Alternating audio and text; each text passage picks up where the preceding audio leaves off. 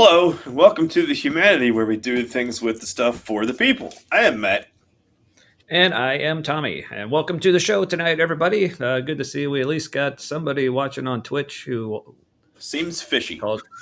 Yeah, but I mean, they called us buddy. So, and they want to connect with us on Discord because that's a thing we do. I barely even know what Discord is, actually. How about you? It's pretty cool, apparently.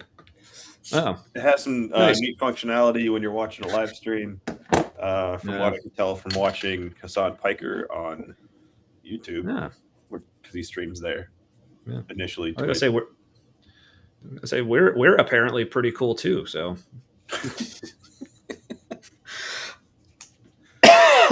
Anywho, so tonight, I guess if I were to say there's a theme for the show, it's like there seems to be a lot of questions about us non-believing types. You know, whether Don't like, stop believing. well, apparently we. I'm not your pal, guy. I taught that to my kids because a couple of years ago, my teenage daughter just started calling me buddy. So I showed her that clip from South Park, and that became a thing. But she was calling me buddy, kind of like in a more like condescending. Yeah, I was I going would to just say something, whether like one of my dad jokes or just saying something I did recently Hey, that I buddy. thought was really cool. Yeah, she'd just be like, "Good job, buddy." You're like, But damn, I like hearing that, even though I know it's an insult. well, she's just so adorable. Anyway, let's see. So yeah, the questions about us atheists and non-believers. Like first, I mean, according to our government, are we violent extremists? But then, according to They're not sure. Well, hey, maybe we're here to help them figure that out. But speaking of helping people figure shit out, our buddy who doesn't know it, our actual buddy, he may not be aware, friend of the channel, Gavin Ortlund, Christian apologist, fan of philosophy, apparently, seems to think that atheism makes life just basically hopeless and unlivable and devastating. Yeah, according to the title of the video is "Atheism is Devastating and Unlivable," which I think he later admitted was kind of supposed to be kind of a clickbaity title, but hey, that's cool. I don't begrudge him that, but I feel like probably what he's getting after, but he sees it differently. It is like he's picturing like himself and people like him losing their faith. Like that would be an unlivable feeling, or an unlivable time period, and it kind of is, but it doesn't stay that way. Like when your lens for the world just like you realize that's wrong, and now you start to see things differently, and you can't see it that way anymore. I can see how that would appear that way to him. Yeah. But nobody stays in that. We're not like, oh, I'm so confused and everything's upside down. I don't even know what. And like, that's not life anymore. After you go through that phase. Yeah, and we'll get into this more in the video. But like other questions that came to mind. Again, I haven't actually watched this full video. I think Mindshift, Brandon from the channel Mindshift reacted to it. I think I watched him do that a while ago. But more recently, Brandon also does a podcast where he has guests on. He actually had Gavin on. I think that was last week. I don't remember when it came out, but I watched it today. The very first time he's doing that. I think that was the first one. The first what? Podcast interview one-on-one thing. No, he's done several of those. What this was the first was. This was the first time he had a Christian on to do an interview. Okay. Yeah. He's done a few these interviews before. I can't remember who all he's had on. I know he had the guy from the channel Unsolicited Advice. Can't remember his name. It's like a philosophy channel. Blanking on his name. Oh, Joe Folly. That's right. That's right. I remember because when he does little segments where he himself plays like kind of an antagonistic character that he's kind of debating with himself, about. So his name's Joe Folly, but then the other character he calls him Faux Jolly, which I think is just a fantastic little whatever you call that. Anyway, so Brandon on Mindshift, I'm pretty sure reacted to this video from Gavin Ortlund that we're going to be watching tonight, but then had Gavin on his show to talk about it because Brandon said like it seems like there's a lot of things he's either just not understanding or is misrepresenting or just plain wrong about. But yeah, one of the things like talking about like people who do deconvert and go through that, what Matt says, it's usually just like a period of like despair, depression, whatever, all manner of bad feels. But yeah, most of us do end up coming out of that. But even if you don't, I mean, I think there's still the question of like, okay, does that mean you should just keep believing anyway, just to feel better, even though it may not be true? So yeah, we'll get into all that and more. But first, I guess what are you pouring and about to be drinking there, man? It is a Baltic porter from Poland, an actual Baltic country. Now this is 9.5% alcohol. It's like, I don't know, 500 milliliters, a pint and some change. And I finally, in fact, my second time having it, so I finally looked up how to say it. It's Żywiec. Żywiec? Nice. I don't know, when you're making a language, I don't understand how one of the most usable sound combinations you could have starts with a G and ends with a Wiec. It's not easy to say for like, I don't think anybody's mouth.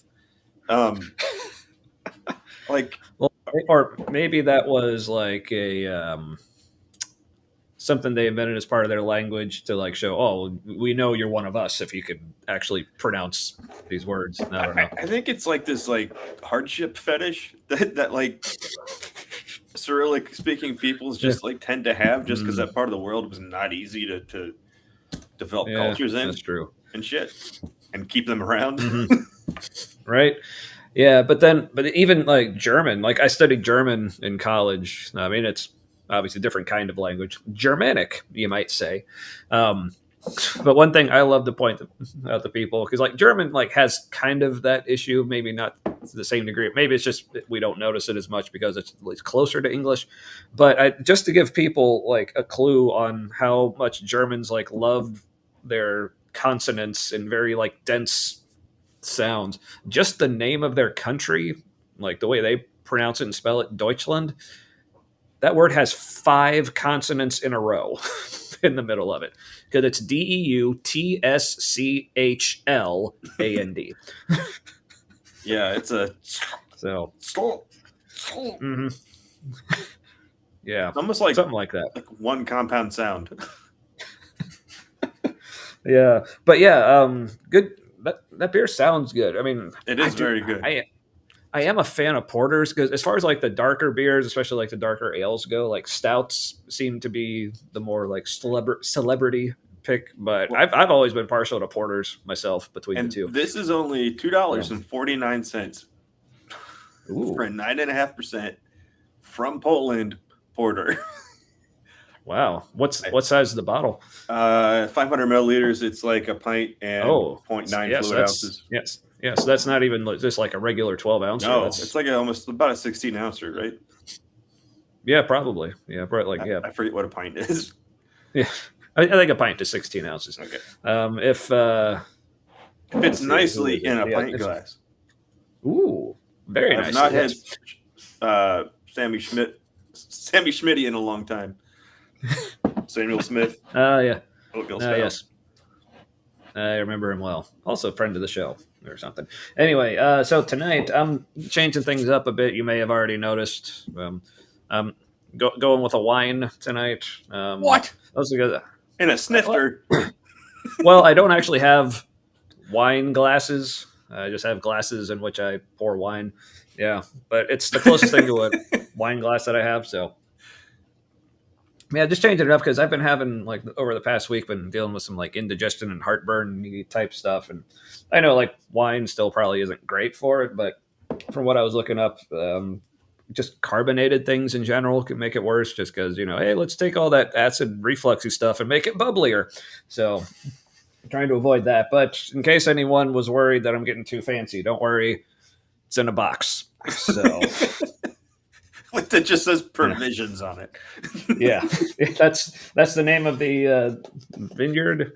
Yeah, provisions, growers of everyday fine wines. Huh. Everyday fine wines. It's essentials for the well supplied. So yeah, I mean it's. Is that like, is well supplied? Is that like saying, for those of you who need a lot of alcohol in your house? Maybe. Oh, and also, if anyone's curious, it is a Cabernet Sauvignon. I don't know too much about wine. I just know that's a style I tend to like, and people seem to think is a good one. So, but yeah, and I mean, it tastes like wine from a box. Unlike beer, wine is something I'm not too particular on. I can definitely tell the difference between like a really good and a cheaper wine, but I just kind of don't care. So, and the box as opposed to a bottle, me being the only person in my house who drinks, like I like wine, but I don't want to drink it fast enough that like or as fast as I would need to if I opened a bottle like before it just turns to vinegar. So at least this lets me like this lasts like a month or something once it's open. So yeah. All right. So America. Yeah, but first, if anyone else wants to share what they're drinking as well, let us know in the chat. Also, real quick, something I keep wanting to mention but keep forgetting. Like so, I said we'll be watching a video later tonight. But if anyone out there has any recommendations, whether it's videos you want us to react to or other topics you want to hear us discuss, we do have an email address. You can just email us at thehumanitylive or thehumanitylive, however you want to pronounce what you type, at gmail.com. I check it every now and then. We still don't get much, but probably because I keep forgetting to put it out there as a thing that exists. So there's that. All right. So for first drink tonight, now that we're drinking our first. So Matt had started to intro a thing before I interrupted. So I actually don't know how many people are aware of this because I haven't seen it I don't think I've seen it in any mainstream things. So National Security Presidential Memorandum 7, or NSPM 7, which is kind of like an executive order, but it's more like a directive for how the national security apparatus should focus its efforts. So it's actually something like that's actually a big deal because it determines how federal investigations and intelligence will be oriented. So in NSPM 7, it says a lot of things. Basically, if you're on the left or even a moderate Republican, you qualify as anti-American, supporting domestic terrorism. In fact, you might be one yourself. right. They're not sure yet. They're pretty sure you're likely to be. It's kind of like prosecuting thought crime because you have an illegal opinion, or not really illegal, but you have an opinion that's a threat to national security. It includes anti-Christian sentiment. Literally, anti-fascist sentiment is now considered supporting domestic terrorism, or you might be one, which is bonkers because if being anti-fascist is now, I'm just going to call it DT so I don't say it so many times that the algorithm's like, hey now. So yeah. Yeah, for the Dom tears. Yeah. it includes anybody who has a less than stellar opinion about traditional gender roles, traditional family roles, traditional religion, if you have different ideas on gender and sexuality, like you are now a Mm-hmm. considered a threat, waiting Mm-hmm. waiting to happen, more or less. Right. And I Or if you don't even maybe have know, a T-shirt like this.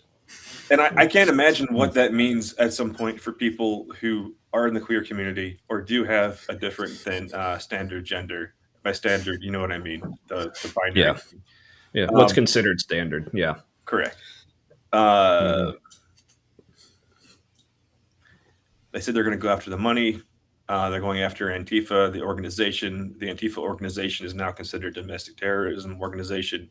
Um, just it's not an organization. It's Yeah. it's an Okay. idea. It's an opinion. It's a collection of opinions. Um, there is no funding. All this stuff that they accuse that so-called group of doing is already illegal. Like you can already press charges. You don't need to call it something new. Um, Right. so this feels like the way it's written to the MAGA people. This will look like, yeah, go get them kind of language. And because they've been told we're just going after the money, we're just going after the higher up organization, we're just dismantling an opposing political ideology. But Right. they think that's great and fine. But what they don't realize is that implementing this when there isn't an organization to go after, now they'll have to just say people are part of an organization and go after them. And Mm-hmm.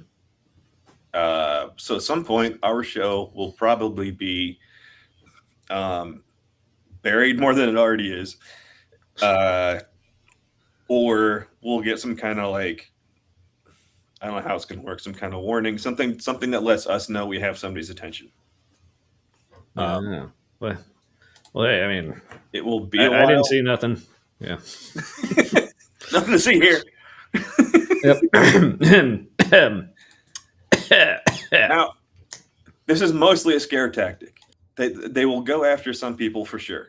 It'll be the people who are getting the most attention and the ones that can trot out and do like a rah rah thing in front of people who want to see them do that. Mm-hmm. There's literally the government's being shut down. Like shit's not going to get funded. Like if you're in the FBI, you don't get paid. You got to come to work. You can't do anything else on the weekend. Like you can't like you can't be a consultant for the private industry. You're legally obligated to keep showing up for work indefinitely. They give you IOUs on your payday, essentially. And when the government starts back up, then you get paid. But we're in a situation now where both parties are they started playing chicken. The right wants it so they can lay off just shit tons of people. It might be a problem getting your tax refund after April because there's probably going to be less people there to process things. Which works out because there might be a tax protest that happens where people just file extensions until next October to freak the government out because you can't budget if you don't know what's coming in. Uh-huh. um, it's just a guess. So we're in a pickle.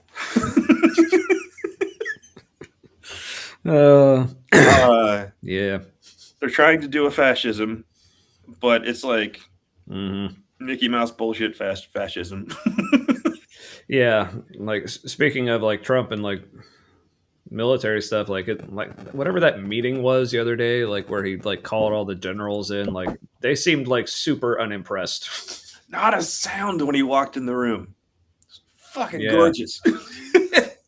Now, I'm not sure if that's just like normal for military stuff, where it's just like decorum, like you're like they're supposed to just sit there or stand at attention and not do the hooting and hollering. I don't know, but I missed a moment.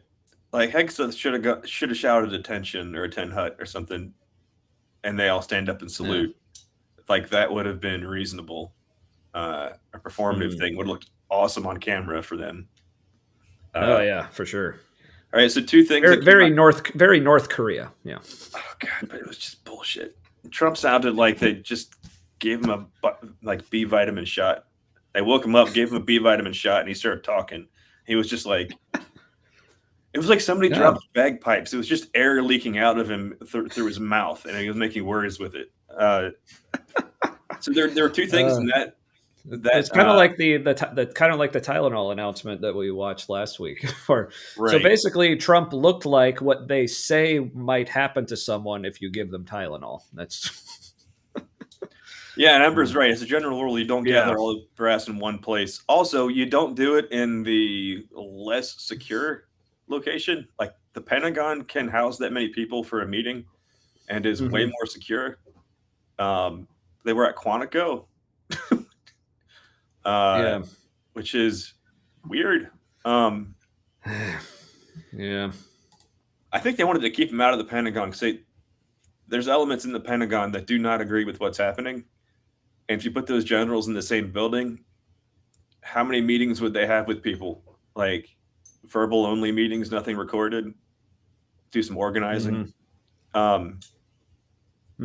So two things stood out. And I got these from the YouTuber Combat Vet News.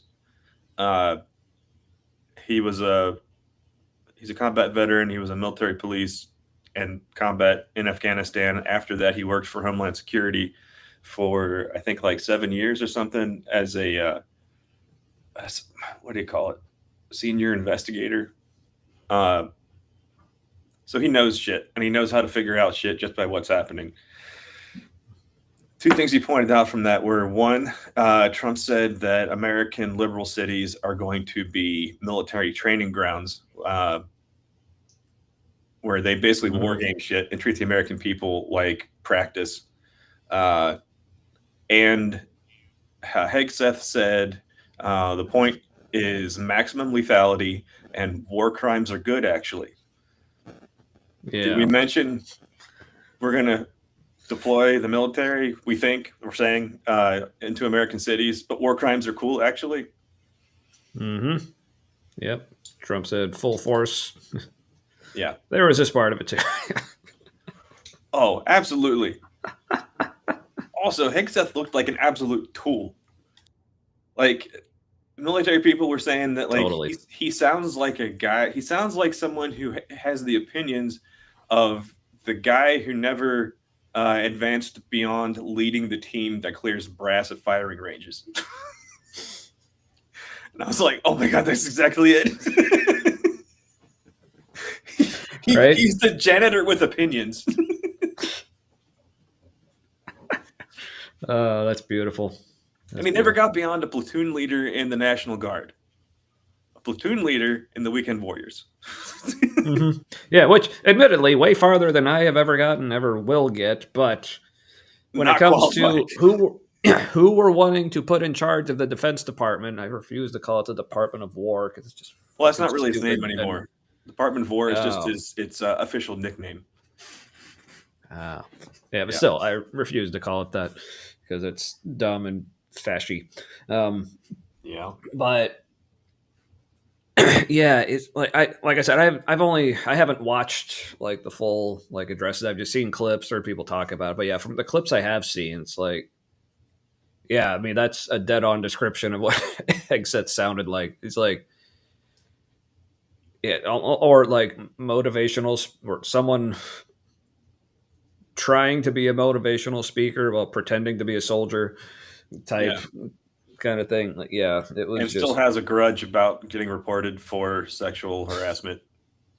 That was a list of things we're not really going to focus on anymore because you're a bunch of pussies. That was kind of what he said.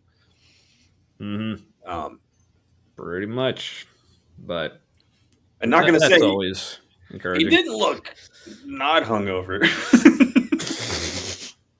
I mean, but does he ever not? I think that's why he put that makeup room off the briefing room. It's like it was an obscene amount of money. It was like a $10,000, or no, it was more than that. That's turning this green room into a makeup room. Why do you need makeup, Cake's breath? Yeah, which again, not that we have anything against anyone wearing makeup really, No, but that's how you for hide him, your alcoholism. yeah. But for some, it seems like he is the type of person who would have a problem with his type of person wearing a lot of makeup. So that just, Well, it all depends why you're wearing it. If you're on TV, it's okay. right. Don't get me started with Trump's layers of whatever the fuck he's putting on. But How does it change colors too? You'd think you'd yeah, I have like know. the one color.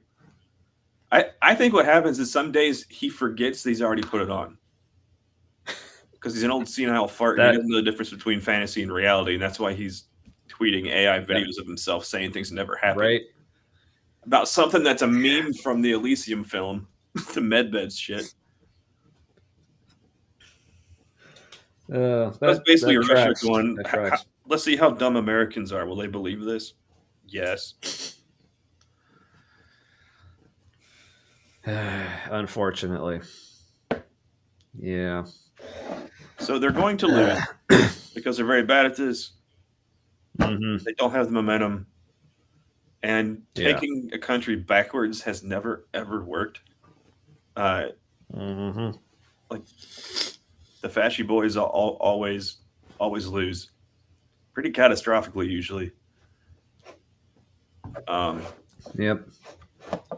Well, I mean, that's what happens when they keep trying to erase history. They can't learn from it. So we're like, no, but we'll do it better. We got to figure it out.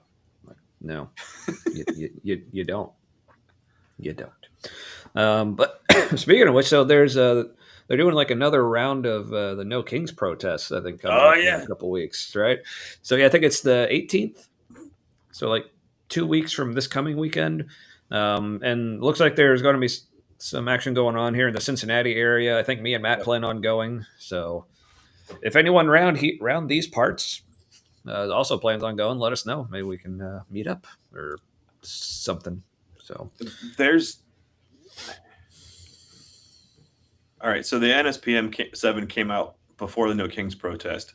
I'm curious what's going to happen with the No Kings protest because they basically just declared that a gathering of potential terrorists. So we'll see if it's allowed to happen. I think people will still show up even if it's canceled. oh yeah. But if you show up to one and it's been canceled, have some good running shoes. Yeah, or just a bike like that one guy in the video Yeah. had when he was getting away from ice. That was amazing. Did he drop the sandwich? He went back and picked it up that he was delivering. He dropped something and went back and picked it up. Yeah. Or Yeah. If people haven't seen it, there's this video. It's on like YouTube, TikTok, probably like Facebook, all the places such things are these days. This delivery guy who's just on a bike. I don't even remember what city it was, but they're like some ICE agents just standing on the corner, and he rides up and basically just telling him like saying like he's Trump. Yeah, and he said something about like I don't know if he said he's just an immigrant or if he's an illegal immigrant, so something, but basically taunting them. Yeah. His English was clearly not his first language. Mm-hmm. And their fat asses, like full gear fat asses, couldn't run him down.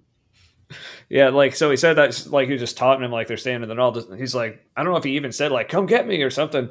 So, but at first they're all just kind of standing there looking at each other. But then all of a sudden they do like take off after him. But he doesn't like just right away. From what I remember, he even kind of like loops like a little bit, like he just kind of playing with him. And he's running with the bike at first. He's not even on it. Yeah, and he's outrunning. Yeah. He's outrunning an agent. Yeah, and then he just carrying a bike. Then he just Yeah. And then he just zips off. Like he's not even like intentionally pedaling. He's just riding a bike at like normal like pace, and then they start running after him, but don't get very far. And their body language is just like, oh.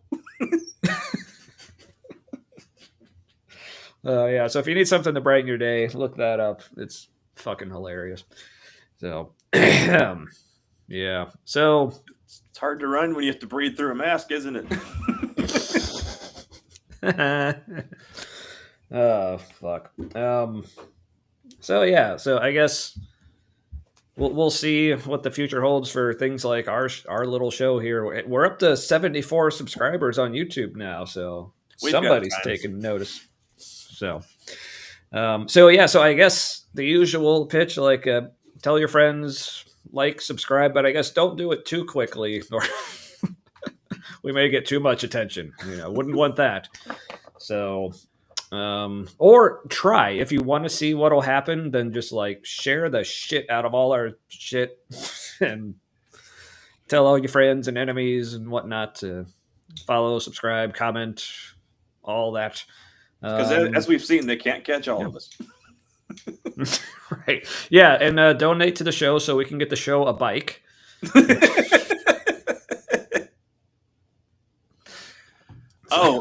Look for the videos online. There's been a new tactic that's gone out since after NSPM 7. The adaptation has been to just make fun of them. There's this video I saw of a guy with one of those tiny hands on his finger. Yeah. He's wearing like knuckle covering gloves. So I think he's been around like as an activist. So he's going up. He's pretty close to like this is Homeland Security cops riot gear face, and he's like, "Look at you, look at you, who's a big boy?" He's going, "You got your gun? Such a big gun." And there's like a group of them all doing like doggy kind of things, little kid and doggy kind of sounds. And then he's walking up. Oh, who's a good boy? Yeah, and then they start backing up. And the guy's like, "I bet you're not all taking." It's like, "I bet you're not taking advantage of that college tuition reimbursement, are you?" Because it doesn't really seem like a college crowd.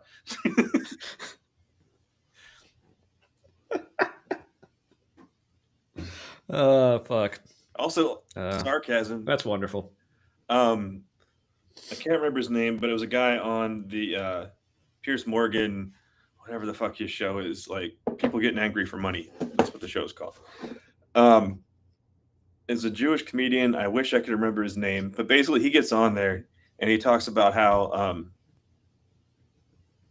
Friedlander, maybe last name. So he gets on there and he starts talking about how he's concerned about Trump's feelings being hurt, and shouldn't be so concerned about the leftists' feelings being hurt. And he's so good with his sarcasm. They don't, for a long time, almost 2 minutes, they don't know if he's serious or not. So they're just letting him talk because it sounds like he's saying all the things they want him to say. And they can't tell if he's real or not. But if you're on the left, you are more aware of sarcasm and people pretending. I seem to be more aware in general. It was beautiful. Yeah. Well, apparently it's Lex Friedman, but also, hey, BS, how's it going? You're late. You're pregnant? Tell us the one about the college reimbursement, Matt. I just did.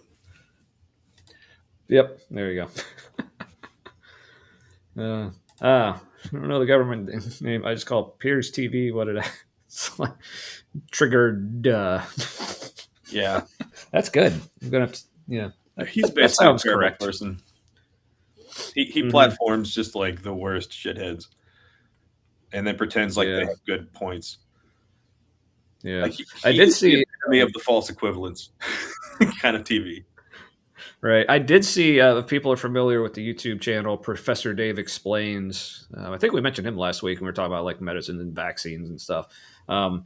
Professor Dave was on Piers Morgan talking about like basically RFK and all his bullshit, and it was great. Like Dave, like he was just like unloading like just what facts about like here's what actual scientists say and here's why RFK is full of shit, and they accuse him of bullying about. Well, no, it's almost like Piers like didn't even really know how to respond to most of it. Like Dave would just like go on, and then Piers would say, and they just like go on to the next question. Because they don't know enough to know if what he's saying is accurate, and they're afraid they're actually the dumb ones. Yeah, Mr. Farina.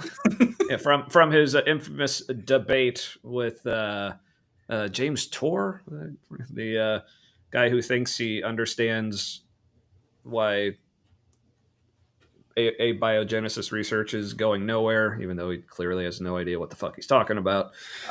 Yeah, that was one of those. That debate was definitely a train wreck. You just couldn't look away from moment. It was so ugly. Like Tor just looked like such a fucking moron. But yeah. Anyway, but he's so sure, and that makes him more right. Because if you have the strongest faith, you are the most correct.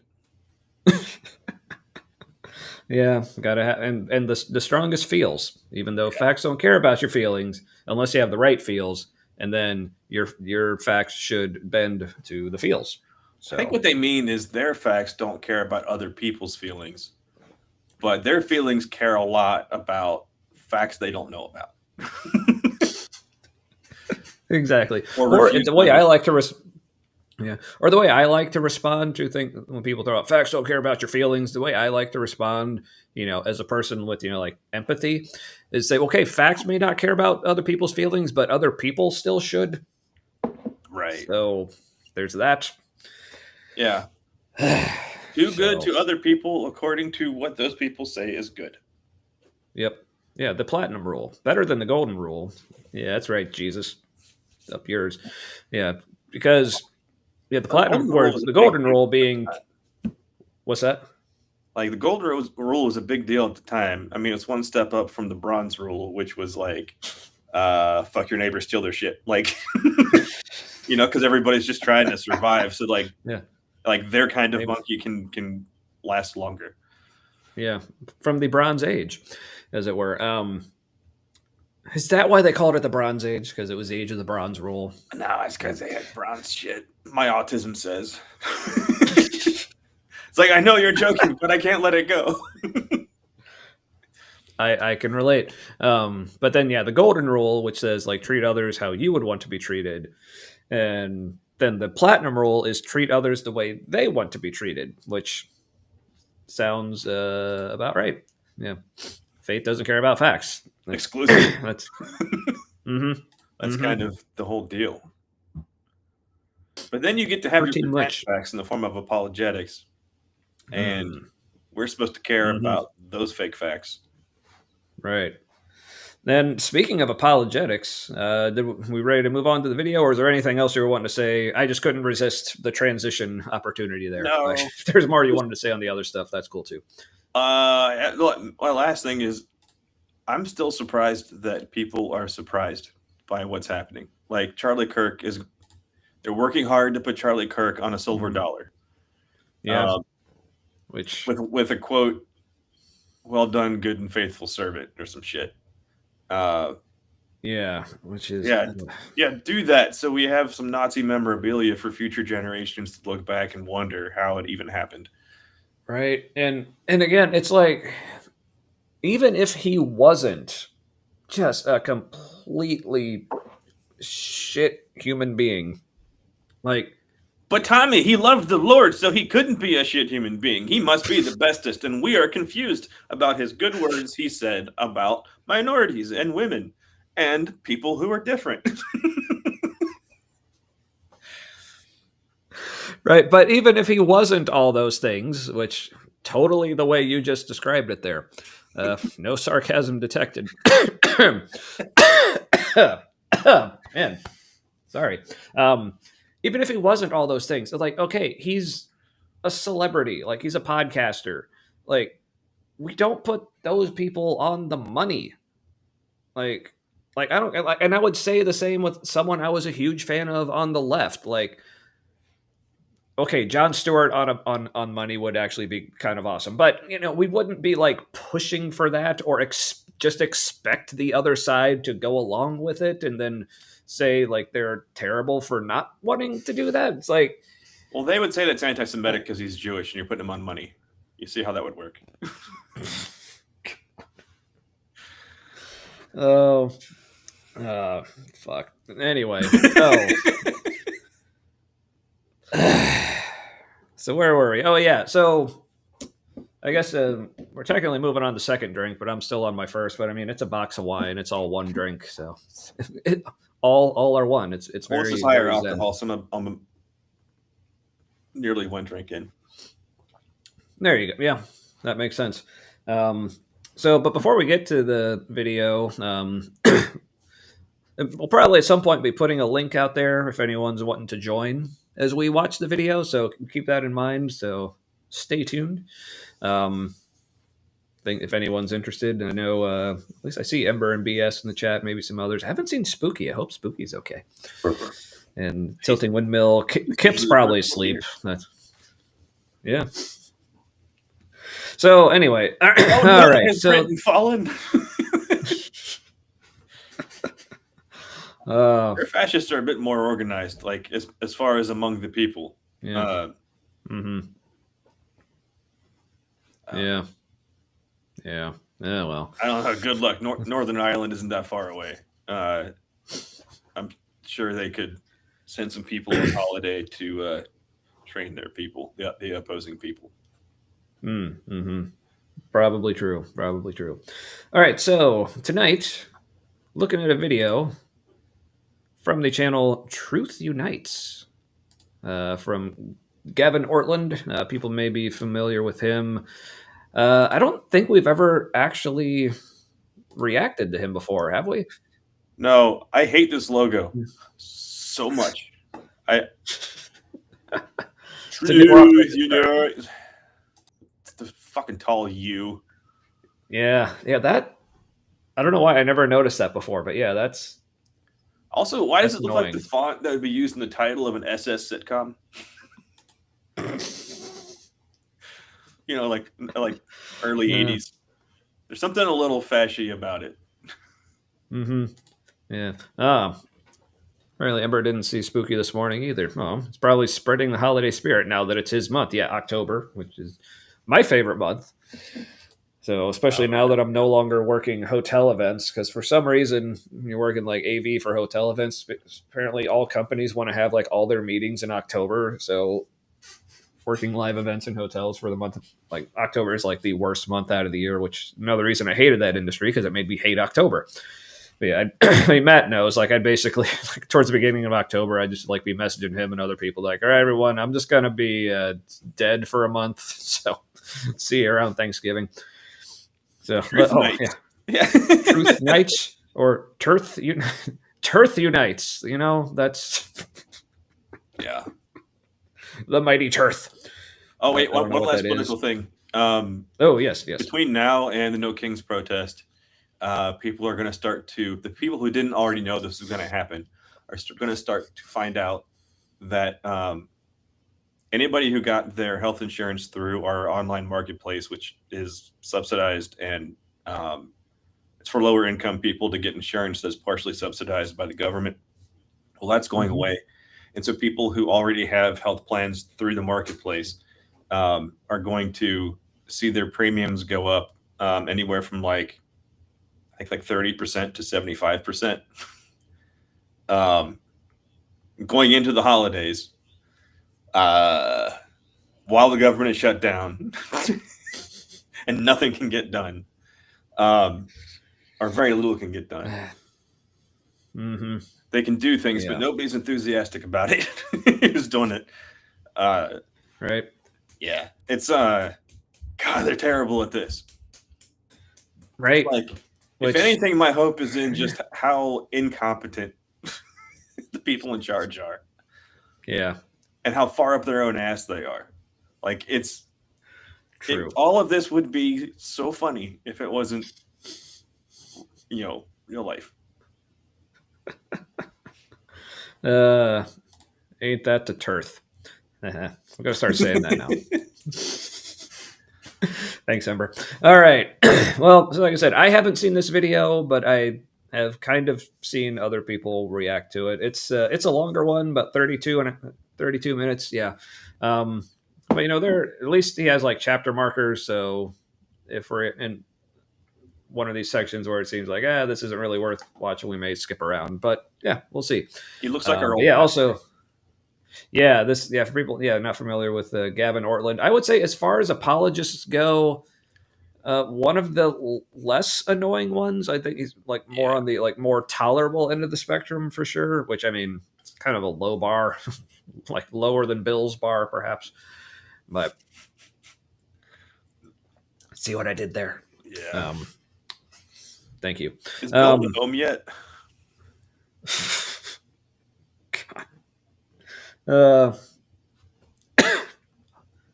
I'll say hopefully soon. I can't tell if that sounds insulting or not, but As he becomes even more or less aware, yeah, he's gonna get funnier, but like in a sad way. Because you know how when he emphasizes things and he goes "ah," like as he says it, that's gonna get like more exaggerated and sloppier sounding. Like the older he gets, he's like "I'll lower it," like that kind of. yeah. Mm-hmm. Like that just maybe become his voice's one setting, which, yeah, I don't know if that'd be funny or just more intolerable.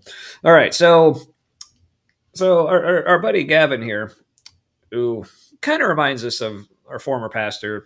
Like we did a video from Crossroads a while back. It wasn't from head pastor Brian Tillman, who this guy kind of reminds us of, but I'd say like I might say Gavin is. I don't know how I describe the difference, but kind of looks like him. Like more in touch with his empathy. Yeah, that's one way to put it. But yeah, so let's see what he has to say about how atheism is devastating and unlivable. Because apparently we just have no hope because no God, so therefore everything's just sad. Well, hey, there's tilting windmill. How do we even exist? It's unlivable. Right. Well, I guess we're just not doing it right. Oh, and but hey, notifications. All right, we're notifying the people, or we're at least notifying the windmills. So this is something like this. I meant to ask you about before. So this is like you're getting some live backstage talk here. So Matt, you had the idea of kind of taking a different approach to reaction videos, as in almost like a certain way where like we're trying to help the person. Like, do you want me to say, we or don't have to force it? I think like we had fun doing that, like telling people how to not be so shit. Yeah, or I think the way you put it was something like basically try to help them be better at being atheist, or like almost like take the approach like they're like basically treating them like they want to be atheists, but they're just doing it wrong. So we're just trying to correct their views on what atheism really is, try to help. So we may try that to see how it goes. He might. Clint was easier to do that with because he clearly had some strays up in his head. Right. Yeah. But yeah, I guess I get us started here. Ember with a fantastic question. How can there be atheists if a God like they describe exists? I mean, this is what I always say. Like for me, like the biggest problem was divine hiddenness. Because like if this God who wants a relationship with me and is powerful and knowledgeable and all the things enough to do it, you think he would just make it happen? But that was kind of okay. Somebody else tried explaining that to a Christian. No, I forget the guy's name, but he supposedly like 7 years ago or something had a debate in quotes with Dillahunty that he in quote won. Slash lost and still isn't over it apparently. Right, it's the way it goes. I can't remember any of their screen names. Though the woman we was talking, she had like a fairy avatar. Anyway, she was trying to explain a similar story to you. I did all the things. I wanted to keep the things, and I wanted to. I was trying to find reasons, and I like did all this stuff, and God didn't show up, and his only response was to blame her. Right. Yeah. See, God can't do that. God won't lose if you try to invite him in. So clearly, you must have been faithing wrong. Yeah. I mean, out of all of those things, what was wrong about that? but it had to be. He couldn't let it go because Mm-hmm. his view, his whole like perception is at stake if that Yeah. crumbles. Yeah, because at the end of the day, a lot of the apologetics for divine hiddenness argument, they so often essentially just boil down to gaslighting and victim blaming. Yeah. Because in the official version of like the logical philosophical circles for the argument from divine hiddenness basically said like it uses the phrase non-resistant non-believers like to try to throw the theists as much of a bone because you could say, well, of course it makes sense that somewhat people wouldn't believe because they just don't want to believe. So of course they're gonna, deny and reject any evidence or any God's attempts to get to know them if they're just not interested. But if someone is not resisting that belief or even actively seeking after it, like wanting to believe, like where I was like near the end, like I was like, please God, if you're there, like I want to know. Like but I that's got not nothing, possible. so or so they say. But so with the divine hiddenness argument, they put in the non-resistant part to try to make it that much stronger.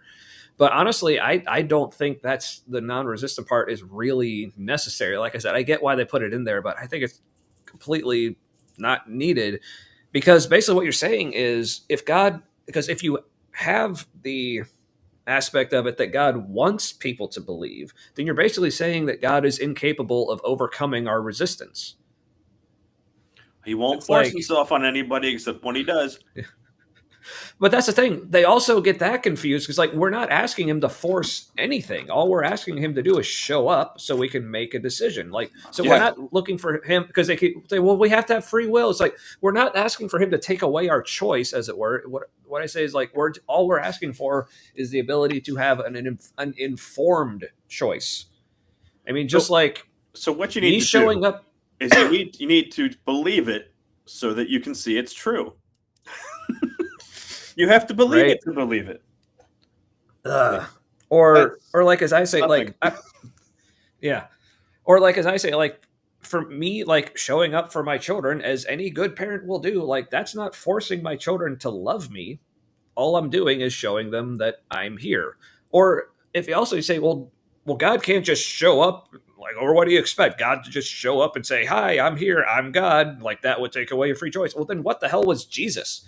Like, who, according to you, was literally God showing up and telling everyone, "Hey, I'm God. Believe in me." Like, was Jesus violating everyone's free will?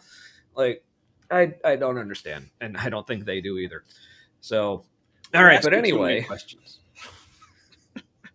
right? Oh, but they welcome questions, Matt. You're trying They to just know so that you can believe. You have to believe that you know. so then you can know that you believe. Yes. All right, so all right, well, let's get to the video here because there's a lot to get through.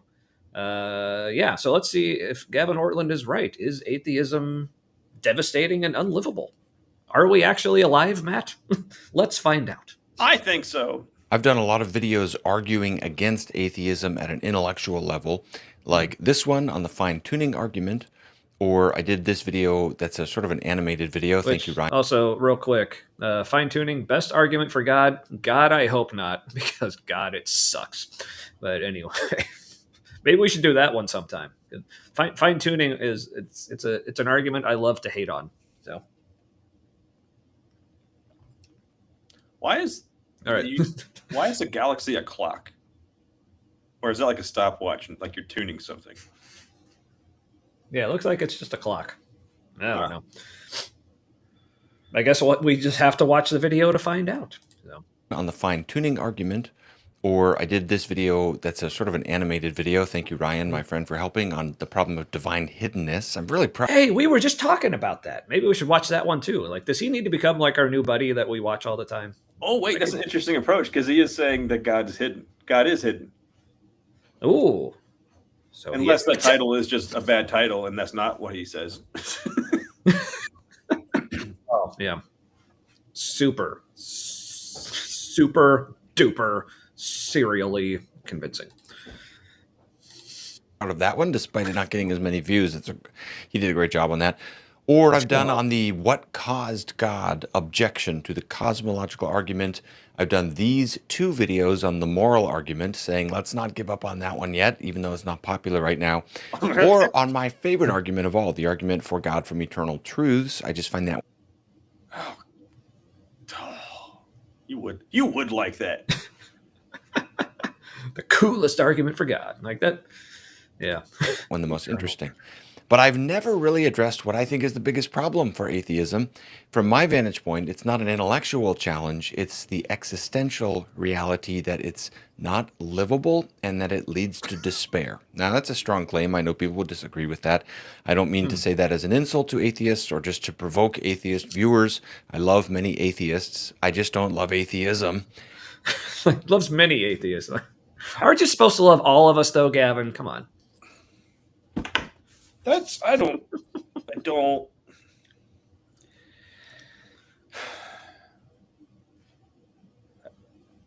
Look, you and I like prayed for like I don't know a lot of guys. A lot. They had a lot of despair. Yeah. Being a Christian does not remove despair. In fact, I think it probably gives you additional things to despair about. Oh, for sure. For sure. So I don't get this distinction at all. Yeah. I mean, that's something I was talking about. Seems to be higher with Christians. Yeah. Abuse, I think, is higher with religious people than not in general. Oh yeah. So yeah. I mean, yeah. That's the answers, Gavin. Yeah, that's actually something I was talking about with my therapist today. Like, just all the extra layers and stress that leads to like despair and depression and such from when I was still a Christian.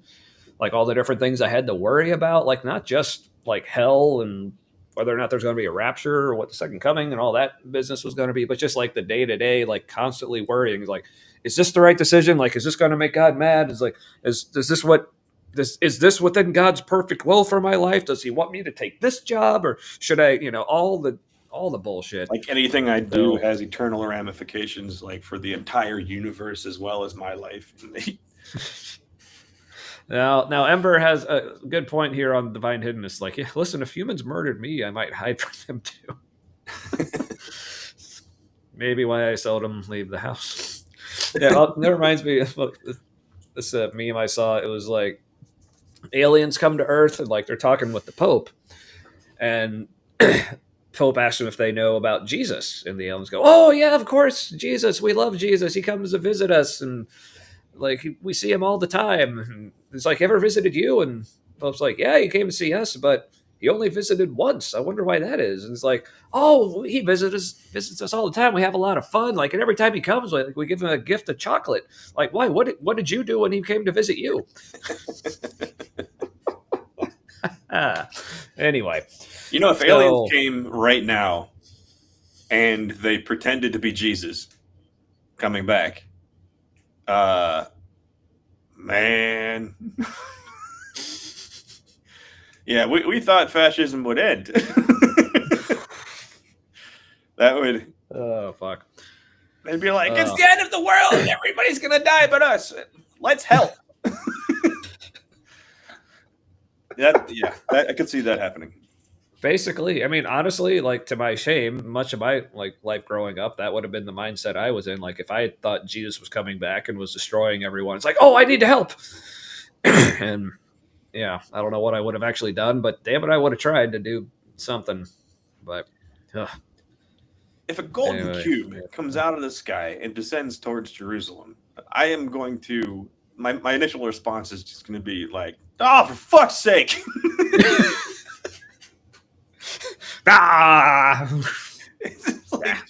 That's got to be fucking aliens. Like, how does anybody not see that's aliens? Like, in pop culture, we have cube-shaped starships. Yeah, I mean, come on, the Borg. Hello, they weren't the good guys initially. Oh. So, all right. Well, let's let Gavin continue. He looks like he's in the middle of a word. He's just dying to let out. So, and I think a lot of people don't really take in the full implications of an atheistic worldview. I do think it is. So this is basically, look, I don't think you atheists are depressed enough. So you need to listen to me not an atheist, tell you, an atheist, how to do being an atheist better, because if you would do it better, then you'd be more sad. And that's well, like, why are you trying to do this, Gavin? Why are you trying to do this? Well, he needs to tear us down so he can build us back up in Jesus' name.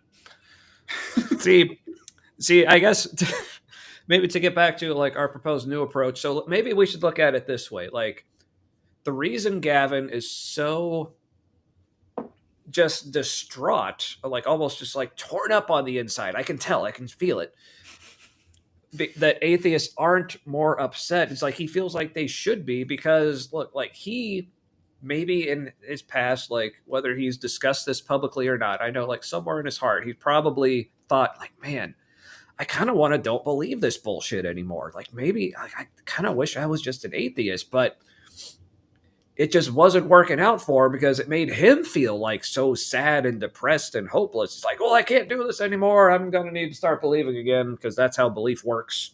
You know, you can just choose things. But now he's looking at all these people who are still atheists now. I'm like, but they aren't depressed like I was. Like, so that's just making him like jealous, basically. So now this is him lashing out, say like, you all need to be as upset as I was.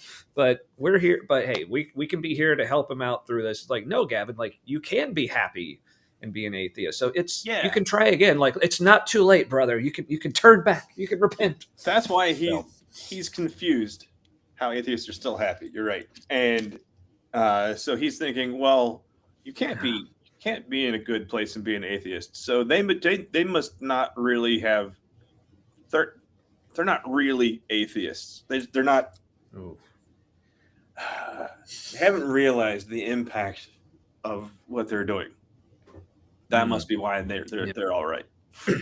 Yeah, we're just not atheisming enough. And hey, it's you. Yeah, it's our boy Ortlund time. Yep, that it is. So, all right. So let's see how we can help a brother out. It's devastating. Let me explain that in this video, focusing on two issues. What does atheism mean for meaning, and what does it mean for death? These are the two big questions of life. Meaning, what are we doing here? Death, what happens when it's over? Those are the most important questions we can ask. So let's ask, what does atheism mean for those big questions? Now, there's a lot we can't get into in this video. There's many different forms of atheism, and some admittedly raise these challenges more acutely than others. There's also some responses in the academic literature I'm not going to be engaging here. I just want to lay out the main issue as I see it, sort of introducing people to this. And if you stay to the end, I'll share when it hit me in my own life from reading Dostoevsky's book, The Brothers Karamazov, which we will quote. Okay, let's start with this question. What does atheism... So he does have some like personal history and baggage with this. Okay. Yeah, and the thing, the first part, what are we doing here, meaning, I think there are some assumptions baked into that question. The big one, I think, is that assuming we know what any of this even is, and that there is something to do here. Yep.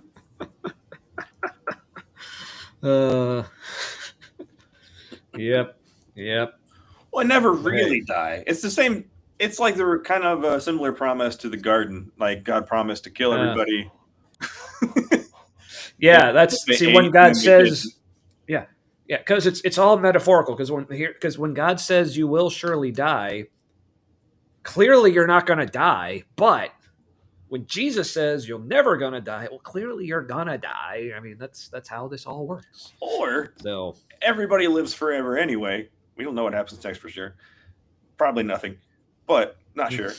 And yeah. So is that Jesus coming in and just taking credit for like what already happens? I mean, that explains our president. A lot of the shit he's doing is just like he just turned up the volume on the fascism that was already happening. He ruined the game basically for everybody who was already profiting from the game. Because like, yeah. There was that lie, like, it's not happening. There's still freedom, and like everybody can rise to being a billionaire. It's possible. You just got to work hard. That's all bullshit. Right. Yeah, because if you're poor, that's your fault. Is kind of the message. So Yeah.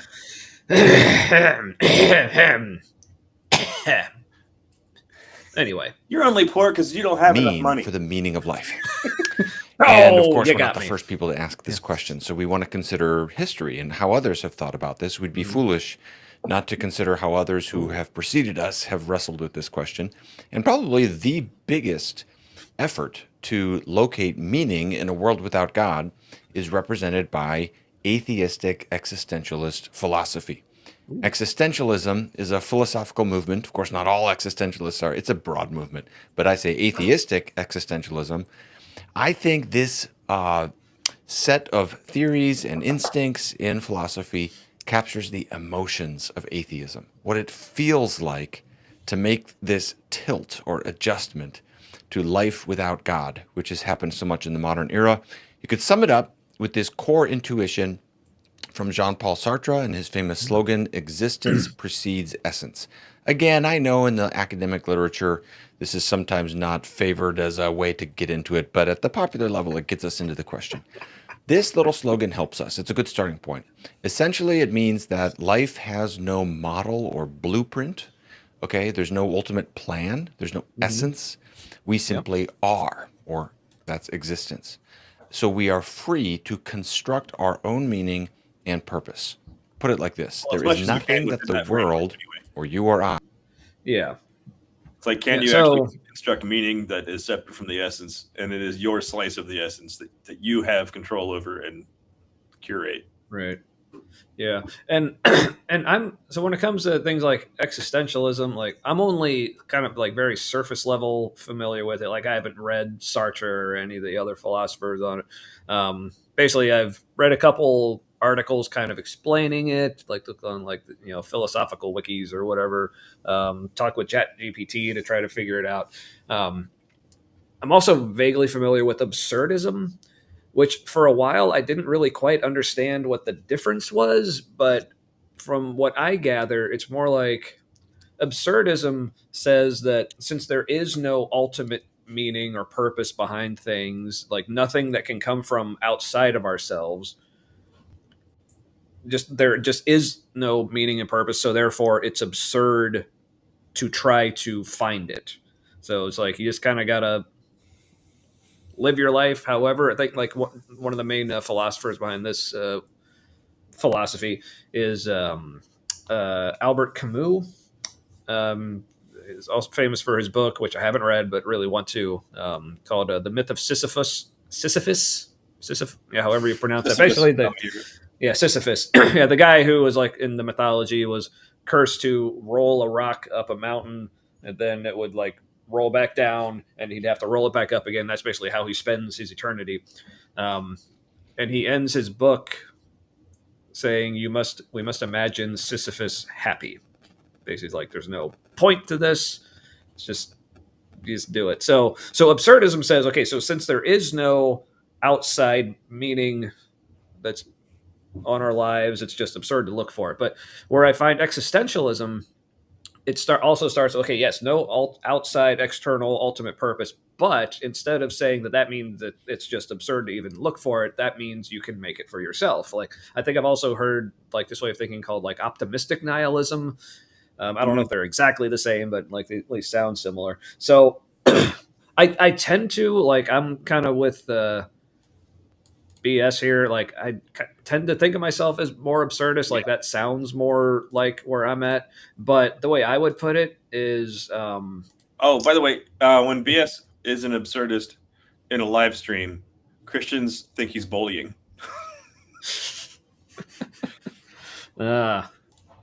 Or see, I probably would have read the book by now if that's was the conclusion.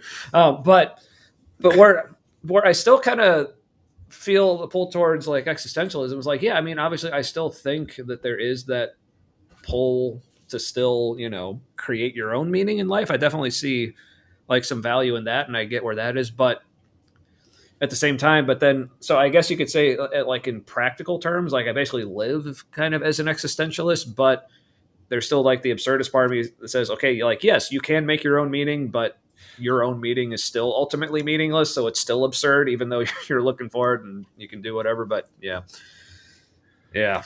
So I think it's really interesting that he has to get information about atheists and atheism from very indirect sources. Yeah, because which I mean, he like Tilting Windmill just said something to the same effect. Yeah, and the deconstruction series at our old church when they were doing that thing, it was clear they hadn't talked to anybody who had deconstructed because or if they had, they didn't actually listen. No, I'll bet the ones they listened to were the ones who deconstructed and then came back. Yeah, and then they're like, "Oh, tell us what it was like." And like, "Oh, it was terrible." Like, I had they to were come still back. A Christian. Yeah, they were just having a hard time and had a lot of questions. Yeah, and then they came to the conclusion they didn't need answers. Right. Now, he did say he loves many atheists, so I don't know exactly what that means, but many people are saying, "Yeah, we hear that all the time for people in charge."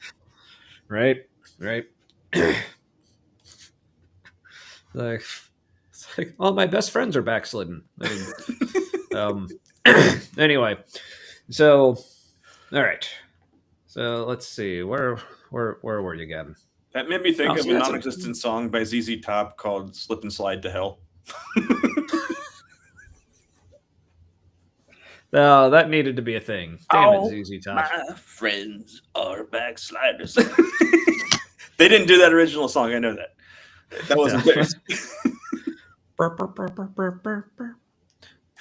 Oh, he's spiritual. Oh, so like just like it's like the spiritual death thing. This is a spiritual love. He doesn't actually love them. He just spiritually loves them. All right, Gavin the spirit loves atheists, but Gavin the person does not. And hey, so Kip showed up. I was about to say, "Oh, the nap must be over," but Acadian class. Maybe that's the same thing. I mean, I'm sure it's exciting and interesting. What? Anyway, so he loves you a spiritually long time. So it's not actually a long time, but spiritually, this dude is packing. Anyway, how did we get on this? Well, that's existence. So we are free to construct our own meaning and purpose. Put it like this: there is nothing that the world, or you or I, are supposed to be. We simply are. Now, if that doesn't feel terrifying yet from introducing it like that, I think it probably will as we go. Oh, no. Sartre saw this. Hold on. What's sorry, I was distracted by BS. Apparently, I'm already supposed to be terrified. So I got to get the full effect here. Well, it's supposed to be terrified in advance. To be. We simply nothing that the world, or you or I, are supposed to be. We simply are. Now, if that doesn't feel terrifying yet from introducing it like so we are free to construct our own meaning and purpose. Put it like this: there is nothing that the world, or you or I, are supposed to be. We simply are. Now, if that doesn't feel terrifying yet from introducing it like that, I think it probably will as we go. Sartre saw. Yeah, once he puts the fuck is that supposed? Like, how is that supposed to be terrifying? Because see, that was right. That Dr. Josh, him and his boring bow ties and beard and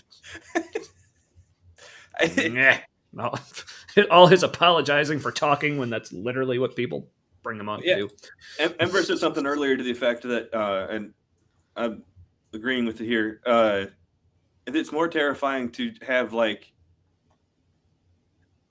have to realize that your will is entirely surrendered to the subjective will of a being that controls everything, no matter whether you want it to or not. Like that's, I think that's more terrifying. Yeah. That you have a will, right? But you're only supposed to use that to become a Christian. Then once you're a Christian, free will is a liability. You're supposed to surrender all of your will to God's. You still get to have yours, but it's also God's. Yeah. So like I said, I haven't actually seen this full video yet, but from the conversation that he had with Brandon on Mindshift on his podcast, it seems like I don't know if it's say like he's generalizing it too much or just like wishing it was generalized more than it is. Like, but this whole like him saying like this should like almost having this attitude like this should terrify you. Like if it hasn't yet, just wait. It's like, okay, yeah, for a lot of people, like they do find that prospect pretty horrifying. Like, Yeah. like we said, there are a lot of people who coming out of Christianity or other religions, I'm sure, or really any kind of way of thinking that is just so ingrained in you and just basically is your world and is your life and is your identity. And all of a sudden that's like it's taken away from you or you just lose it somehow, and whatever. You think it's the only way like, to yeah, really see things. Yeah. Like, yeah, that is extremely jarring and can be very disorienting and yeah, depressing, overwhelming, daunting, like all the things. Like, yeah, I definitely went through that. Been there, especially given that. Yeah. Depressed the shit out of it. Especially, for people who know my story, like coming, like when it did, like right after I had just like survived stage 4 cancer after spending a good couple months basically thinking I was about to die, but then all of a sudden just wasn't. And then losing my faith coming out of that, for many reasons. Again, go back and watch my episode Doubting Tommy from not this past summer, but the summer before.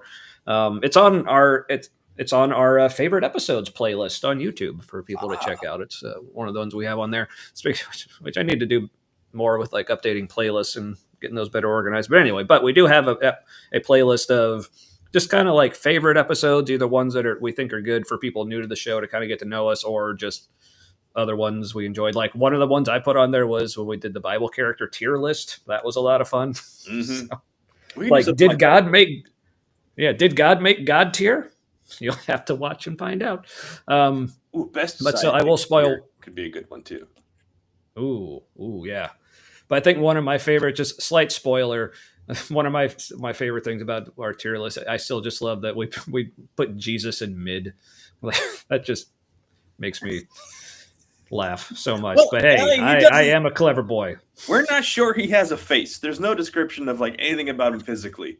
Like, how do we know he had all his limbs? Nobody knows. But yes, we love us some Dr. Josh. But yeah. Anyway, so me, God. Are you there, God? It's me. But where was I going? Oh yeah, so coming out of Christianity can be a very traumatic experience. So yeah, for me, like I said, go back and watch the Doubting Tommy episode if you want to know more of my story, why I deconverted. But for the pertinent part of it here was like coming off of an experience that was already like disorienting and like world shaking enough to the point where it's like, okay, I feel like I need something solid. And from my searching and like trying to find God, just realized, okay, there was just nothing there. Like that was like one of the worst times ever to lose my faith. So also for anyone who says like we just did it to like take the easy way out or we wanted to lose our faith, like I don't have enough middle fingers for you. But so yes, there is some truth, obviously, to the notion that losing your faith, becoming atheist or whatever, can have a lot of very negative feelings and emotions that go along with it. It's like, yeah, sure. But that doesn't mean it's bad. Suffering is good in a Christian context. Why is it also good in an atheist context? Or it can be good, not guaranteed to be good. Yeah, so when Gavin was talking about this video with Brandon on the Mindshift podcast, like he even framed this video as it wasn't him basically trying to argue against atheism like on an intellectual level or like to prove that God exists. So it really seemed like all he's trying to say is like, man, being an atheist sure makes you feel bad, or at least it should. If it's feel bad, like if it's not bad, it's like, doesn't it? It's like, and it makes you sad and like depressed and like it's devastating. Like he talked about like the use of that word in particular. It's like he just kept using it. Like I can't see it as anything other than devastating. So part of me wanted to say, it's like, okay, so what? Like, what is it? It's if all you're trying to say is that, like, yeah, becoming atheist can be hard on people. Like, yeah, sure. And so Yeah, go ahead, because there's a I don't know. There's some neat stuff in the comments. No, yeah, I definitely going to be getting to that. But so that's why I was wanting to watch this video, just to see if what he's saying here actually does end up amounting to any more than that. And I'm not optimistic. Mental health. Mm. I mean, that's what it boils down to. But it's like poor mental health for Jesus, so it's okay. Yay. Yeah. So now I don't remember what led. Well, I said we don't know if Jesus had all his limbs, and turns out maybe we do, because he nailed hands and feet, even though it wasn't his hands, probably his wrists, but yeah, or his feet, right. probably more like his ankles. Yeah, but still, like, I wish I knew how to pronounce your name. It's no you way. Yahweh, no you way. Yeah, just nailed the amputated part on the cross. Speaking from experience with Catholic crosses. I don't know what that means, but I like it. Yeah. Can I tell you the best time to lose your faith? Man, that is a good question. Now, see, even you may have just been joking with that, but now I'm taking that question seriously, and my brain's not going to leave me alone until I come up with something or just forget and get distracted. Even if it's a good time in your life, losing your faith is going to ruin that time. So, yeah, I mean, I guess maybe if I actually did like want to start sinning a lot more, like they say, like, you know, I don't know, maybe like in the middle of the like, you know, drug-addled orgy that I would be participating in, you know, that would be a good time, I guess. But I think I did want to sin more, but it was more like I realized that there were a lot of things I thought were sins that like weren't. And some like, yeah, I'd say hey, I'll do those things. Yeah, like for me, it's like I really don't think there are any new like sinful habits that I picked up since deconverting. I think it's literally just like I'm still doing the same stuff. It's just now I don't feel guilty about it, unless it's something that I'm doing that actually is like harming another person. Like, you know, I can still, yeah. You did wear a Satanist shirt to something where there were a ton of white people, and probably a lot of them were conservative. Cincinnati's Oktoberfest. Oh, yeah, Oktoberfest. Yeah, I wore my shirt that has with the pentagram and it says "Not today, Jesus." It got a couple looks, which is always fun. I'm still debating whether I want to wear something like that to like one of my kids' like games. They both go to a Catholic school, so there is a part of me that wants to wear stuff like that to different school events, but I always behave. Some upside down cross stuff. Mm-hmm. Yep. I have some freaky AI pictures of crucifixes that could be fun to put on a shirt. Because it's kind of unclear if it's just edgy Christian or sarcasm. At least to Christians. To other people, it's like, that's fucked up. That'd be good. So yeah, Ember puts this well. Like, yeah, when the best time to realize the police are not, in fact, your friends, or that civil rights lawyer organizations aren't there to actually defend civil rights. Yeah.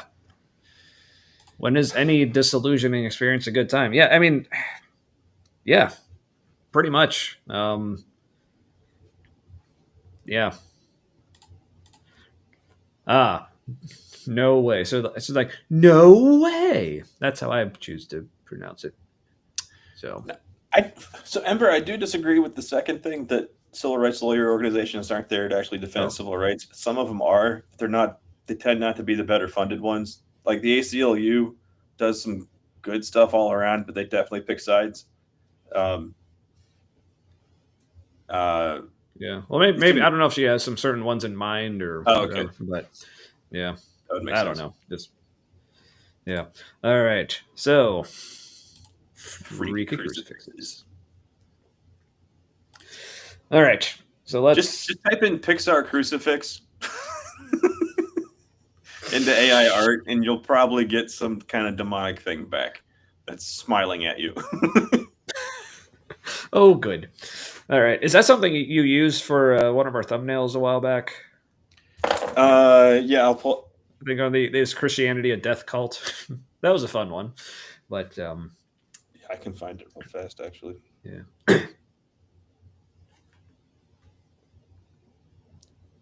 Where is it? I don't know. It's there somewhere.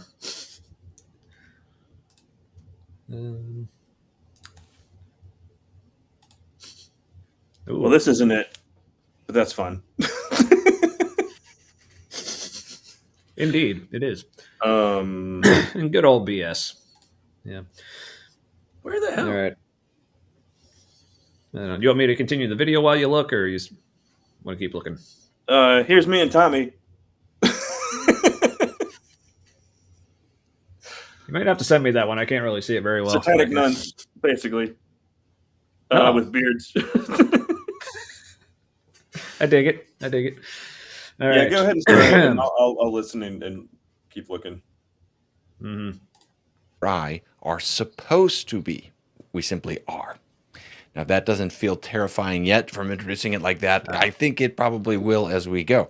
Sartre saw this as the result of atheism. That's why I call this the emotions of atheism. He said existentialism is nothing else but an attempt to draw the full conclusions from a consistently atheistic position. To explain why, he appealed to this famous slogan from the Russian writer Fyodor Dostoevsky, from whom we will be drawing a lot in this video, that if God did not exist, everything would be permitted. We're going to... All right, so is Dostoevsky infallible in his words on this? Like, okay, yeah, he said it. Like, you're going to try to convince me that he was right, or you're just going to say that, well, these people said these things, and they were smart, therefore this am the way it is? Well, he argues from authority on a regular basis, so we must do that too. Yeah. It's kind of like all that philosophizing around, just gallivanting about with the philosophizing bullshit. Come back to that statement a couple of times in this video and see if that, number one, is that even in Dostoevsky? Yes, it is. Number two, is that a fair statement? Yeah, that's some garbage. Atheist organizations have that too. The organization Atheism Speaks is what brings in the most donations for them is trying to find a cure for autism. But yeah, that's garbage. Yeah, but yeah, sorry that's your experience though. Damn. Yeah. So, well, he's a true Christian. Ego waffle. So, my general view from the cheap seats, looking at things, is that it seems like in the 21st century. Well, maybe you need to upgrade your seats, Gavin. Just saying. Atheists have moved away from the mentality of a Sartre or other existentialists, from Nietzsche and other, that statement from Dostoevsky that all these earlier philosophers have appealed to, and they've got a much more buoyant, optimistic form of atheism. And the big question is, well, did they just get beyond this silly version of atheism, or was that the more honest one? The new atheist. So obviously, yeah, and also obviously for questions on like what is the real way to atheism, we go to a Christian. Well, you got to consult the notes from our latest atheism meeting. Again, it's just like. Again, like I haven't seen this whole thing. I've just heard him talk about it and Brandon on my shift talk about it. But like going into this, like the nagging question is like, why did he make this video? Like, why does this thing even exist? Like, what the hell is his point? And I'm afraid it's not going to be a very good answer. And so far, what he said is not. Is this reassuring me at all? For Christians about atheists, or is he trying to convince atheists? Or is he trying to convince Christians that he's trying to convince atheists? Please stand up. Yeah. Yeah, apparently. Well, if you really want to go like OG, there was Like one of the I don't think it was the earliest, but one of the earliest forms was Charvaka in India. It was actually like an atheistic branch of Hinduism that was like very like physicalist, materialist, which, but yeah, from India. So that's one of the examples I love to bring up when they're trying to like take digs at atheism or whatever. It's like, oh, it's such like a Western philosophical empiricalist and imperialist, maybe like basically white mindset. And it's like, well, I mean, all these people in India, way before, you know, us. I don't know. He's meta convincing. He's no, he's spiritually convincing us. It's like it's not actually convincing, spiritually convincing, just like spiritual death and spiritual erections or whatever it was we were talking about earlier. I don't know. Real quick, I'm on my second beer. This is a smoked Märzen, made by the brewery that originated the smoked beer in Germany, still brewed into this same fucking Abbey basement that it was brewed in like the fucking 1500s or some shit. Wow. It tastes like a smoky Abbey basement. It's not just smoke, not just like the wood smoke in the beer. It's like the wood smoke mixed with Abbey basement air. Because I think it's like open smoke, like in a open oven or something. See, now I'm just like thinking of the basement of someone I know named Abby that's smoky. But I've just refilled my glass from the box. My name is Abby. I've smoked for a long time.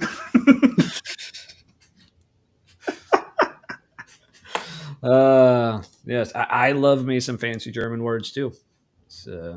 This is in old High German typeface too, which is hard to. They got serifs where they ain't got no business being serifs. Now Rauch beer. Yeah, I don't know if that's actually a specific. Oh, is that? I didn't know if Rauch beer was a specific style or it was just like any beer that was smoked, because it literally just means smoke beer.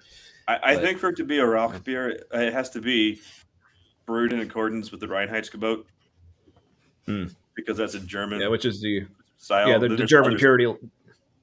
Yeah, the German purity law, which is not as freaky as it sounds. Like it's right. Back not that kind of purity. Like purity and ingredients. They weren't doing purity and people bullshit. Yeah, it basically meant like beer can only have 4 things in it: water, malted grain, hops, and yeast.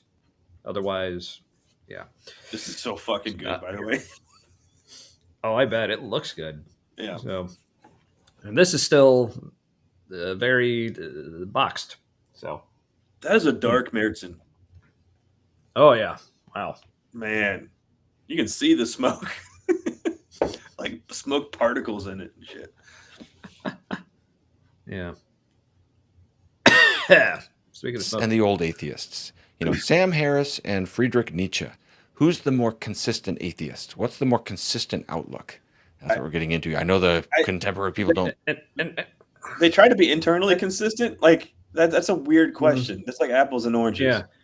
Yeah. Which apple is the most consistent orange? Yeah. Which again, this is the question that keeps popping up that I just can't get over. But I guess maybe I'm just going to have to get over it. Otherwise, I'm going to be repeating this every 5 goddamn seconds. Like,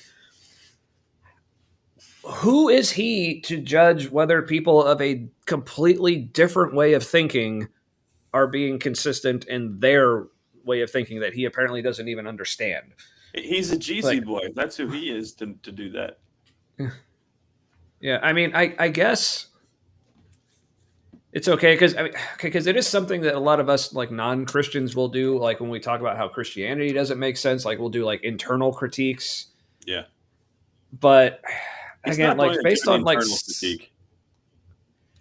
Yeah, but again, based on so much of what I've heard basically about this video and Gavin talking like in other things, like I don't know if I'm confident in his abilities to properly do an internal critique of atheism. Let's see how he does. So, yeah. Like it, but I think the old atheists were more consistent. That's what we're going to be getting into here.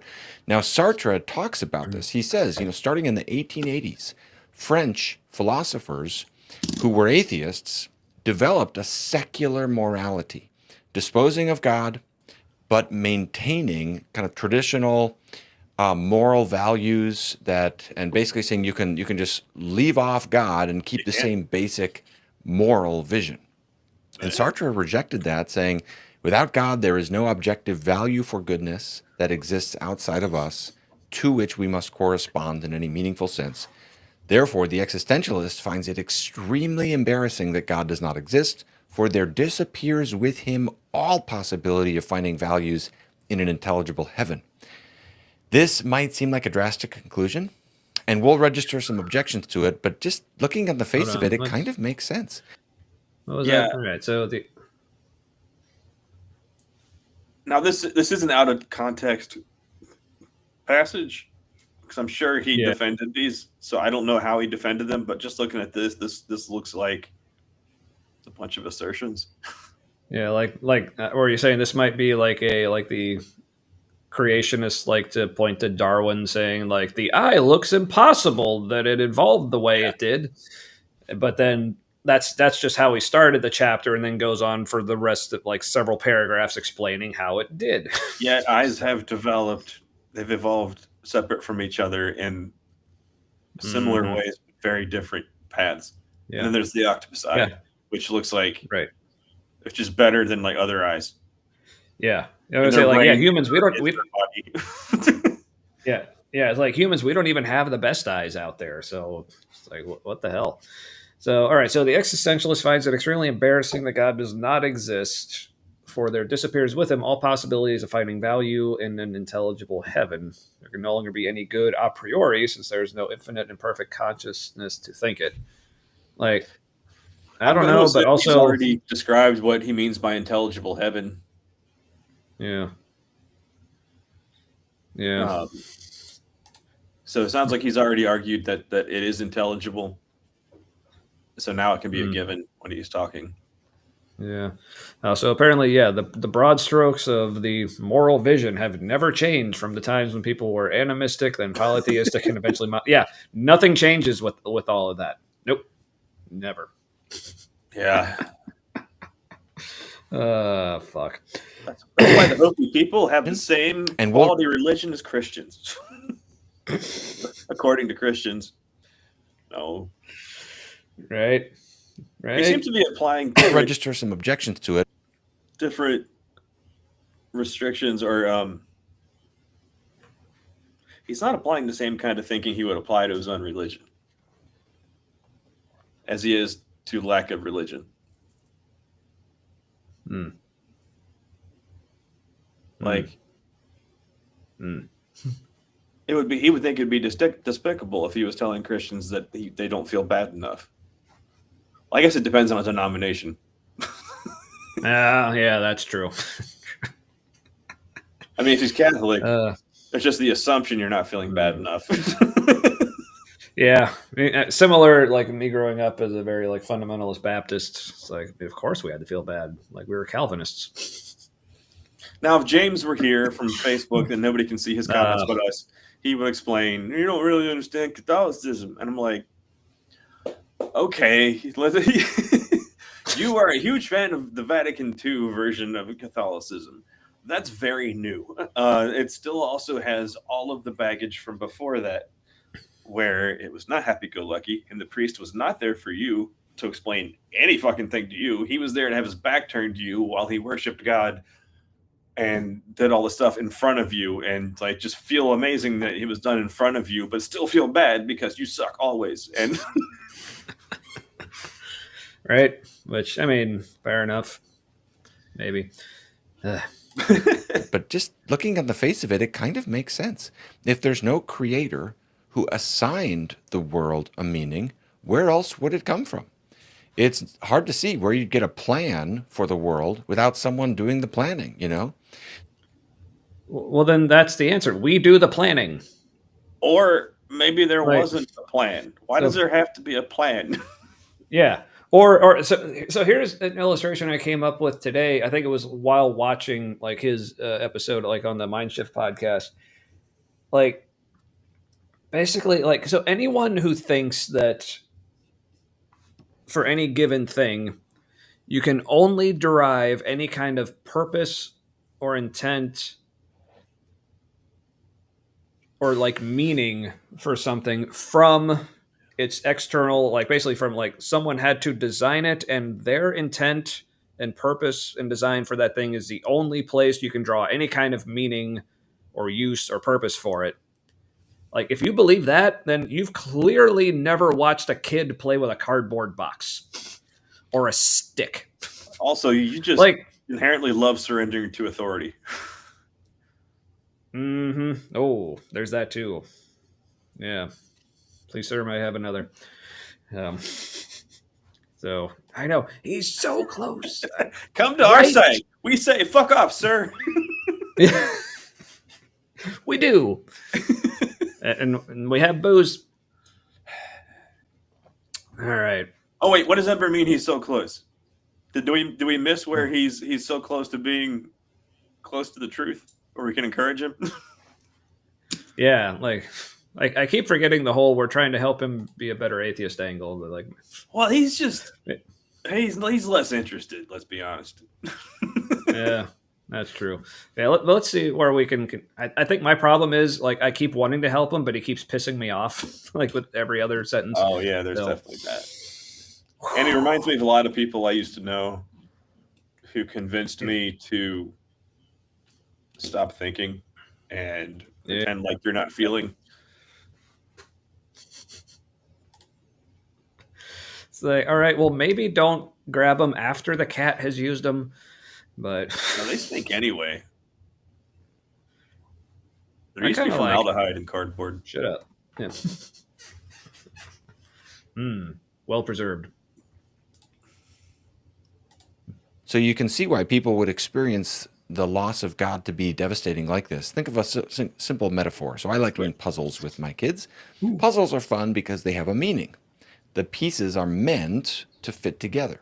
Someone built a puzzle by constructing a picture and then chopping it up into pieces, putting the pieces in a box, putting the picture on the cover of the box, and now you can, you're working on the puzzle and you can sort of gradually discover a coherent meaning piece by.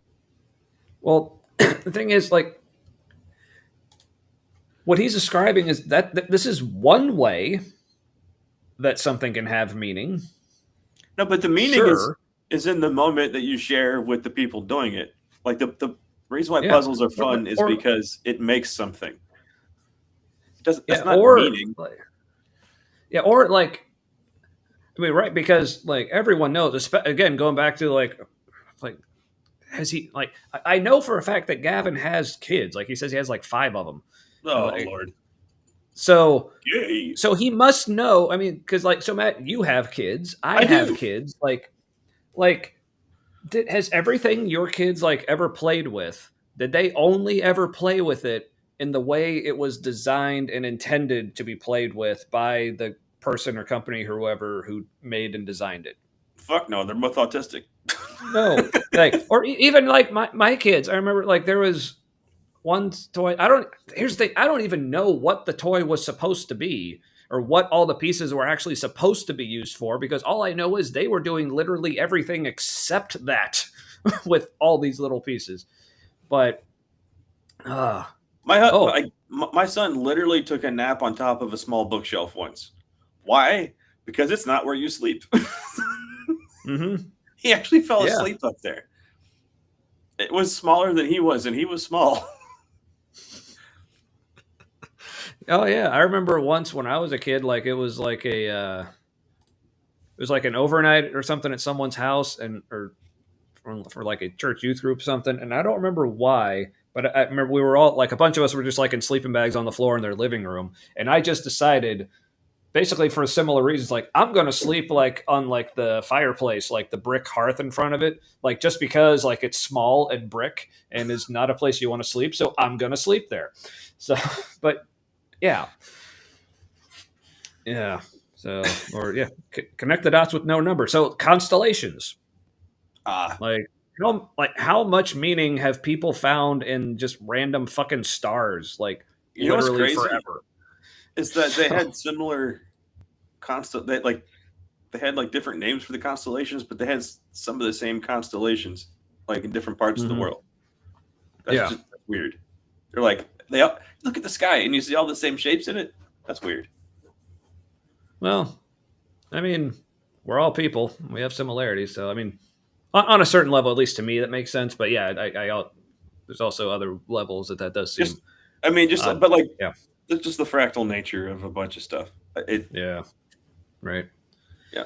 So, all right. So basically what Gavin's describing here is, so he is correct that this is a way that things can have meaning, but he's treating it like this is the only way, and he's not even. What other way could there be? But it's like he's using like puzzles as an example, but he's not even saying that just anyone making anything is a way to give something purpose. He's basically saying if it's not God, then you can't. So apparently, even if there's no God, even these puzzles have no meaning, even though they were designed by someone with a meaning in mind. But for some reason, if there's no God, all of a sudden these puzzles lose their meaning. Like, why? Oh no, the puzzles do nothing. Is this supposed to be like, or should we be afraid? Oh, was that supposed to be like, the goggles do nothing? But even the puzzles do nothing. So I vote for B.S. Lewis as a cosmic deity. Seriously, why aren't there more dicks in the sky? Why doesn't Orion have like a dick star? I mean, you know how big into dicks they were in the patriarchy. Oh, people think that's a sword hanging from his belt, but really that's just all him, man. It's not a belt. Yeah. He has 3 testicles.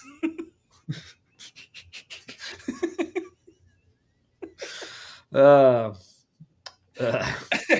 but he has a sword. Then he's like wearing it on his hip, so that like he has like a hip dick. Well, remember, like for anyone, I doubt any of our current viewers were, but for those of us who were with us back in the old 3 Beer Gospel podcast days, like we remember one of our episodes. I don't remember why, but we were talking about like God basically had a like utility belt of like all possible versions of genitalia on it. I don't remember why. I just remember for some reason God had the genitalia utility belt. Isn't that the one where we recorded like 3 episodes and we were progressively more drunk as we went along? That was a good one. Yeah. So, man, I need to. I want to know why. Yeah, I know. Like why he needed a dick belt. So for anyone who's curious about this, you can either just look up the 3 Beer Gospel podcast. It's on Spotify, Apple Podcasts, Google, like all kinds of, basically all the major like podcast platforms. What's the name of it? That episode. What?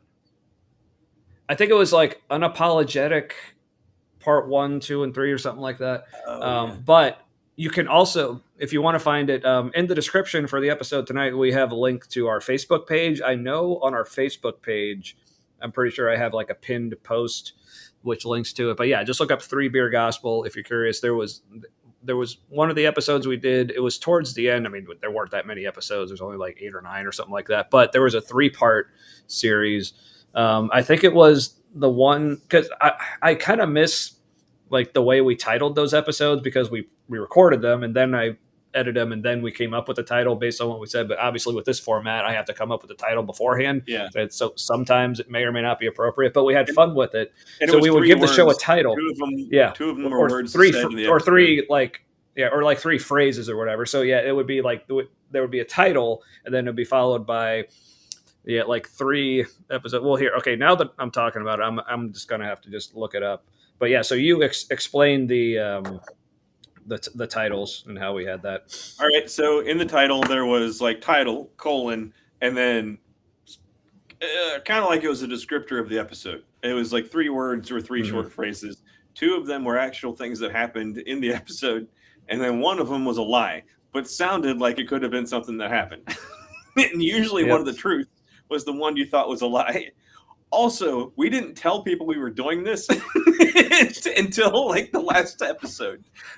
No, it wasn't the last. I think it was actually the middle of that 3-part series is when we told, because I remember having fun. All right, I remembered it was later. That was funnier in my head. Yeah, so sorry, I'm trying to look it up through the link on our Facebook page, but it's just not cooperating. Gee, it. All right, I have another thought. So okay. keep I got vamping. something. Here's another crucifix image that I got from AI art. Ooh. And this is, to me, this looks so sarcastic. It's also, I like how it's like there's an arrow, there's a thing that's kind of like a Nazi swastika arm. All right, let's see. Library. I saw an awesome atheist T-shirt that it was somebody silhouette, looked like somebody holding a gun to their head, but it was a cross instead. That's a potent image. Let's see. Yeah, there are dicks in the sky. Ancient people thought the rainbow was a dick. Yeah, that's true. It curves. So, do they have curvy dicks? Every constellation. I mean, hey, it happens. It happens to the best of us. I mean, if you zoom in enough, I'm sure there's like stars you can't see with the naked eye that you could make into a dick for sure. Oh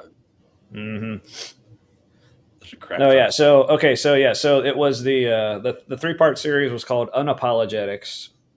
Yeah, but it was part 2 where we revealed the episode naming convention, because I called that episode, it was Unapologetics Part 2, 2 Truths, a Lie, and Oxford Commas. Because and then I left out an Oxford comma. So in that title, the Oxford commas was the lie. And I was so unreasonably proud of that. But one of them, I think it was one of the episodes, one of the 3 things was a ghost penis. So, yeah, because that's how the Holy Spirit impregnated Mary, via ghost. And penis. I think that was the episode where we were talking about God's like genitalia utility belt. Oh, and like another, how does he impregnate everybody he needs to? Well, he's got like a Batman utility belt of genitalia. Yeah. Oh yeah, it was Unapologetics Part 1: Herbal Blends, Theoretical Aquatic Chickens, and Ghost Penis. So, yeah.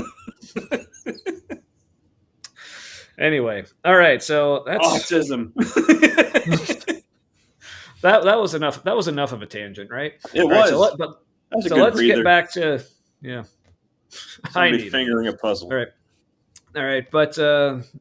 Yeah. So, and also, Matt, let me know if there's any specific point you're ready to put the link out to see if anyone wants to join us in this. But yeah, you can go ahead. All right, but before that, it's more the phallic connections people made between dicks and bows. Yeah, bows were emblematic of virility and manliness. Oh, well, that makes sense. Well, you assume there had to be. You can shoot a bow farther than you can shoot a load, so like maybe that was the ambition. Yeah. Right. All right. So I just put a link out in the chat. So if anyone wants to join us, like we can take, I don't know how many people, but at least as many people who are watching. Hey, finally, there's our other Twitch bot.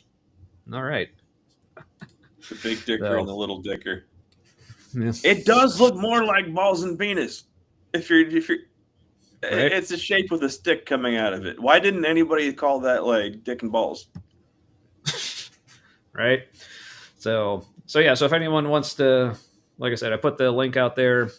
So if anyone wants to jump on and help us try to figure out what's going on with Gavin here and why he's only getting one piece of the puzzle, as it were, and that what he's describing is only one way that things can attain meaning and purpose and value or whatnot. But but there are more, Gavin. There are more.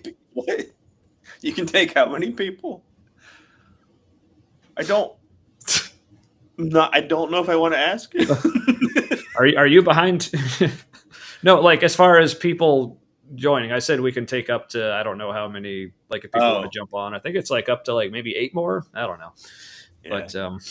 But hey, one way to find out, right? Tommy says he can take 8 people. I mean, you can't prove I can't. I mean, it's good to have goals. Yep. You can do it, little rainbow. I mean, a piece. Puzzles have a meaning because they have a creator like that. But imagine if you're doing a puzzle and there's no picture on the box, there's no guiding image, there's no intended outcome. And as you start to do it, none of the pieces actually fit. You have to try to jam them together. It's up to you to figure out what picture do you make out of these puzzles and how do you force them to fit together. Oh, no. That is what Sartre is saying human life is like. Existence. Oh, no. Yeah. It's like, or you could do something else completely different with the puzzle pieces. Dude, like we were Christians in the spiritual warfare stuff.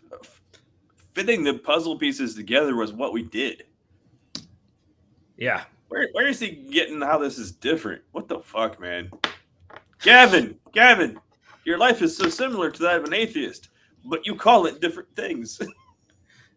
But yet, like, as if there is literally nothing else you could possibly do with puzzle pieces if you don't know what it's like supposed to be doing or what picture it's supposed to be making, or if they don't fit. Like, but there still are like some manner of like interlocking like gaps and bulges or whatever, you know, like many other things. You can figure out all kinds of things to do with gaps and bulges.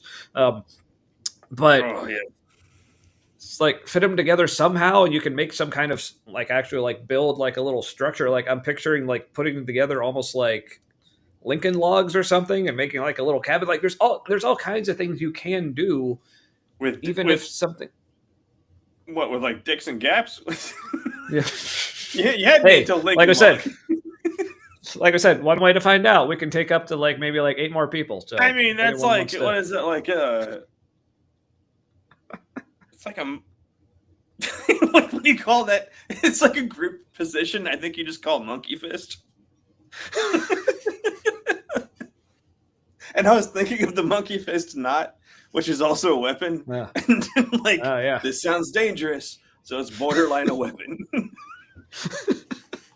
Yeah, but also, I'm trying. Like sticks and gaps. Like, didn't we figure that out by smashing them together? Right. Or, but like to go back to Kip's comment earlier, it's like people find purpose in things that weren't designed with a purpose all the damn time, or even if they were designed with a purpose, finding a different purpose in it. That happens all the damn time. And speaking of things happening, it's Ember. Hello. Is that sure? How's it going, my friend?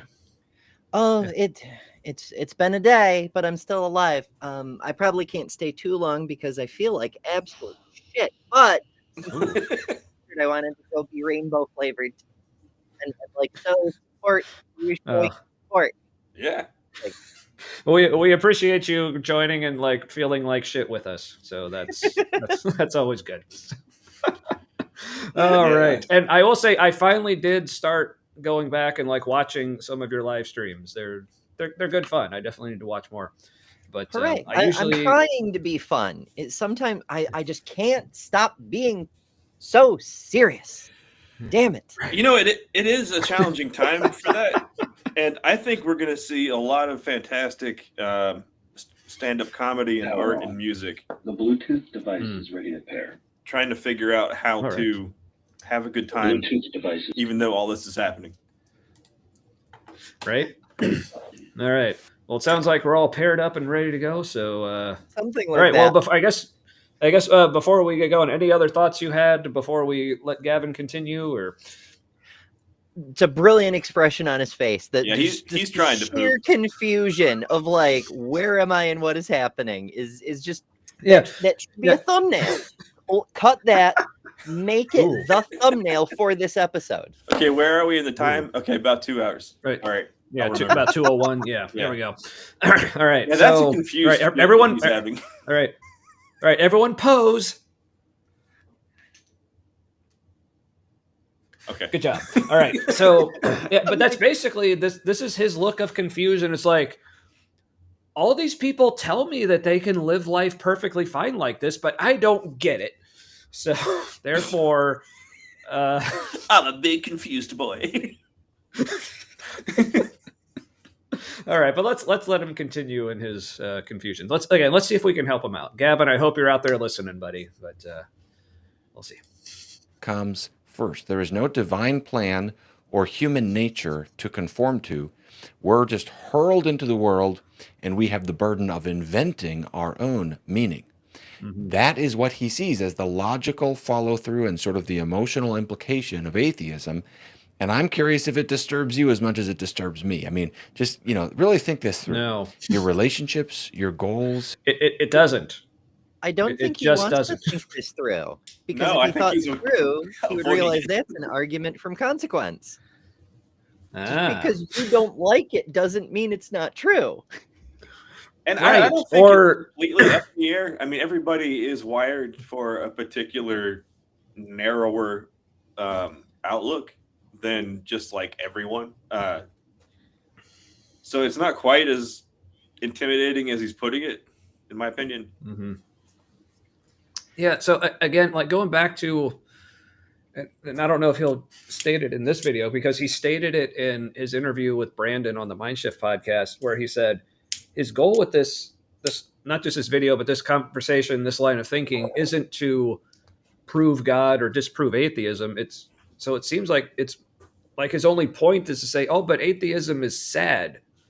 It's like, like I'm really hoping that he has more of a point to that. I don't think he does, like than that.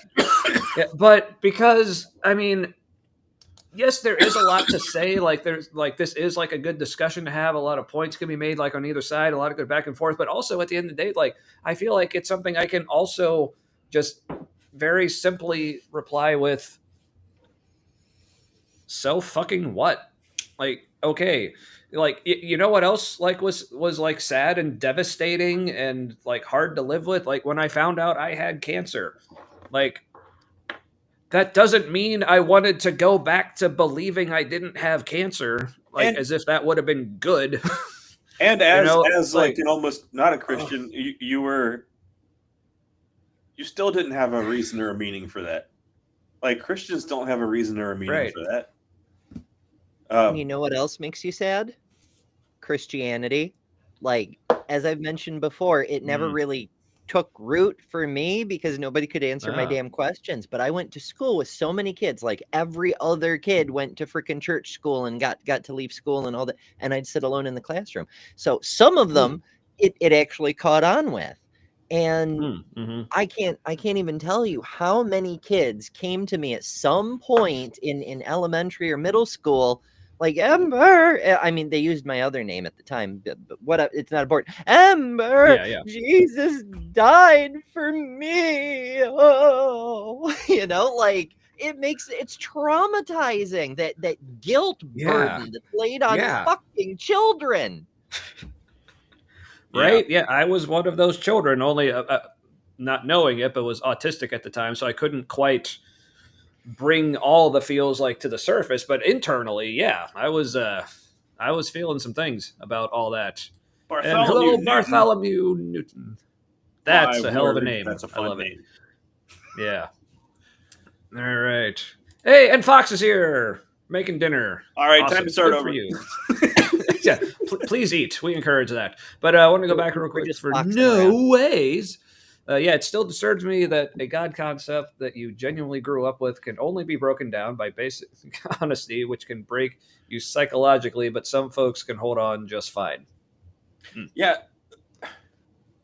I forget what I was watching, but it was something that reminded me of how a lot of the Christian just fine kind of place to be is dependent on you being comfortable with someone just kicking your thinking back into the circle.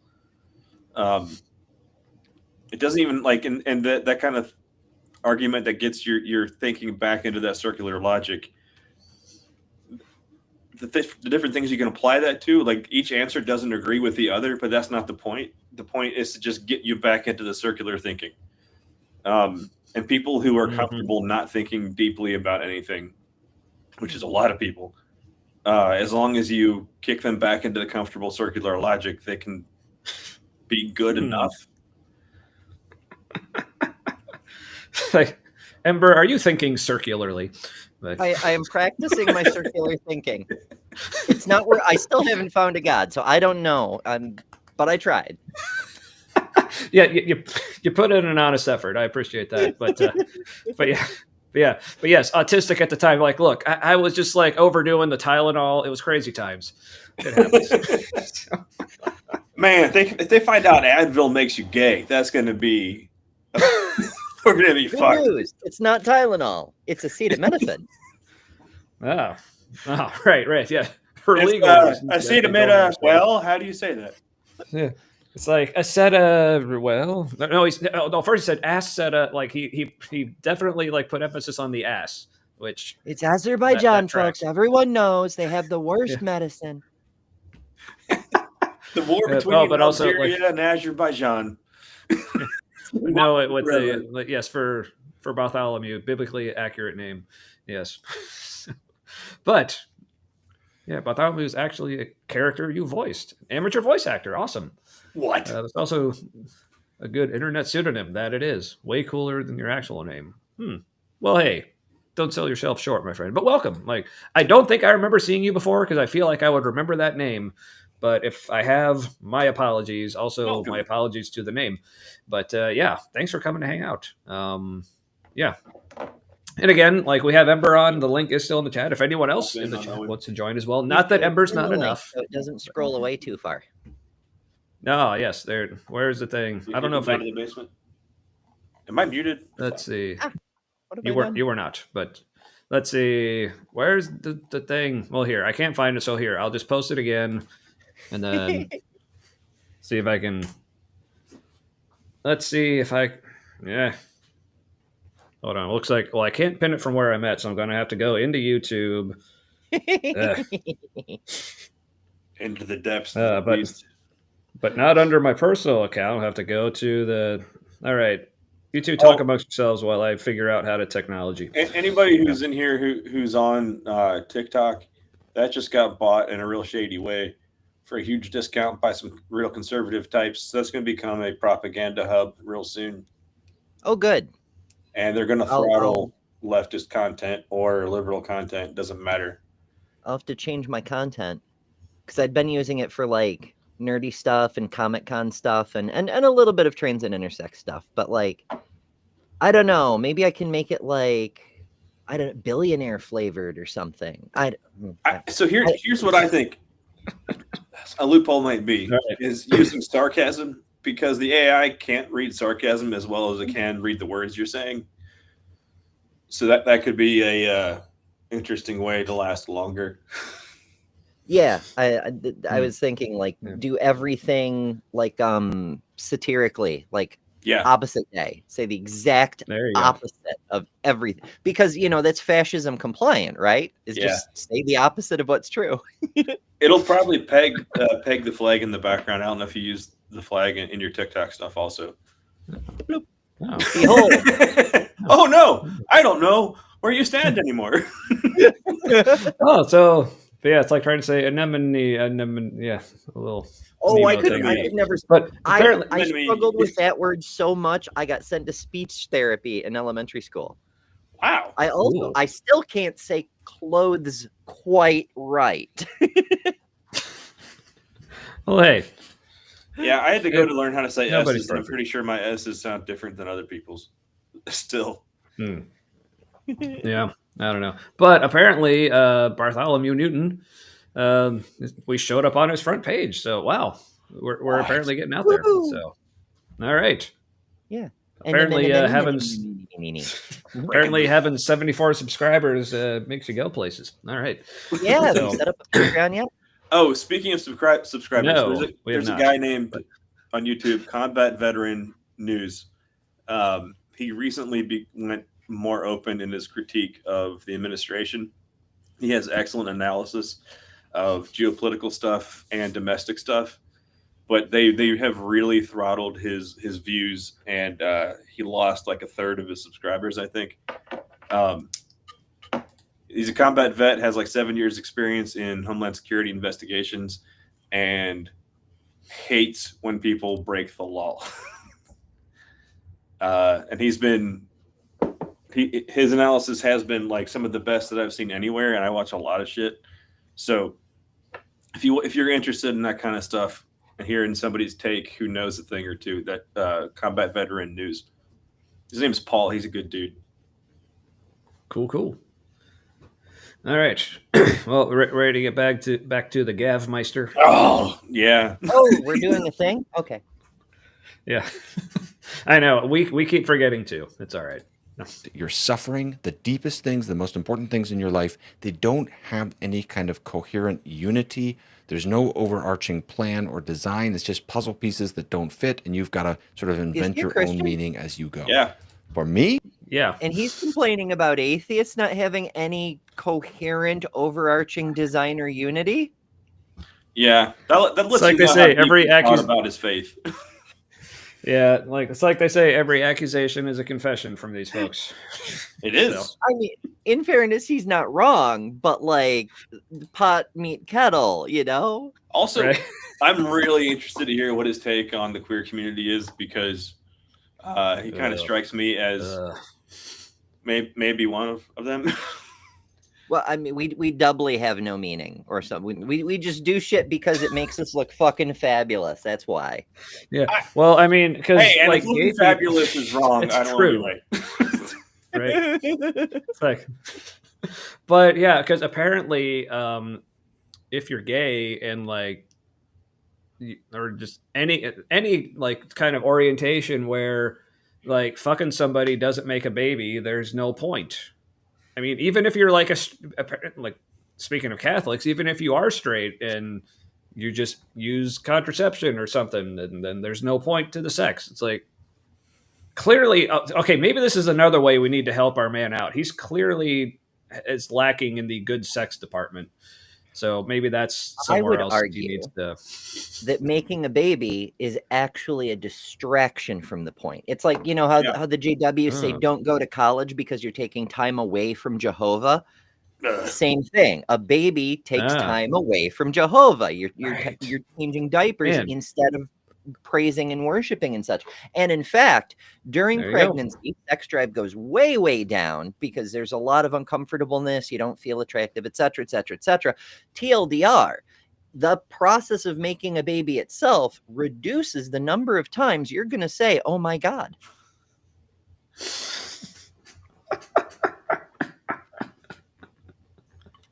Yeah. He does have a lot of kids. So, I mean, quantity over quality at least. 5. Yeah. Yeah, but also think about how much better it would be if like sex and making a baby were like just two completely different things. Like you could just have sex, but then you could also do the thing that makes a baby, just completely separate from it. Hey, well, I got news for you. There is contraception, and you can actually have your cake and eat it too. I mean, yeah, you could. But another thing is, according to this, it's one of the lower grade contradictions because it's not like a logical incompatibility. It's just two priorities that don't make sense. God wants you to make lots and lots of babies, but also God makes making babies as hard as possible and sometimes deadly. Right. If God's priority is lots of babies, maybe that's a bad design.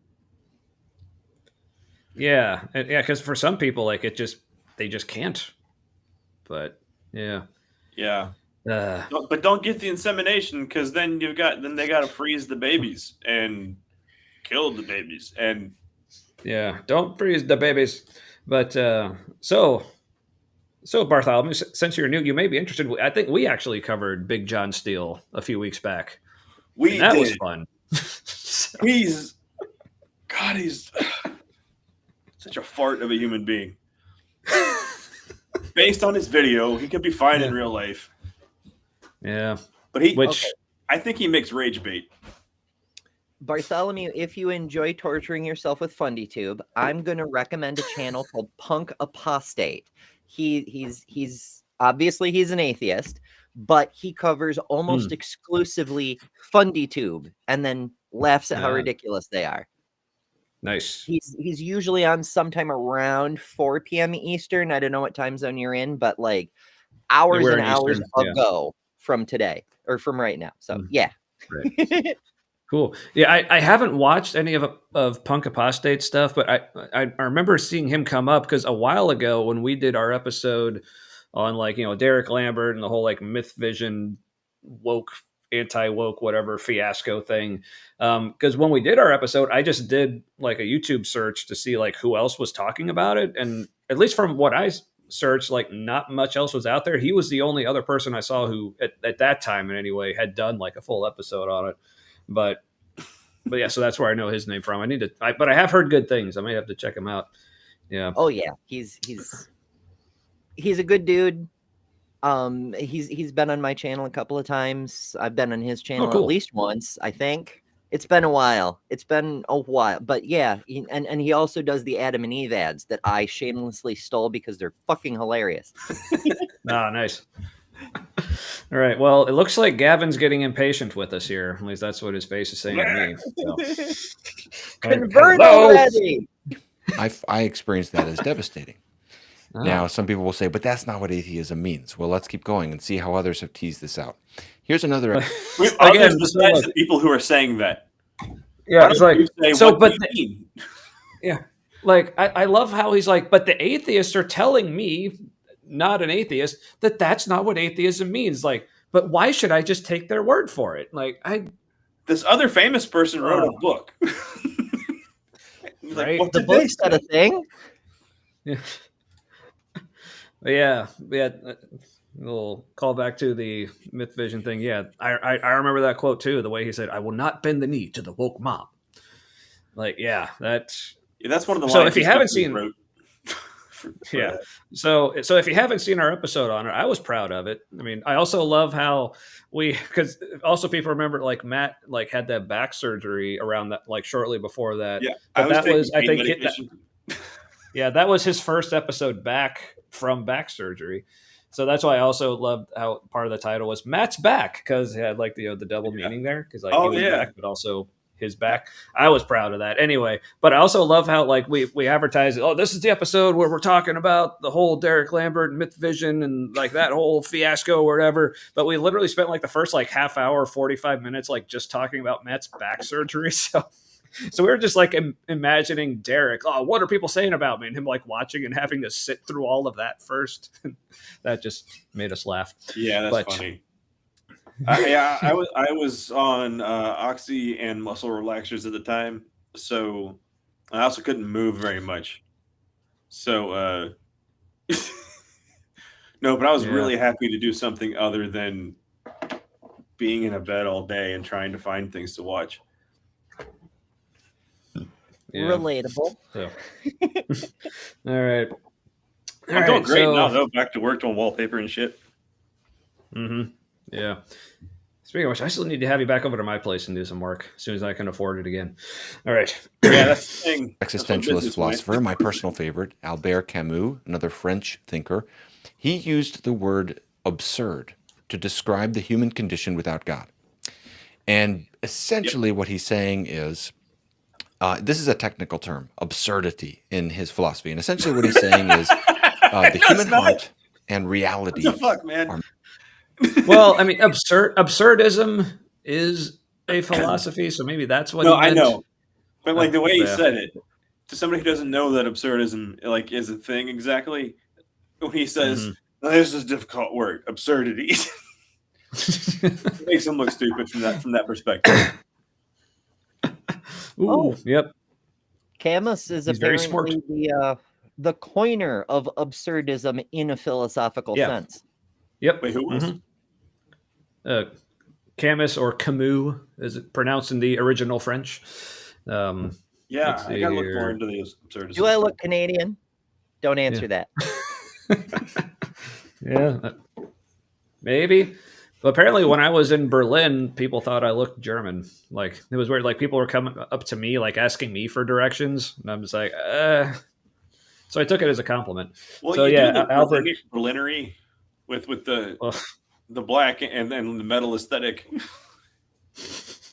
That's true.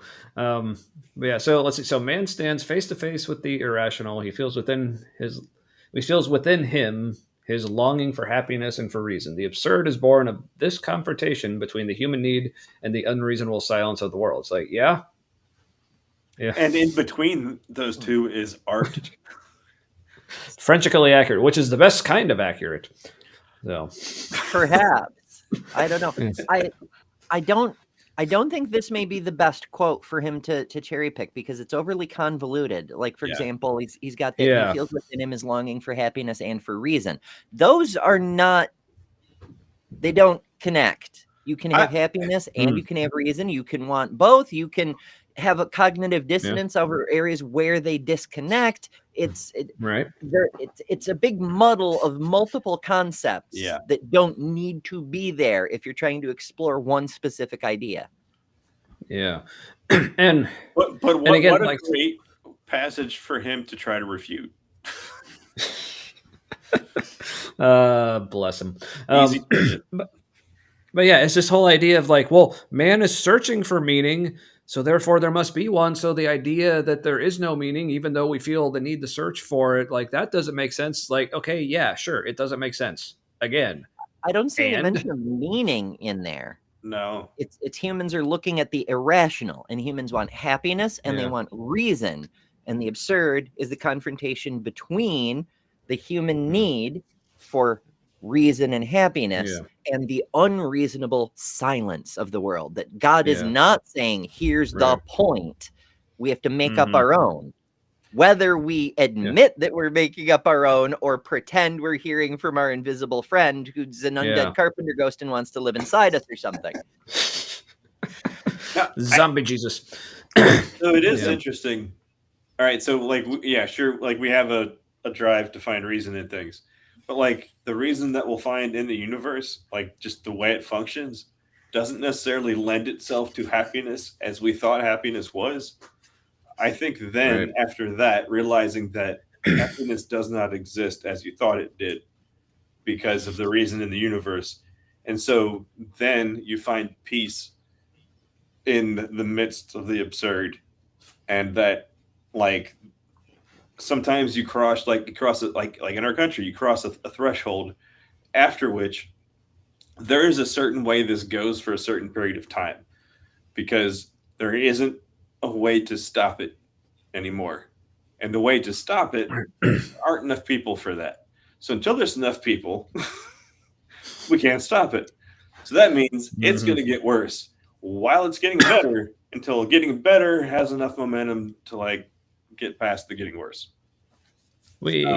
So I think the peace and absurdity is better than the peace otherwise. Do you need reason to have happiness? Will you never be happy unless the universe is reasonable? Or do you need happiness to achieve reason? Like, are they dependent? What does the longing for happiness have to do with any of this? You know, maybe happiness exists in the absurdity between what is. Yeah. And actually, I was about to say this, Bartholomew, but yeah, the whole like ignorance is bliss. Like, has he not heard of that concept? But also, speak of the devil, and he shall appear about a half hour after we. James. But hey, James is here. Is James the devil? Good to see you, buddy. No, well, and it may be because you guys can't see his comments if you're not on Facebook. Yeah. So like, as far as you know, he is, and that's who we're talking to. But yeah, it's this whole. It's like. And I know Gavin obviously wouldn't put it this way, and it's not necessarily like actually literally this way, but it's almost as if he just can't see beyond his own worldview. He's like, well, my worldview is built on I can only have reason and meaning and purpose and all these things because God exists, because God is clearly the only source for that. So without him, I don't understand how the rest of you do it. And to which I say, fine. Like, you don't have to get it. We don't have to get it. It just kind of is. So again, I'm failing to really see the point of this video other than him just having some thoughts in his head that he wanted to get out, which, okay, fair enough. I mean, that's what we do here a lot anyway. But as far as like making any kind of Wesley Curry, point, oh no. Like, are you feeling brave, Matt? You want to? Any of that have to do with atheism, though? It makes him sad. If Wesley Curry joins, well, we're going to be talking a lot about what he wants to talk about. So I don't know if that's where we are right now. Yeah, I kind of remember like he joined us once, but I just remember getting to the point where I just like cut him off and he was in Missing Mods like stream when I was on there recently, just in the chat. Same kind of thing. B.S. Lewis was working everybody like marionettes. It was kind of what the fuck. Yeah, now Wesley's messaging us in the private chat and like honestly one of the creepiest things anybody has sent to me in a text. Right? Should we share it? Answer that. Oh hey, and Bartholomew's on Facebook as well. So now you can see James and Wesley, perhaps. Yeah, Facebook apparently doesn't show to anybody anymore. Yeah. So permablock that. That's probably, let's see. He's messaging us again. Okay, now this could go either really poorly or really interestingly. So this is the least understandable. I've seen the prognostications from Wesley. What we're seeing in the private chat. Yeah. So I'm torn between just giving him no time or just giving him like 15 seconds. And, I don't know. 50 seconds. No, but apparently Trump shall be... Okay, he's saying Trump shall become one of the 10 horns of Satan and soon. Okay, so I'm mildly intrigued. All right, so Wesley, I'm going to cool. All right, so Wesley, I'm going to bring you in, but very tentatively. So I reserve the right to... there's an expiration. Not have you in. So, all right, so Wesley... Right. On that note, lovely to see you, Wesley, but I'm going to scoot. Like I said, I can't stay long. I'm not feeling well, and I do have a morning show to do. So I'm going to do the switchy thing. Thanks, folks. I'll catch y'all later. Yeah, be well. Yeah, thanks for joining us, Ember. And again, everyone, if you're not familiar with Ember, follow her on YouTube. She's in the chat there. Just click on her link and, watch her stuff. So, all right, Wesley, what is up, my man? Hi. Can you hear me? We can. Yes. Yeah. Now, Donald Trump is not a lunatic yet, but he's going to be one. Well, when? Seriously, lunatic. Like, what makes him a lunatic in the future? About 14 or 15 years ago, when I was living in Chicago, I ran across by chance 4 young engineers who were building something in a green Volvo station wagon. There's a part of what they're building that's very difficult for them to get. They're going to park their device in the Corn Cob Towers, those twin Marina City towers in Chicago. Okay. And it's going to go boom. Dude, if this actually happens, they're going to come looking for you. I spoke with the FBI about this, and like everyone, they didn't want to listen. Imagine that. The day it goes boom, Washington, D.C.'s also going to be destroyed by nuclear bombs from Russia. Moscow's going to be destroyed by nuclear bombs from America. Okay, well, only because I'm a little concerned already about things that we say on this show getting us flagged. I'm just going to stop you right there, my dude. But thanks for joining. Feel free to keep contributing in the chat. Yeah. Okay, and I will enjoy that itch, as he says in the chat. Let's share. First he drops in and he says, we're like, oh, should we let him on? And he goes, do you really like that itch? That's what I said. one of the creepiest things anybody's ever said to me in a text. That is what the gray scabs shall feel like upon those who take the mark of the beast, the omni barcodes. He's all about the omni barcodes. He's talked about that before. Trump shall become 10 horns of Satan, and soon. I didn't know Satan had 10 horns, but that sounds like the cooler Satan, versus. I think that was the beast in Revelation, maybe, or there was some creature with 10 horns. Okay, but it had I think it had 7 heads but 10 horns. So like my brain that I didn't know was autistic at the time, that always bugged me. I'm like, how does it divide 10 horns with 7 heads? That's not even. And so if I had heard that in the 80s, I would have said, well, he's got some retarded heads then. Because that math doesn't math. And he says right after, he's still going. Right after the nuclear bomb explodes, no, we already heard that. Yeah. Then there won't be a DC to stop him. I don't. And then when we kicked him off, he said, "Okay, enjoy that itch." Again, I don't know. And then there's something about cities that are being destroyed after that we're not going to get into. So, all right. Well, but if that happens, I can't say he's not involved. Right. All right. So, all right. Well, thanks for the messages, prophecies, or whatever. Also, I do believe he's spoken to the FBI, and I do believe they did not take him seriously. I believe that. So, all right. Anyway, so I kind of want to get back to Gavin now.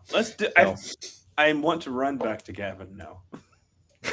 And also, but if anyone else wants to join us, I have the link to join us in the chat. It's pinned on YouTube. It's also on Facebook, but probably on the Facebook side, there's probably not too many comments, so it should be easy to find at this point if you're there. Twitch, I still have no idea what the fuck's going on over there on Twitch. So, but if you're on Twitch and want to join, dude, that's a fucking mistake. But see, like when I was a kid, like in my crowd, we thought Revelation was like the cool badass book to read. So right, because you were the metalheads. Mm-hmm. Like the before I knew I was, but the alternative. that was my way of being a metalhead before I knew I was a metalhead. So that's where Christian rock comes from. Christian metal, Christian like industrial. Mm-hmm. I'm pretty sure that exists. Yep. Yeah. Yeah. So, we're edgy in a Revelations way. Well, maybe not on YouTube, but here on Facebook, like. There is atheists around on Facebook, so watch your language. So, but yeah, the Book of Revelation is a book of hope for an oppressed people. Yes, apocalyptic literature. That's what it was. So, yeah, for sure. Yeah, absolutely. Which, as another one of our viewers, Kip, if he's still here, or if he fell asleep already, again, I thought he had enough of a nap talking with Josh, but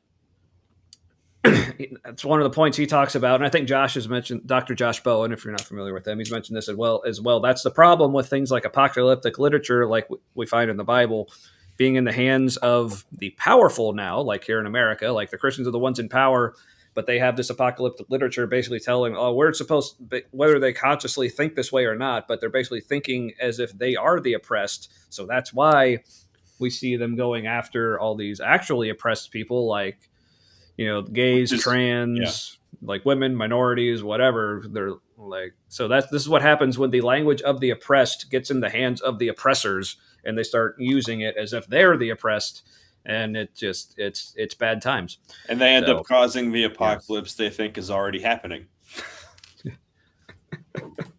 Yeah, that's all right, Fox. I was just kidding. Because all right, look, in America, do that barrel roll. In America, unironically, there are Christians saying Christians are being persecuted in America. And God we trust is on our fucking money. Or as I like to say, because people like to say that, like, racism isn't a problem anymore because we had one black president. So therefore, like, everything with like black people's fine now. Like, they're not being oppressed. Like, come on, one of them was president. How can you say they're oppressed? Like, but they'll still say Christians are oppressed. Meanwhile, every single goddamn president we've ever had has been a professing Christian. Now, a rebuttal, Christians might say, well, some of them, like, they weren't actually Christian. They just said they were Christian. Well, but that makes my point even stronger, because if someone isn't a Christian, that means that being Christian is beneficial enough that they saw it worthwhile to pretend to be Christian. So, thank you, Fox. You remind me of your dad. So, yeah, modern for anyone Christians who's are played like, Star be Fox the 64. catastrophe you wish to see in the world. Mm-hmm. Oh, fuck. But yeah, Star Fox 64 is still one of the greatest rail shooters of all time. I need to play that. I couldn't play it at the time because my ADHD was like, there's just too much magic. Yeah, see, I loved, like, as a kid, so Nintendo 64, that came out in, like, 96, I want to say. So I was 13. I never actually, like, beat video games until the Nintendo 64. Like, Mario 64 was the very first Mario game I ever actually beat. Star Fox 64, beat that. Like, Zelda Ocarina of Time, still one of my absolute favorite games of all time. Like, I tried the earlier Zelda games. I was like, these are just hard. But then I got into that, beat it like 12 more times. But, yeah. So, yeah. They had a good fan. They had a whole, like, great run of games. Their controller was really weird to try to, like, handle at first. Had that because it had, like, the 3 handles. Yeah. But I love how it had the 3 handles, which has inspired one of my favorite comics ever. It's like this convention of aliens, like, in the future, like, studying, like, humans of the past. And someone's like, and one of them goes, and here's our rendition of what we think, like, the Earth humans, like, must have looked like. And it showed a human with 3 arms. And someone said, wait, what makes you think they had 3 arms? So he showed a picture of the Nintendo 64 controller. Because, like, of course, why would you have 3 handles if they didn't have 3? And why would the one in the middle be so big that it's actually, like, difficult to quickly move your hand to the other one? Well, fortunately, at least in my experience, like, most games didn't require both. In fact, I barely ever used the left one. I know, but if you're looking at it, like, surely all of this has functioned around the same time. And then there's but anyway, so I think Gavin's feeling sad. We need to, like, Gavin's feeling sad. I feel like we're neglecting him too much. Well, Gavin's making me sad. I think that's why we're not talking with him. Absurd to describe the human condition without God.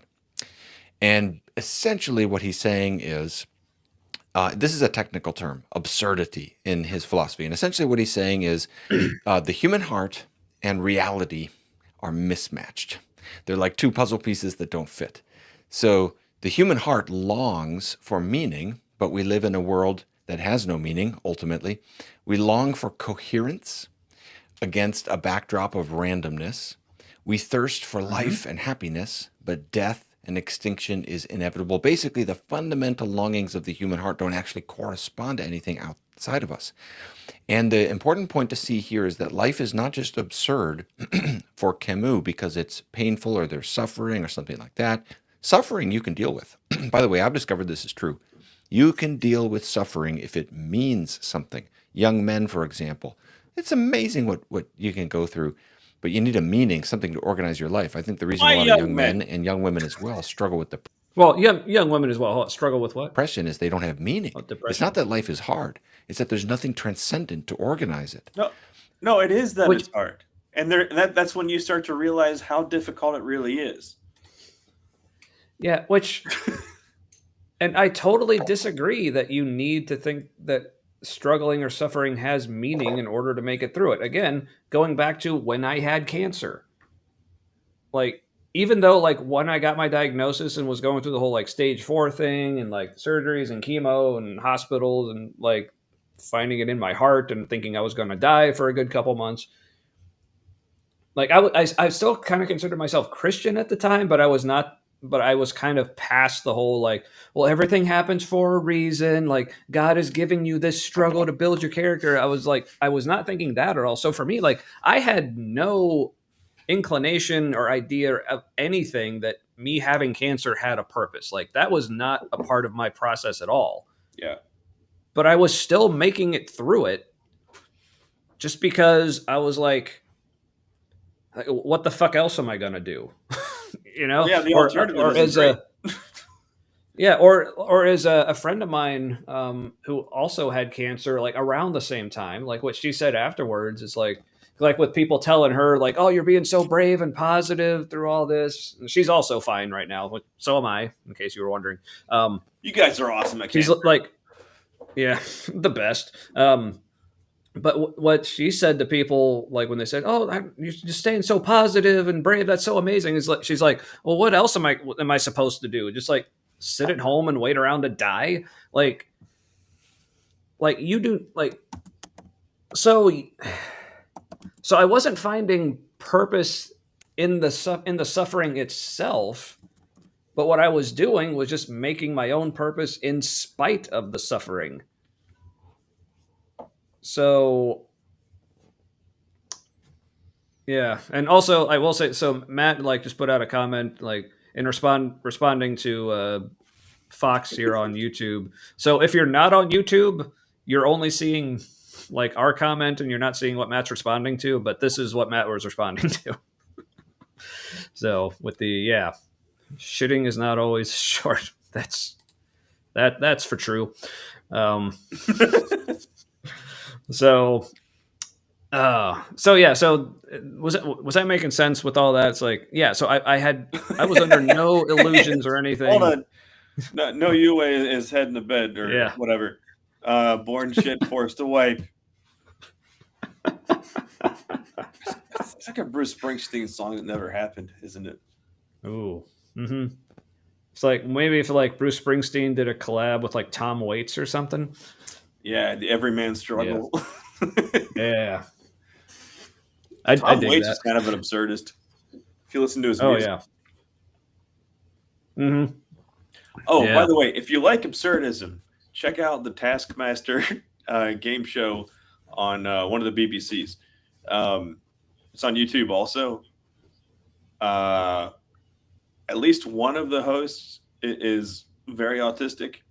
He wore maxi pads as shoe insoles once. His co-host on the show said, "Is that sanitary napkins or whatever you call it in Britain?" And he's like, "Yes, it protects from blisters." And he goes, "And so do insoles." And then he just goes, "But they protect from blisters." Well, but they also probably absorb a lot more moisture, like if his feet like get really sweaty. Every round on the show is a game that autistic co-host has made up. And it seems like his job is to PDA his way to success.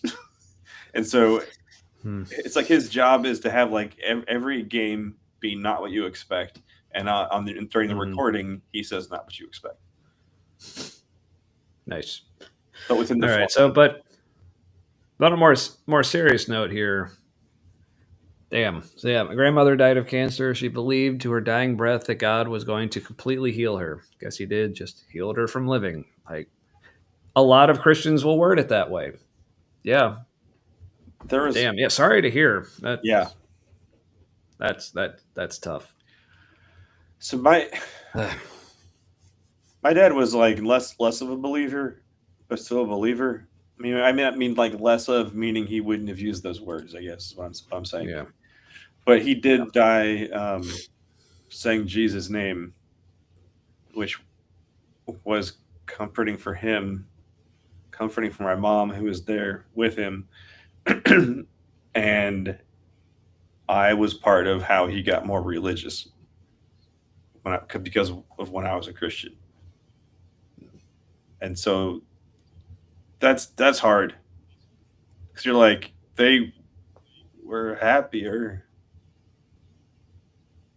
Like, were they equipped to deal with the reality of what is like probably happening?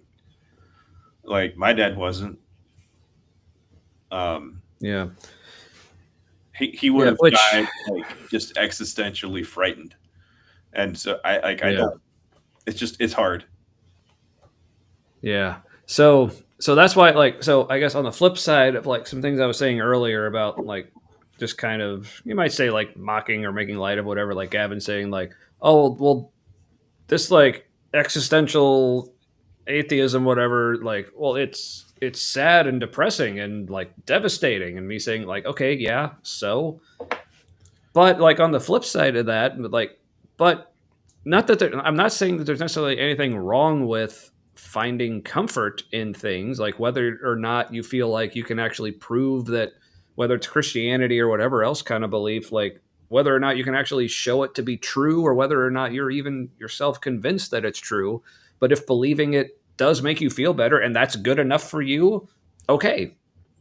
Like, yeah, great. But I'm just saying, like, for me, and a lot of people like me, largely autistic people, like for me, like whether or not it's true is more important than how it makes me feel. And I'm not saying that's better or worse than people who how it makes them feel is more important than whether or not it's true. Like I said, it's up to each individual person. I'm just saying, for me, like, but what it was like. What about the people who aren't equipped to think more deeply about something, like because their makeup, their childhood, whatever.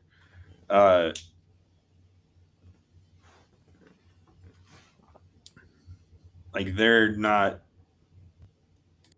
able to wrestle with the reality of something. And if they knew, they wouldn't be okay. And they couldn't be okay because like they don't have the equipment mentally or physically, whatever it is, to process it. Yeah, I don't know. Because the Christian perspective is a limited perspective. You zoom out and take in what else is going on. Like you can say what you're doing is good all day long, but like if it's not having the effects of like the fruits of the spirit on other people, then that's you just pretending. That's you saying, I want to do the good things that I think are good and fuck everyone. You know what I mean? Right. All right. So at this point, all right. So let's see. How do you want to handle this going forward here, Matt? So we're almost 3 hours now, and we're almost 9 minutes. Like we're like almost a third of the way through this video. So how do you want to approach this? Do we want to maybe make this a 2-parter? Or do you just want to maybe skip ahead a little bit to some of the other sections and knock this thing out tonight? Or what are you thinking? How are the other sections looking to you? Yeah. And I guess also in the chat, let us know if you have any thoughts on this. So yeah, so he talks about absurdity here for a couple more minutes. And then there's a section on Sisyphus that we already talked about. Modern culture for about 5-6 minutes. Then meaning without God. I think this might be maybe the meatiest section of it here, which is a little bit longer. And then Dostoevsky. Let's see what he's done before the meaning without God part. What was that one? Modern culture. Let's see what I want to see what he means by modern culture, because that may or may not be something. Okay. Yeah, because I think we kind of get, because I feel like with him continue to talk about absurdity and those other philosophies, I feel like we're just feel like at least from my end with what I'm getting from it just kind of feels like I'm a broken record on all the stuff that he's saying. Just all right, so there's a lot of treading water for points that happens in Christian content. It's repeat the same thing over and over again in deeper ways, and people love it. Yeah. All right. One strand of atheism. Now, I've mentioned that that's just one strand of atheism. Most atheists today don't think like that. And so we can ask, is that too bleak? Why can't we just sort of best atheists that are Sisyphus as happy? Okay. So these are some images from the French existentialists that are representative of one strand of atheism. Now, I've mentioned that that's just one strand of atheism. Yeah, so I guess if people want to know more about that stuff, just look up Sisyphus and existentialism and Sartre and Camus and all that stuff for yourself. Yeah. Is that myth of somebody the Sisyphus pushing a boulder up a hill forever, basically? Yeah, and then he pushes it up and then it rolls back down. I forget if part of it actually kind of rolls over him as well, but I don't know. I hope so. I just remember there was a Meshuggah, one of my favorite bands, did a song about that, and they called it break the bones whose sinews gave it motion, talking about like the rock rolling over Sisyphus and like breaking his bones, but his bones and sinews and muscles were the ones who pushed it, but then it breaks those. Like, yeah, it was an interesting image. The peace to seek in life is the peace that you have when you're toiling, pushing the stone up the hill, and the peace you have when it rolls back down and you have to do it again. Like, where's the joy and the happiness that's independent of all that? I think that's the goal. Or I guess it's maybe just the joy and happiness like that you get once you realize, okay, this is it. This is what's happening. Yeah. So again, going back to my experience of like having cancer, like I said, yeah, finding out I had cancer was devastating. But I'm glad I found out, because then I knew what the situation was. And I knew, okay, and this is kind of how, consciously or not, but how I kind of got myself through that thing was basically, okay, this is the situation. Like, I can't really, okay, yes, things can be done about it, and I can go to my oncologist and like other doctors and nurses and like do things. But as far as like what I myself could do, there wasn't really much. I mean, I could just do like the normal things, like try to eat healthy, exercise when I could, until they found the tumor in my heart that also had a giant clot attached to it. Then they're like, don't do anything. I'm like, okay. So it's like, there's a tumor and he's got a gun.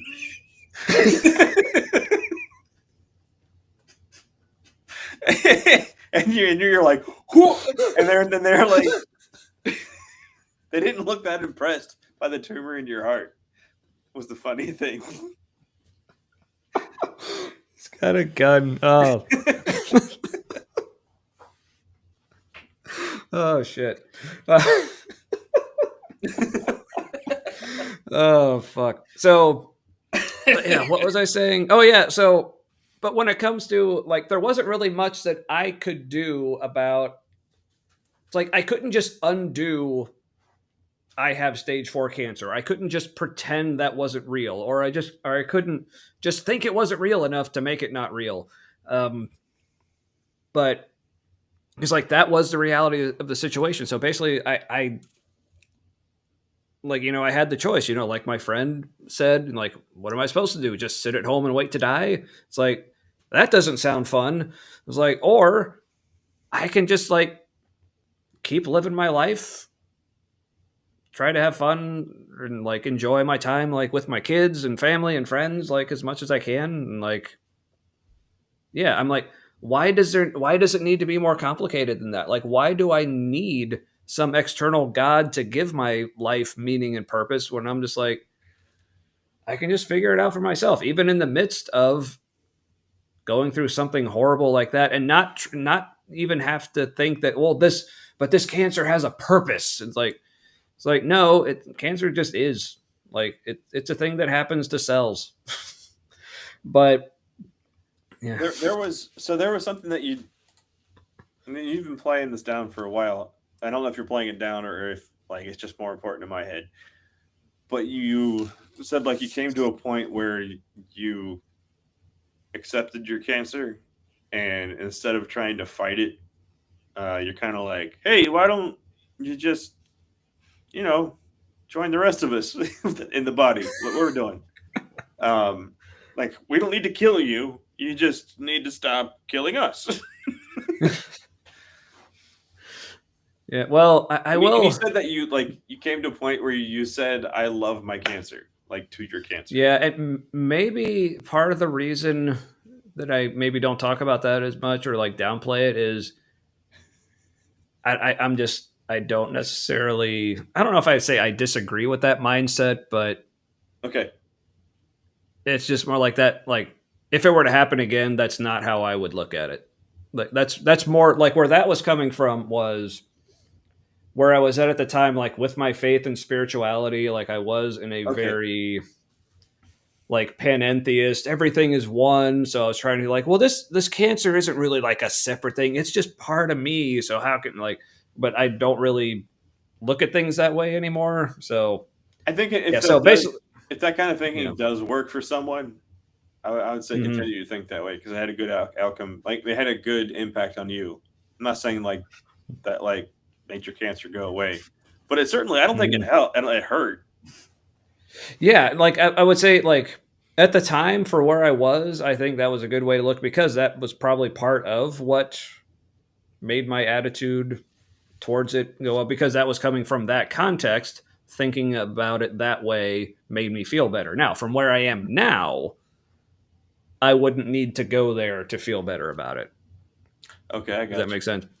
Yeah, but so now would you be in a place like I'm fine either way? Like I want to have peace with wherever this goes. Yeah. Honestly, I don't really know how I would feel about it if it came back, but I feel like I don't need to feel a certain way about it. Yeah, I think it'd be like the next step up into I'm just gonna be me right now. Yeah, because I thought about it, because for people who are, so I had melanoma, which I guess I get even as far as cancers go, has like super high risk of recurrence, but apparently not, because of like the kind of treatments I had and the way it looked, the way things worked out. Studies show apparently it just doesn't come back. So I haven't even been on treatments in 2 years. Like they just do periodic body scans just to make sure it's not there, and it continues to not be there. But I was thinking, but with that thing in the back of my mind, like, oh, this could come back anytime. Like, how am I going to feel? And I remember, sort of in contrast to like how well I was apparently doing, like having it when I did, I was like, I felt like, okay, I think that might have be like all I had in me, because I feel like if this comes back again, I'm just done. Like I don't think I can do like the brave thing again and like the positivity and all that. But no, I don't. But that was like, a couple of years ago when it was a little more like right after the fact. But like now, like I feel like even if it like did come back and I was just in a place where I can't do the brave, happy, positive thing. But I'm in a place right now where I'm like, okay, but if that's what I do, that is also okay. Yeah. Like if my cancer comes back and I'm scared or I'm pissed or I'm sad or whatever, that's also fine. And I don't think you were doing the brave, happy thing then. You're just kind of like, what else am I going to do? This is just the thing that I do right now. Mm-hmm. Yeah. So I feel like most things, and maybe this is the existentialist absurdist, that I am, whatever. I feel like there's really no wrong way to react to having cancer. I mean, now there are ways to react that make everyone around me feel better. Sure. Yeah. Let's get the spiritual warfare crowd together. Let's pray this cancer. Yeah. Wait. That might be a wrong way. And they're not connected to people at any point in the process, except through the shared ritual. Fuck. But man, don't look now. You might think too deeply. They're gonna collab with the golden tumors the Philistines made after the Ark of the Covenant recap. What? I think I missed that part. I missed something. I'm not sure when. But I'm digging that little bit that I did catch. He keeps making our old pastor faces. Oh yeah, or Gavin. Enough like him that I'm kind of like, ugh. It's like, oh, you're kind of like a good bad person. Yeah. All right. So I don't know. So all right. So I'm feeling at this point, maybe like we go like maybe another hour and just kind of see how far we get. This may become a 2-parter. All right. Sounds good. Cool. All right. Everyone else up for that? Again, the link is still out there if anyone else still wants to join. I might go get the bourbon. Ooh. As far as I know, I don't have work tomorrow. Hey, and I know I don't have work tomorrow. I took the day off. All right, I'll be back. So yeah, I guess real quick story while Matt's gone, like to fill the time here, because I'm excited because I guess Matt's probably not going to hear this part because he took his earbuds out. I'll tell him later. I think I already told him. But yeah, I took the day off because I'm excited. I think I mentioned this last week, but tomorrow evening, so we're in Cincinnati. I'm going to Indianapolis to see a show with a band which it's actually speaking of a friend of mine who had cancer and did the whole like, what am I supposed to do? Sit at home and die? So she has a boyfriend who's in this like kind of like technical melodic sci-fi themed death metal band called Zoth, spelled Xoth, from the Seattle area. And they're touring the country right now, and they're doing a show in Indy tomorrow. So super excited to check them out. Yeah, I haven't actually met this guy, so it'll be cool to meet him. You know, this guy who's who's been dating a friend of mine. I think I've known her for like about 25 years now. But yeah, super cool. He seems like a cool dude, so I'm happy for them. But yeah, and also just excited to see his band. As very, very into and obsessed with music as I am, I really don't see that many shows, which is kind of sad. So yeah, I think last time I saw a show was back in January. Yeah, Nile came to Cincinnati, which is like one of my favorite death metal bands. Very Egypt themed, for those who haven't heard of them. But yeah. But then before that, yeah, I saw a couple like local shows with another friend of ours. Like her daughter was in a band. I don't know if they're still active. I haven't talked about them much, or maybe these. I don't know. What were they called? Oh yeah, Craig's Limit here in the Cincinnati area. They were fun. Then before that, we saw Meshuggah. That was in December of 23, I think. That's been about it for the past few years. Yeah, Ancient Egypt metal. Yeah. So if you haven't heard of Nile, they fucking rule. All right. But yeah, the spiritual battle approach usually isn't helpful, especially when they say, trust God, not medications. Oh, yeah, fuck that shit. Okay, that's something I want to do a show on sometime, is this whole idea of like faith healing and like spiritual healing, because just this whole idea of, okay, so this whole idea of healing, now that Matt's back with us, I want to do a show on this sometime, I think, where, because it seems like the idea of God working to help like heal sickness kind of seems like he's working at cross purposes with himself. Pun maybe kind of intended, because we're told that sin. Yeah, well, but we're told that sin is supposed to be like the natural consequence. No, sorry, illness and sickness and stuff is supposed to be the natural consequence for sin, which is what God set up. So basically, it's God's plan that because of sin, we get sick and die and stuff.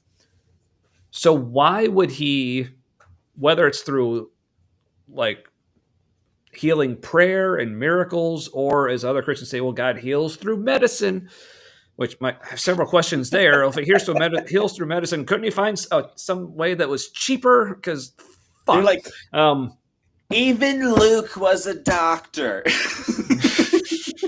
But like, okay, but either way, whether it's through medicine or through miracles, why would God intervene to heal, to circumvent what are supposed to be the natural consequences for our sin?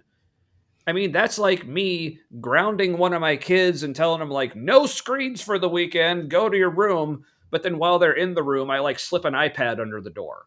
Like, well, I mean, he's doing the same thing our president is doing, where he's making a problem and then flexing while he solves it. Like, that's, yeah. Donald Trump is the perfect. He is the perfect avatar for America at this point in time. You know what I mean? Like, the algorithms have birthed us, like collectively us. Mm-hmm. Yeah. Sorry, spilled a little of the wine as I was refilling there. Sorry. Yeah. I want to say real fast. So I got this theory. All right, he has surrounded himself with only the people who want what he wants. All right, so it doesn't matter that he's senile as fuck and probably can't tell the difference between reality and fiction in his head, or somebody else's fiction from AI. But he doesn't have to, because all he has to do is be alive and be surrounded by the people who want what he wants. And so, yeah, they're kind of controlling him, but it's still what he wants for the most part. Right. It's still the kind of thing he wants, which is like a religion. Like the leader of the religion, Jesus didn't have to survive for a bunch of assholes to keep saying the same things he did. It's kind of the same thing. You would think, yeah. He surrounded himself with people who think what he thinks, and I want to go back to this. I hate this movie. It's so predictable. Yeah, but I just want to go back to this because this is cool. Yeah. So Fox says, used to go to shows all the time, less so now, but one of the kids is now going to shows and I keep getting invited to go along with them. So that's fun. That is awesome. Nice. Is that just Nile shows based on the comment I saw before, or what were you talking about? Like just shows in general. Oh yeah. Yeah, but yeah, so my kid, neither of my kids like are really into shows. Like I've gone to actually the first, I was super proud. Both of their like first show, this was back in 2019, like it was in December. This was their Christmas present, right before things shut down. Took them to see Clutch, and Matt was there. And so, that was fun. And so Matt was there. My older brother was there. Another one of my friends was there, but he spent most of the time like up, like in the pit. But we were in a good spot for their age in the room. Yeah. It was pretty perfect. And they dug it. Like I said, I think forever they're going to have like the coolest story. Like their first show was Clutch. Yeah. So, and the people who matter will know what that means. Yes. And so people watch, if you're not familiar with Clutch, check them out. It's just like one of the greatest, just good old hard rock. Bluesy groove metal. Yeah. Really good stuff. Mostly high. But yeah. Neil, like their vocalist, like comes up with some of the best lyrics. Like one of my favorites, I can't remember what song it was, but I think it was on their Earth Rocker album, which is a fucking fantastic album. But the line was like, "Some people think my mind is a ghetto. Obviously, they've been gentrified." Yeah, that's weed tunnel vision. All the same. But anyway, but then my son's second show, because he wanted to go, my daughter didn't, because she's just not really into shows. And even after going to this show, he says because he's also kind of like introverted, ADHD, maybe some other things as well, hasn't been diagnosed. But I took him to see VNV Nation a couple years ago, which also very proud of that. So yeah. All right. Well, back to Gavin, or do we have more completely unrelated banter? Ready to get back to Gavin. Yeah. All right. Atheism. Most atheists today don't think like that. And so we can ask, is that too bleak? Don't think There's like once French existentialists that are representative of one strand of atheism. Now, I've mentioned that that's just one strand of atheism. Most atheists today don't think like that. And so we can ask, is that too bleak? Why can't we just sort of banish that way of thinking to the philosophy classroom if you take an existentialism class? And as I did, I'll never forget it. 2004, University of Georgia. I'll never forget reading The Myth of Sisyphus outside Peabody. He had like jazz shoulders for a second. He's like, right in the middle of it. But yeah, let's see that again. Like, do we have? Is this our new like cervical scoop moment? I don't know, but look at his eyes. The freeze thing we had just a second ago. That was the basis of. I remember that boy. Look at it, isn't it? I can't look. It's too smooth. I can't look. It's like, what is he remembering right then? Yeah. That was a wiggle. It was a substantial wiggle compared to like how he's been previously. What is that memory? I don't know. But let's dig a little deeper into that, Gavin. Let's take him back. Let's see that again. Take an existentialism class, and as I did, I'll never forget it. 2004, University of Georgia. I'll never forget reading. Somebody definitely blew him.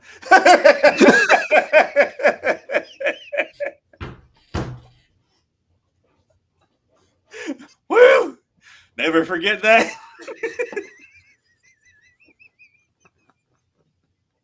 It's only this funny in my head because his affectations have been like so flat and kind of predictable up until now, and he's like, woo! Compared to I just love this quote in isolation.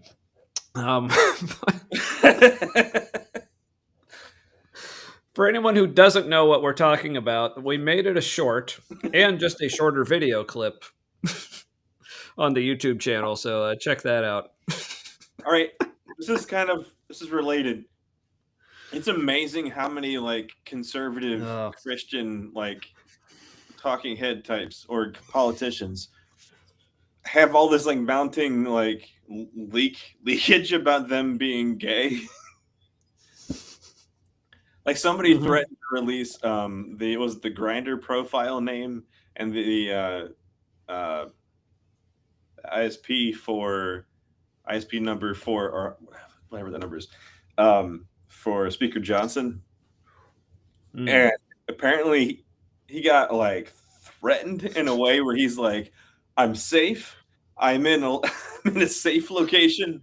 He's like, I've shared the information with several other people. So even if he's like, I am not suicidal. I have no plans to harm myself. Yeah. So he got like legit threatened, and I'm for sure his attorneys have the same information he gave to other people. But yeah. And Marco Rubio, there's a video of him supposedly at a foam party in the 90s in Miami. He's dancing on the stage. I'm not saying he's blurry. You can't tell for sure it's him. However, if you think in your head, what would a blurry Marco Rubio look like dancing on the stage at a foam party in the 90s? It does not look like that. All right. Well, hey, Kip's back, so I feel like he's missed out. So let's make sure we go back far enough here. So yeah, because must have been quite the class. Apparently, it was quite the experience. All right. Okay, so I feel like if I've accomplished nothing else in my life, then I've been a part of a phenomenon like the cervical scoop moment. I can die happy now. So, but anyway, all right. Let's make sure I back them up because there wasn't anything else I had to say at the time. Cervical scoop. I just liked the reality where that happened, and so I did it. Yep. All right. I didn't know what was happening until I did it. That was. All right, so let's make sure I backed them up far enough here. And so we can ask, is that too bleak? Why can't we just sort of banish that way of thinking to the philosophy classroom if you take an existentialism class? And as I did, I'll never forget it, 2004, University of Georgia. We got to clip the blew him part out. Yeah. For sure. Yeah. And as I did, I'll never forget it.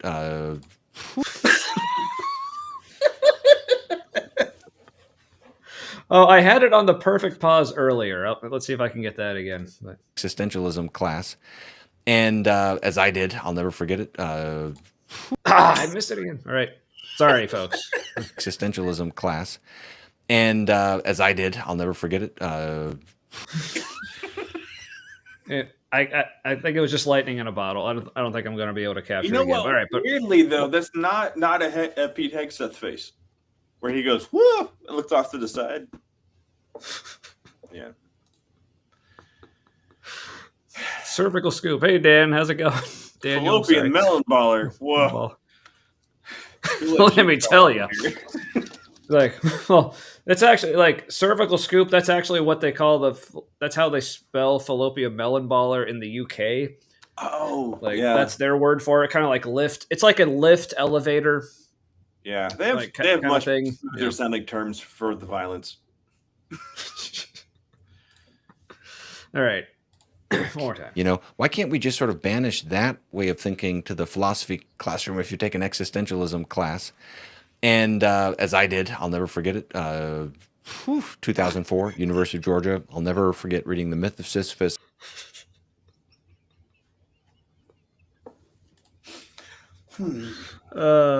That's good. Yeah, he looks like he uses like actual petroleum-based products in his hair. Like the old-fashioned kind. The kind that like gives you cancer, but slowly. patriotic cancer. Doing my part. The kind that actually does make you piss red, white, and blue. Oh, Like, blue. What the hell? yeah, you don't want that. I don't think you do. Yeah. All right. So one more time, and then are we ready to move on after the one more time? We good, everyone? All right. So enjoy. Classroom if you take an existentialism class. And as I did, I'll never forget it. 2004, University of Georgia. I'll never forget. Devil went down to Georgia. Or he went down on the devil in Georgia? Is that... He uses Vaseline. Probably else. 90K. So does anyone else, like, I love to do this, like, to my kids, like, to make them, like, cringe. It, like, that, the, like, initials IKR, like, for I know, right? Like, but I like to, in situations where it's appropriate to say, like, I know, right? I just enjoy saying to my kids, IKR. And they think that's hilarious. They don't. But that's why I always do it. Well, hey, you're in the right place, Bart. Can I call you Bart?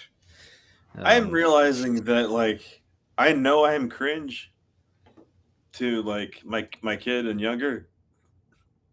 Some of the things I do or say, and, like, even wearing certain T-shirts is cringe. Younger generations just wear, like, blank shirts. So you have something on your shirt that's witty in any way, you're immediately like the new grandpa. See, my kids, like, I guess it's really just my daughter. She's the only one who cares. My son, he doesn't care at all. But as far as, like, because, like, I always love having shirts with stuff on them, usually bands, or just, you know, when I feel like being a domestic terrorist or whatever we are now. But yeah, good luck, honkies. Yeah.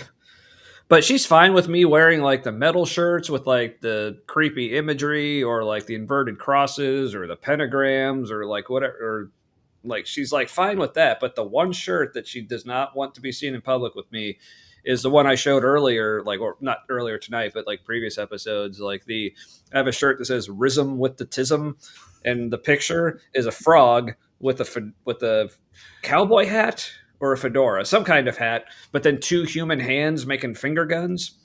She's like, I don't wear that. I didn't even tell you, but hey, at least they bought it, so the kids are finally making you money. That's a change. So one of Kip's kids bought one of his shirts, but didn't tell him. Yes. Yeah, but that is a Dr. Kip shirt. So yeah, go to his store, check it out, and check out with a shirt. Yeah, I think if one of your kids, if they're like, you know, 5th grade or higher, they're gonna buy one of your shirts, you know, but they're gonna be cool about it and not tell you. You're like, you get to know when they wear it. That's how the parents of the cool kids find out. Like, that is touching when our kids do stuff like that, but don't tell us. But yeah, it's all good. Oh yeah, I would compliment you for this shirt as well. Yeah, Elmo, Big Bird, Oscar, and Cookie Monster. Like, everything I know, I learned on the streets. Yep. No shit, man. So, like, old school Sesame Street, like, it got a little fast paced for me. But I'm also not a child in the modern era. But like the time when Mr. Hooper, like, died in real life, and on the show, like, the characters grieved about, like, Mr. Hooper, but, like, they all knew him, and so, like, they're actually, like, doing the grieving on camera, and it was that was one of the best teachings on how to process grief, and I learned about death in a big way from that. Yeah, man. Yeah, that was huge. But yeah, man. Then I have the T-shirt, but if only I actually knew how to, like, actually do that, at least on purpose. But But well, hey, well, I'm autism, possibly ADHD. So yeah, I'm not convinced the ADHD isn't on the autism spectrum. At least the like ADHD, the inattentive type. I haven't met anyone just like in my regular life who is the inattentive type that doesn't like get a lot of like affirmation from looking at their stuff like through the lens of autism. Mm-hmm. Yeah. Now, I also will say I haven't been officially diagnosed with anything because it's expensive, and also RFK. I kind of don't want to be put on a list right now, but yeah, the list. There was one, but the one thing that my therapist like has been qualified to say, like she does say, like I don't know if diagnosed or whatever, but generalized anxiety disorder, which the name of that just amuses me because it's like it's not a specific anxiety, it's kind of just jack of all trades. Anxious. Yeah, like so what are you anxious about? Oh, just gestures vaguely at all the things. Yeah. What are you anxious about? Well, I don't know what's happening. Or one of my favorite memes is like anxiety, like it's supposed to be like dialogue between you and your anxiety, like anxiety, aren't you worried? Like, me about what? Anxiety, I don't know. Me, oh my god, you're right. It's just like a shitty feedback loop. I know, but hey, some say generalized anxiety disorder. I prefer to say like my anxiety is like a Renaissance man. My anxiety is a polymath, if you will. Not exclusive. Yeah.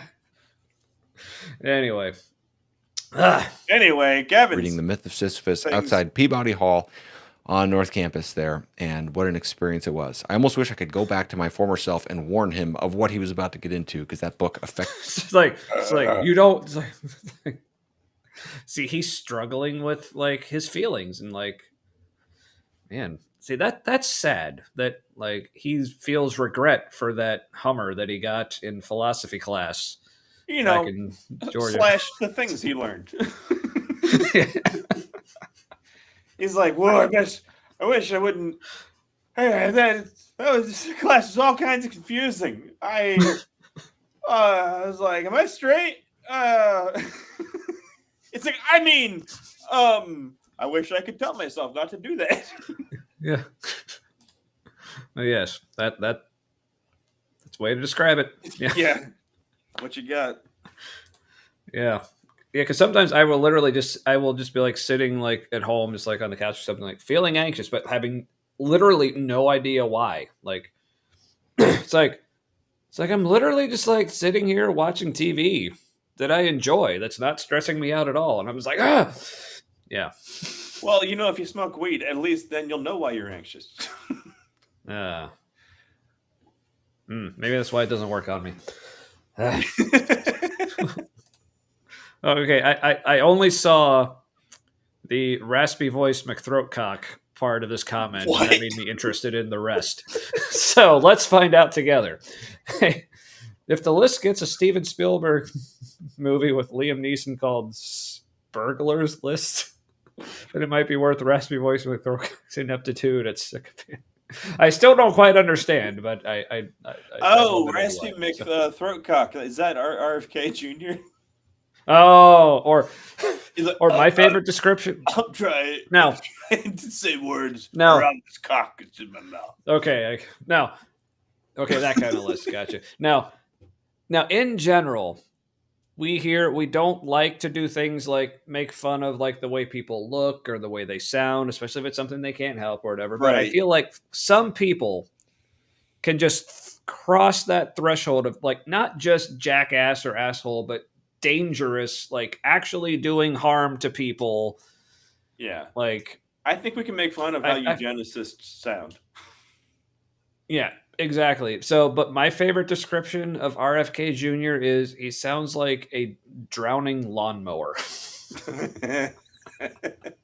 Speaking of drowning lawnmowers, That's the sound of the voice that corrected Trump while he was trying to pronounce acetaminophen.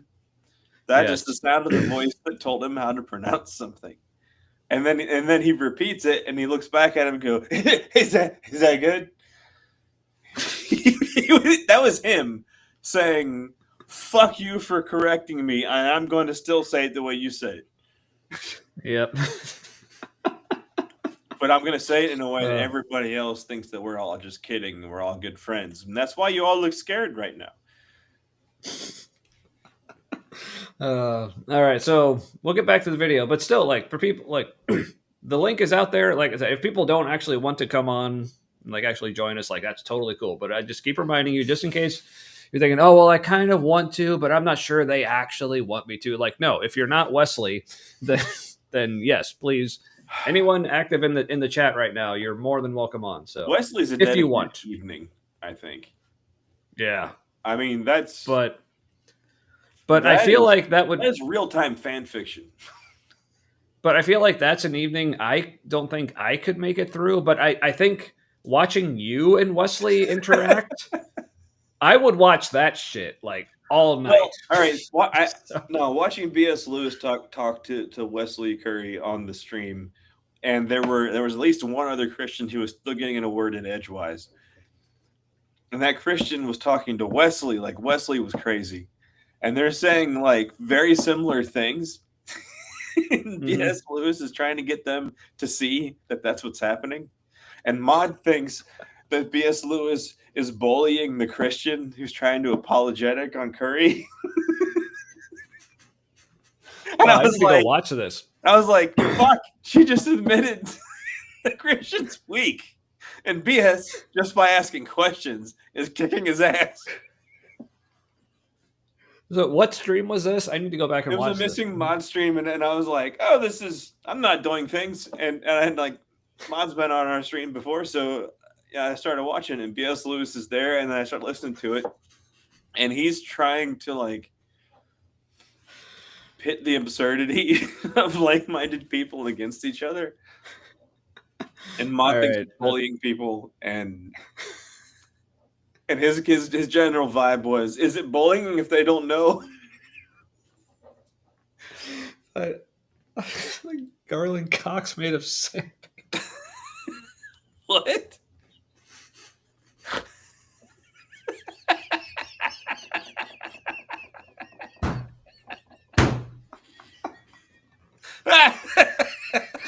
Okay, that wins. That wins. Oh, that just blurred with movie 7 in my head for a second. That was not political. Like that made me see colors.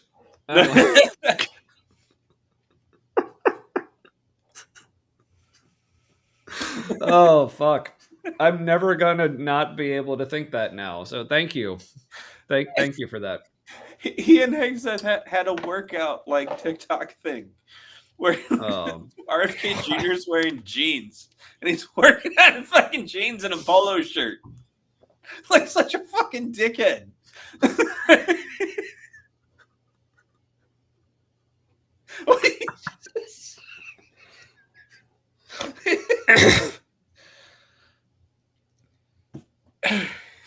The only thing that's missing from that picture is just him going, where are all the teenagers at?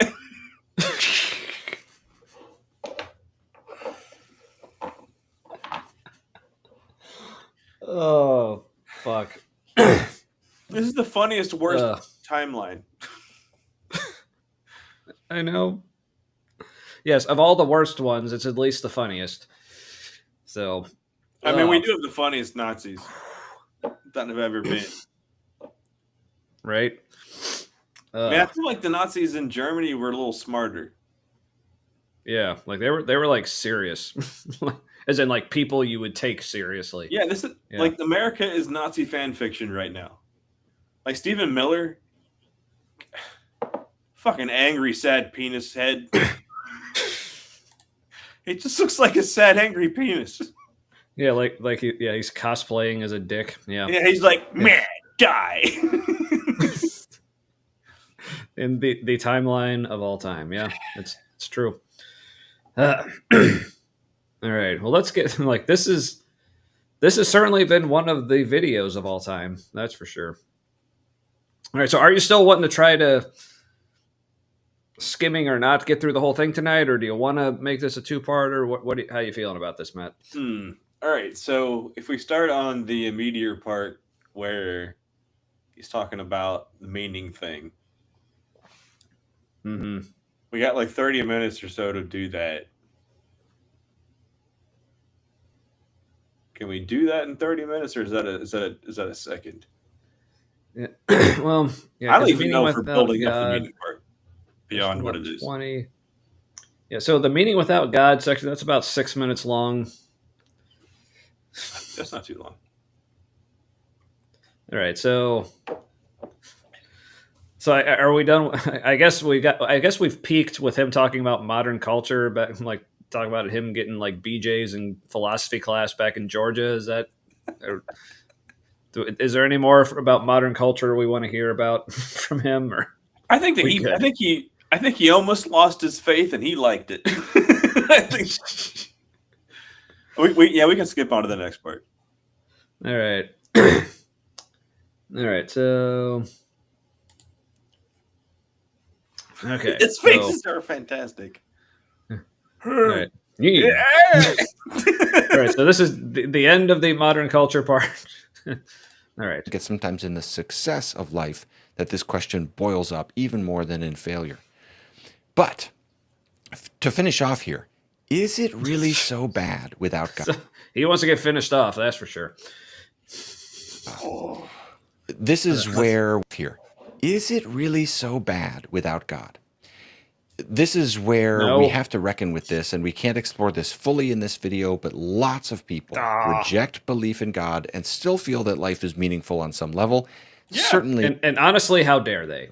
Maybe more meaningful. Like, the broader your awareness, the more meaningful your meaning is. Yeah. Or what I would say, maybe just like a quality over quantity of the meaning. Because, like, yeah, it's not. I don't know if I call it like more meaningful in the sense of saying there's more meaning, but what meaning there is that I find in my life, I feel is just so much more genuine. Like, because it's me, like it's mine. So he does have Romulan eyebrows. Yeah, but my philosophy from that day forward was that blowjobs in modern culture were like a religious experience. And speaking of finished off, boy, did I. No, and like he has the face of an actor that like would be cast as a Romulan because they can work angular eyebrows. Yeah, they already got him. Yeah, so it's efficient. Yeah.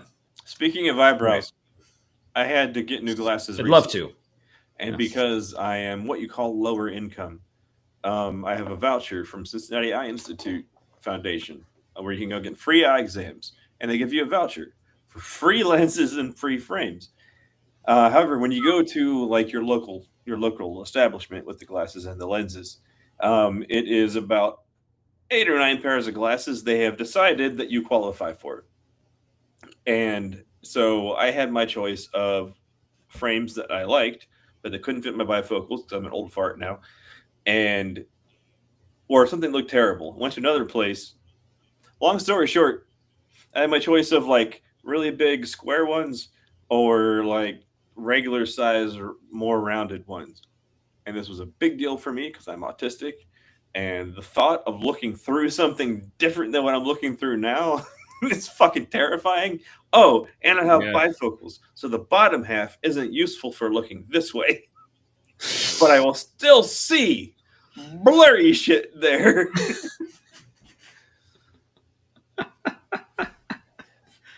But I for real woke up like 2 days ago, an hour early, just to be stressful for an hour about my new glasses that I don't even have yet.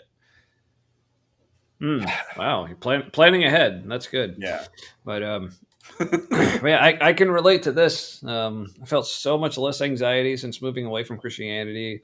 Is it so bad? No, it's so much better. Yeah, like I said, like I definitely went through that period, like in the more immediate aftermath, and I guess still dealing with some like residual stuff from, whether it's like religious trauma or whatever. My wife But is yeah, done with that, overall, uncertainty. I'm comfortable now, finally. yeah. Yeah, but yeah, overall, like, would I go back? Like, absolutely fucking not.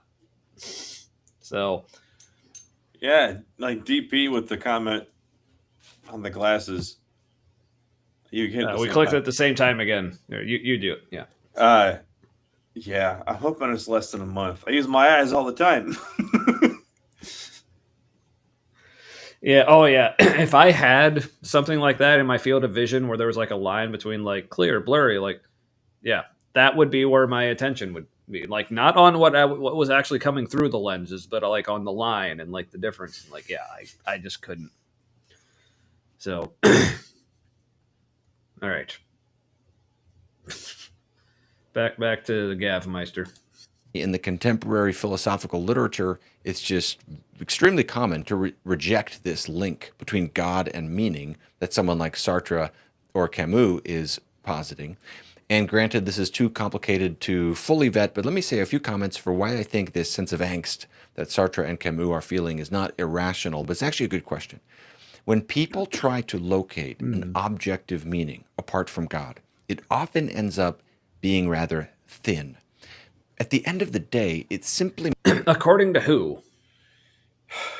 That didn't feel like much of anything, to be honest. Yeah. What? Von Nuremberg? You mean like Nazi trial? What the hell? Oh, he does have that haircut, though. Yeah, I was about to say, yeah, he's got... Which, I mean, I don't peg Gavin as that kind of no, not at person. all. Like, I have no idea where he is politically. But in my head, I know he's Christian, obviously. I'm not saying he's not a Nazi.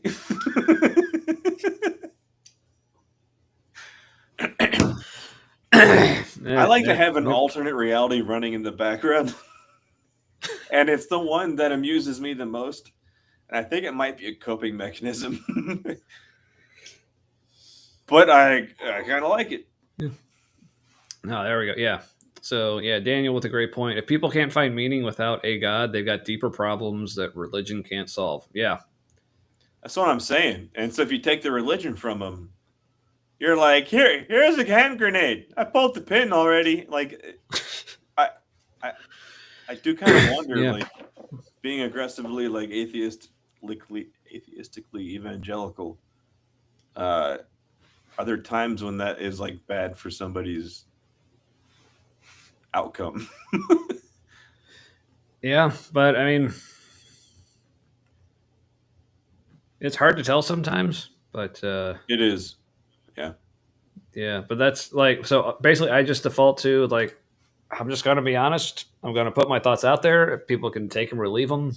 Like I said, we do the show. Like, I post on like social media a lot, but like, I'm never like in real life, like going out and like forcing these conversations on people. It's not like, or even on social media for the most part. Even like I still got like tons of friends and family who are Christian, and they'll post like Christian shit all the time that like bugs the crap out of me, and I want to say things on it so badly, but I'm just like, okay, that's what they think. I'll just let it go. The only time I ever do comment is one, if I think they are, well, if they are someone who before has told me like they are interested in having these kind of discussions with me. So, okay, I'll go ahead and like start, throw a comment in there to maybe start a conversation or whatever. Or if they're saying something that I think is just like flat out like dangerous and harmful, I'm like, I want to point out, like make them aware of that.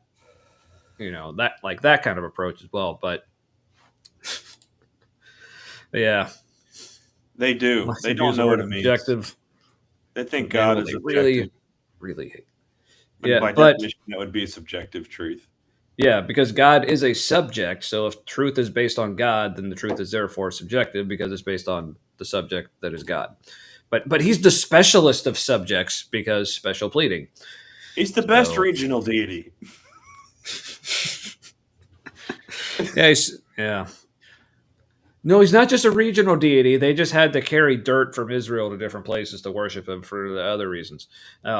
That's just the period where they discovered what was the real regional war. Never mind. Don't ignore that.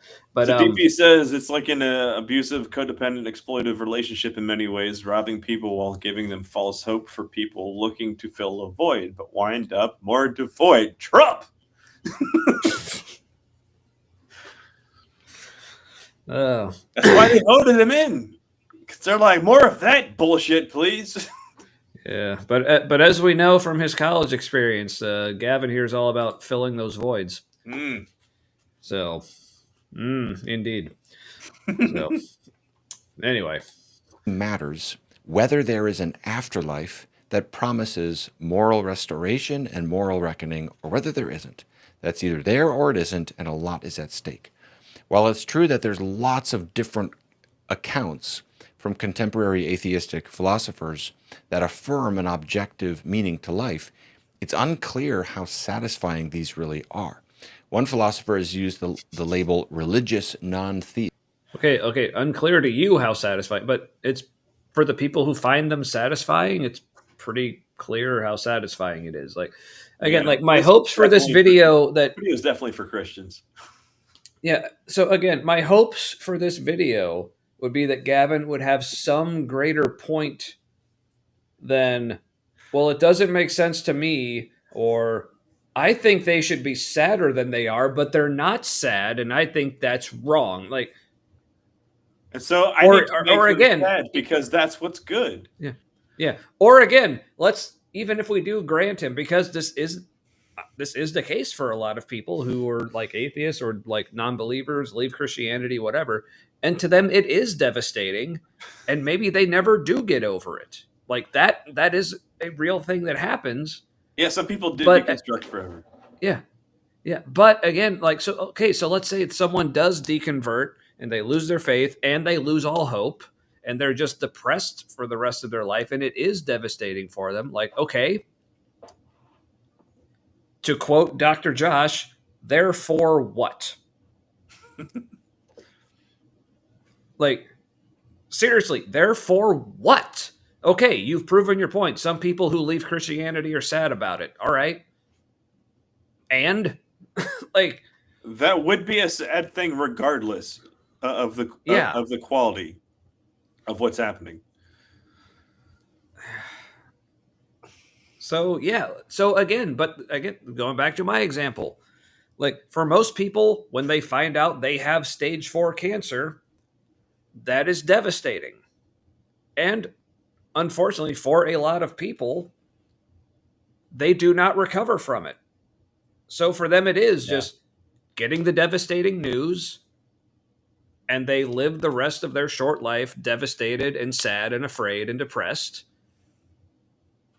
Like, okay, I mean, not okay, but therefore what? Like, so it's like Gavin saying, like, so we should stop telling people they have cancer because it makes them sad. Like, is that what he's getting at? Like, I do not understand the point. It's better to get square with reality as much as you can.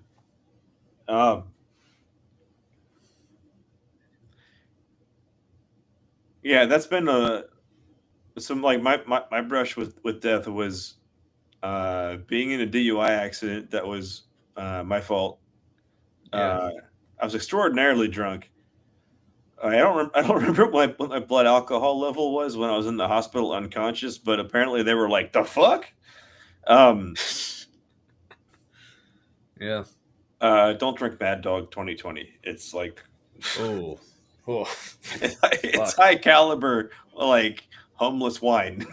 So, that's what I was drunk on. Anyway, I survived that, and like not exactly physically possible to survive it because I was on the highway in a Chevy Cavalier 4-door, 90 something, and I got T-boned in the passenger side by a semi.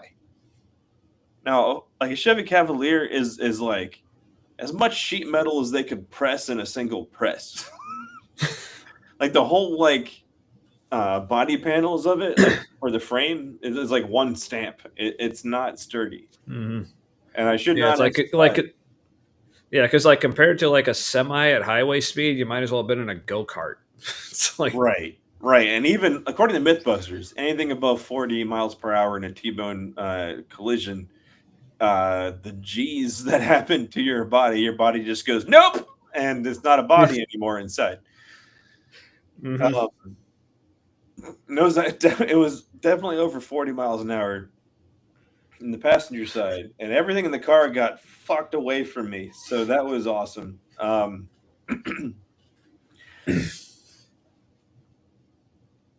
But coming to grips with, I didn't know why I survived, and I had the faith thing for a while, but that stuck in my head. Like, I didn't know why I was still here, and I assumed there was a reason, and that was crippling because like I didn't finish college. I'm just doing whatever the fuck like to pay bills that thinks I'm qualified, and being the smartest person there most of the time. It was hell. Right. But yeah, like I had a lot of peace realizing there probably wasn't a reason. Yeah, that's weird that happened, and the physics didn't do the dying thing for you. Yeah. But like I have no idea why, and I don't fucking care anymore. Yeah. Or if you want to find a purpose, which in a way is kind of funny because it's very counter to a lot of the like Christian narrative about purpose. It's the thing I told you about me that like makes you cry every time I mention it. So I don't know if you want me to bring it up now. But I just love because it's like I like explicitly helped you being okay with dying. Yeah. Because like so for people who don't know, like me and Matt, like we've been best friends for like I don't know, probably going on like 20 years now, something like that. So like our deconstruction, like basically the whole journey from like super evangelical Christian to deconstruction to atheism, like it was all like happening like at the same time. Like we just kind of tracking along.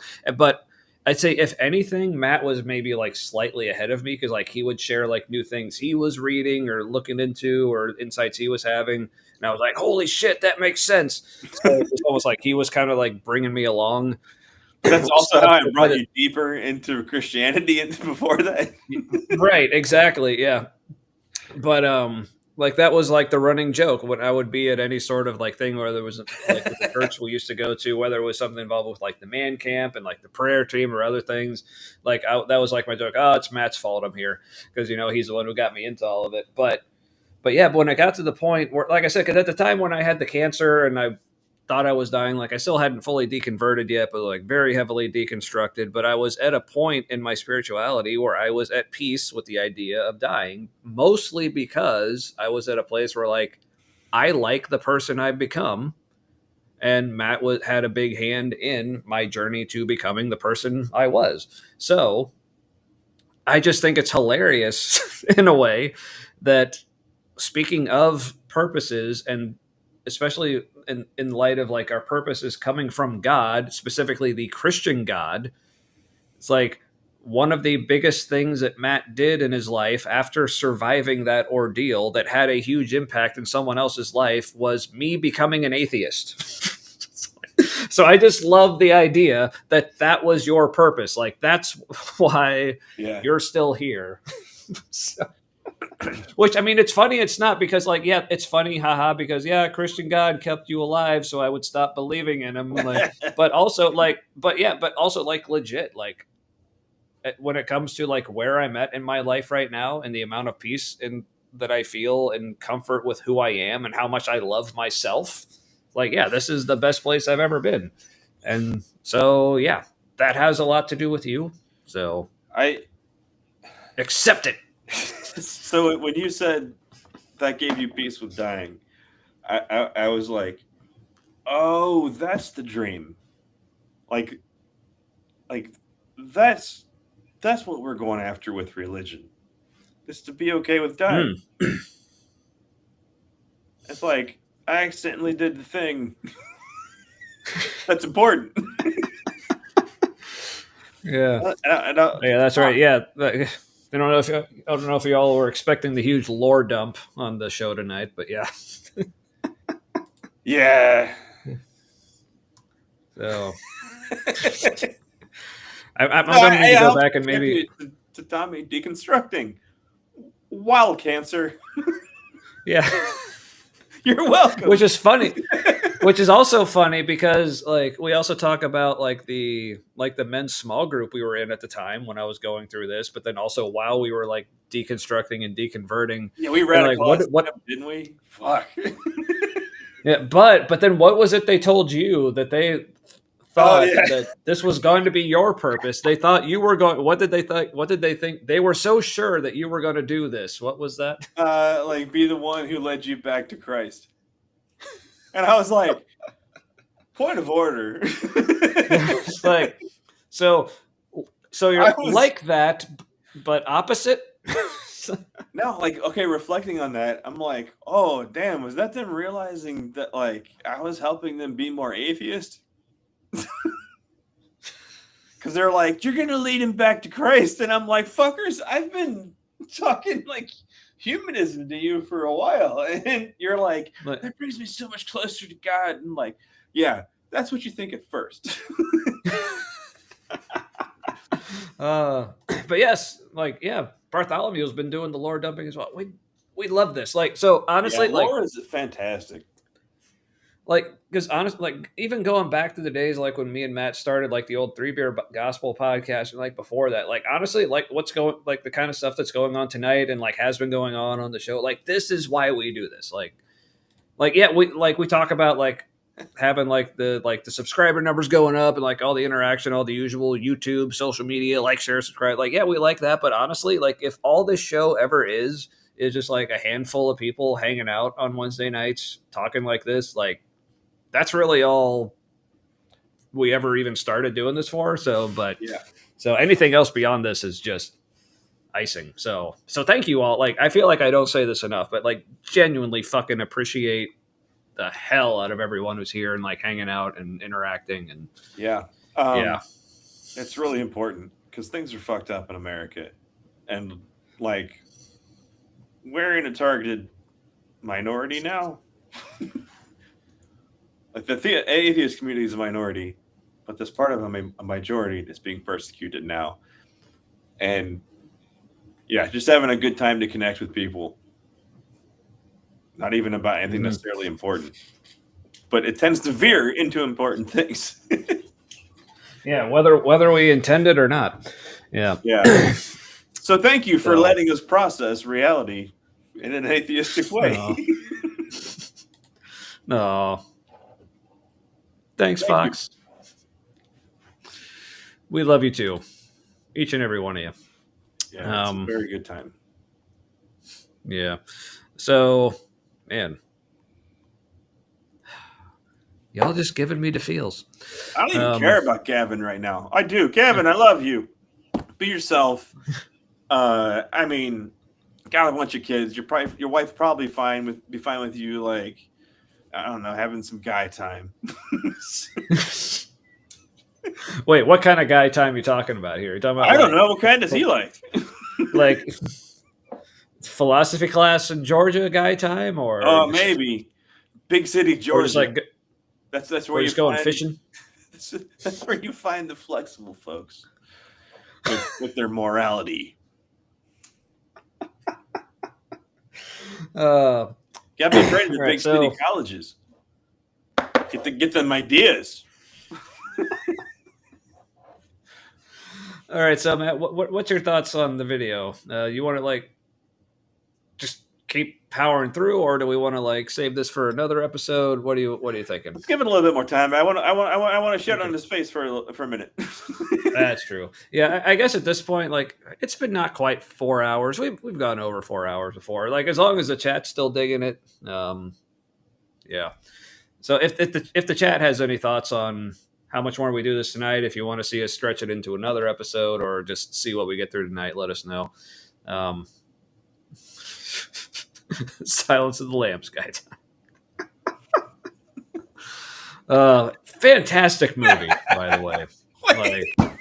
That's remember Barnes. We were at Hofbrauhaus in Cincinnati, drinking like big fuck off like amounts of German beer, and I don't remember what was happening before this, but he's like, "I'd fuck you, Matt Hill." I was like, what?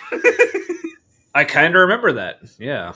And wow. He's like, I'm not gay, but I'd fuck you, Matt Hill. Thanks. It's like, no, if you're not gay, don't think that. I mean, if you are, fine, totally cool. Happening? But you're saying you wish you were gay so you could fuck me? First of all, not necessarily going to happen.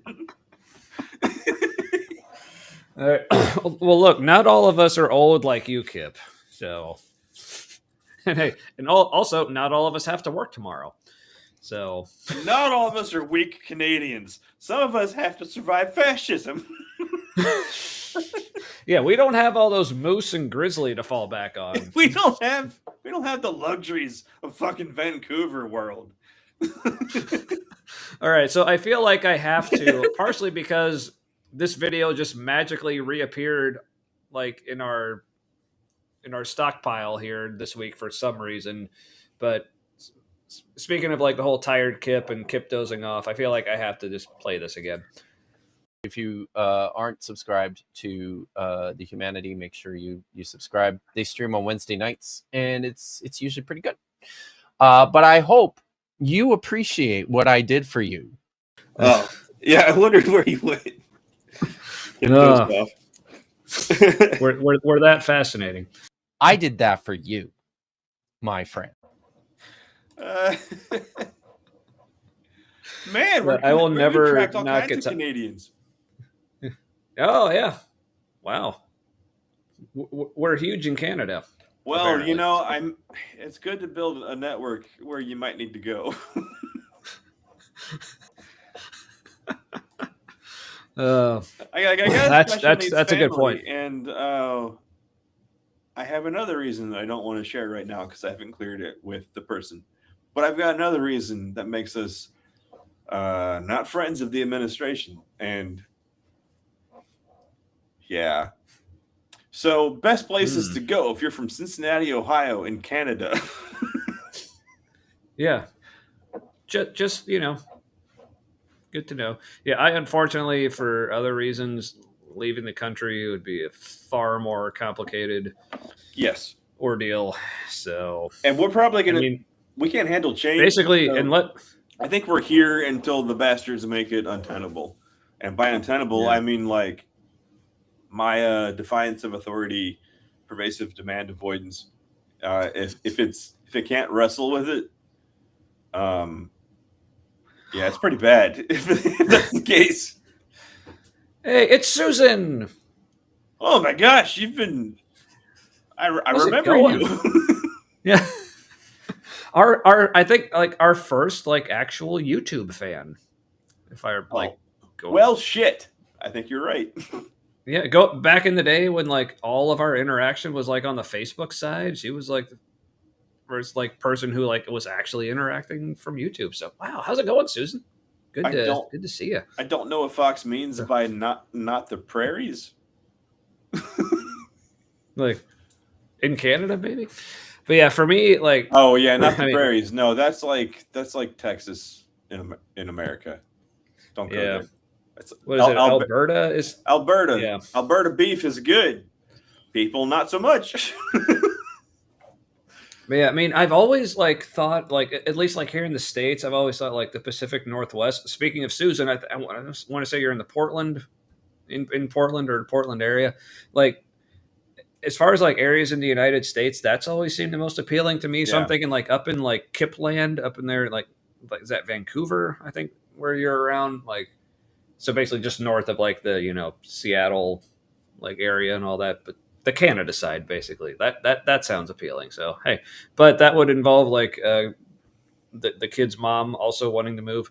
So, but yes, in Oregon. Yes. Cool. I think it's really funny how Trump is trying to pick a fight with Portland right now.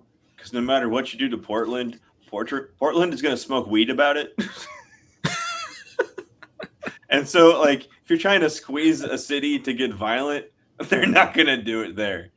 They're more likely to get high and make fun of you. Like, the sarcasm is going to hurt your feelings so much. And in a sentence that I am like unreasonably pleased to say, like, there's a fox in Kiplandia. I don't know why, but just saying there's a fox in Kiplandia just makes me All right, really speaking happy. of Kiplandia, So I gotta tell you that like I live near a part of Cincinnati called Indian Hill, and Indian Hill is like upper middle management white people land. It's like more millionaires than you think should be in one place at one time, and it's just gross that it's possible. But because so many TV shows in like the late '90s and 2000s, like early 2000s, were filmed in Vancouver, like all of the upgrades and tweaks and like rebuilds in that area have that like Vancouver style of like tapered four-sided column shit going on with like stones underneath. They don't realize they're patterning it all on like a more liberal part of another country. It's just they've seen it on TV and there's happy times on that show for them, and they're like, my house should look like that. And sorry, design school gripe. I blame the trauma. right, yeah. But yeah, if Oregon, Washington, California joined Canada and became Cascadia, yeah, the U.S. would be screwed financially, lose access to specific shipping lanes. Thought about to tread carefully. Yeah, that would make it super appealing to move to. But but where I'm at in Cincinnati, it's like so I'm in West Price Hill, like basically the general like Price Hill area. Three major demographics: African Americans, a largely like Latino, mostly Guatemalan immigrant population. Yeah. All the rest is a bunch of white people who are super upset about the rest of the population. And that's like, their happy place. Being upset by their racism is their happy place. Like I'm in a part of Cincinnati that is historically very white, and the neighborhood next door is for this part of Ohio was like historically radically integrated, and we looked down on the people from the integrated area, and like that's my upbringing. Mm-hmm. Is black people, they're questionable. White people, right. So depends what you did to a black person. Like that's that. All right, that was so are we? How I grew up. So are we continuing with Gavin? I don't know what else is. Yeah, let's hear Gavin. See what he says. Okay. Ism as a category for some of these options, and this gets at kind of the paradoxical nature of this idea that life can still have a religious-like awe and transcendence and richness that we all crave, even apart from any god or gods. No! And it's intriguing to think about this, but you know, it's this old is idea. Is it intriguing? Think about it longer, Gavin. Yeah. Like, dude, you're so close. You're almost there. Like, he's like, I marveled at that question. Did you try to answer it? Yeah. Like keep marveling, dude. It's like dude, like reality is deeper. It's like there's this part of his brain that understands why people can still find meaning in life without a god to give it to them. But he's like, the other part is just won't let him. It's like, it's so sad. He goes far enough to use what he has learned from his journeys to help the Christians, but like it's not far enough to actually like wreck anything. If you're not going far enough to wreck anything, then what you have isn't strong enough to survive the reckoning. Fuck, that was good. No, I don't know if it was. It tickled me. I was like, I'm saying words and I'm rhyming ideas. Fuck, what's happening? Right. All right. Yeah. So if he has to preface it with even without a god, he's negating his own point. Yeah. Because you have to assume that possibility. That is dangerous. Yeah. Gavin. Yeah. Yeah, sassy boy. Yeah, but yeah, he has to ascribe awe and wonder to a god. Gods. That's terribly small-minded. Yeah. But hey, I mean, the feedback's good. That was good. That was good. So hey, I'm not even sure what I said. All I remember is those words sounded together, Yeah. and my soul went, "Yay!" Yeah, and also, if I'm honest, I was like kind of having one of my like zone out moments during that, so I don't remember what you said at all. But have learned that I disengage mentally from impactful moments. Like when I have a counselor therapist, and so when I'm talking to her, who I think is probably autistic as well. It's a mystery currently. I don't remember what we were talking about. Like jog my memory. This is the best. All right. So Susan's in the same boat. I remember now. I was gonna say every time when I'm talking to my therapist and I get into something that is like one of those things where like I don't know what's on the other side of this. Whenever I get to that moment, my brain's like, no, and I can't think of anything. So I can kind of see how Gavin's mind would kind of do that, where he's like, well, that's threatening, isn't it? Things. And then he starts talking about God again. Yeah, kind of like just threatening. Like kind of like how like the book of Ecclesiastes is like as an atheist, like maybe one of my favorite books of the Bible for most of it. Because like meaningless, meaning like everything's meaningless, like everything's vanity, like things are here today, gone tomorrow, like just eat, drink, be merry, whatever. But then, and all that's great. It's basically like we want to call it like nihilistic, existentialist, absurdist, like whatever kind of philosophy. But then he ends it with like, oh, but at the end of the day, just like fear God and keep His commandments, because that's the real purpose of life. It's like, oh, you ruined it, man. Like commandments are bullshit. You were doing so well. Fuck the commandments. I'm trying to put those in our schools here, and like the first 5, all right, like they were good for a time. Second half were very specific to a particular time, and like don't really transfer. Well, I mean, the do not kill and do not steal; those are. Well, it's do not murder, and it was only what was counted as murdering a fellow like Israelite or Hebrew person. That was considered murder. Like killing other people was considered war or defense or awesome. I don't know. Yeah, it was considered awesome. Yes, I mean it was a twisted time. It was probably awesome. Right. All right. Killed that guy. What the fuck was his deal? That was a good time.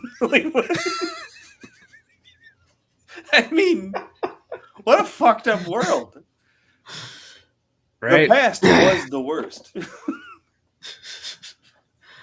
Right, and they'll probably be saying the same thing in the future about us, which, fair enough. But no, in America right now, the ethos is the past was the best. Fuck off and shut up. Anyway, oh hey, we got a new voice here crossed over. I hope I pronounced that correctly. Please correct me if I'm wrong. Why should we not be allowed to murder if atheism is true? Well, first of all, like welcome, if atheism Christian. is true, like first of all, so many. So let's just. I'm just gonna assume that what you mean by if atheism is true, just if there is no God. Okay. Because people don't like it, and we have empathy, and we realize if everyone just like murders whenever, then that's detrimental to having a functional society and the goals that we all want and want to achieve. So I mean, it's pretty obvious. Like, also, it's really flooring me that YouTube sends us Christians who don't know they're atheists and have like names that kind of make it sound like crossed over to what? Are you deconstructing? Do you know you're deconstructing? I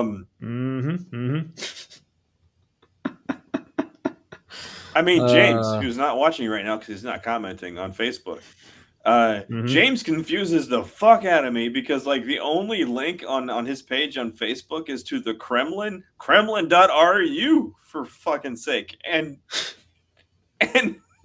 there was this one time he thought I was being like so anti-Semitic I was like defending the Holocaust. And then he came back. I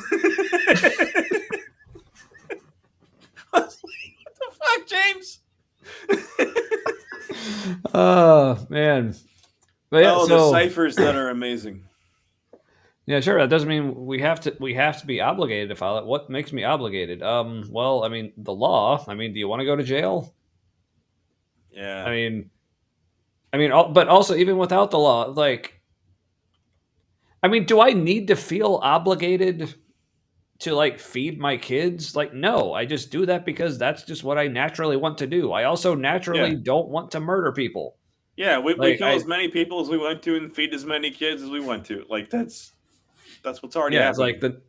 It's like so again, this whole idea that like Christians and a lot of theists seem to think that like, well, unless you have an external deity or a god or whatever telling you to do stuff, you're not going to do it. It's like no, that's a lie. You're one of those people. Like when you were a kid, before you had a deity, there were things that you automatically did and things you automatically didn't do. You don't need a god to make you do good things if that's what your brain and heart already do. Like, why do we have laws against anything? We have laws against things that people don't like. We have laws against them because we don't like them, and we are people. Like, also, let's point out, not complicated. Let's point out the confidence that Crossed Over has. Never been here before. Coming in with the preachy points that like are just the things that you say. No context about what any of this is, where we're coming from, where we are now. Just the assumption that they've got fuck all to answer or to offer, not to answer. And yeah, I am so amused by that.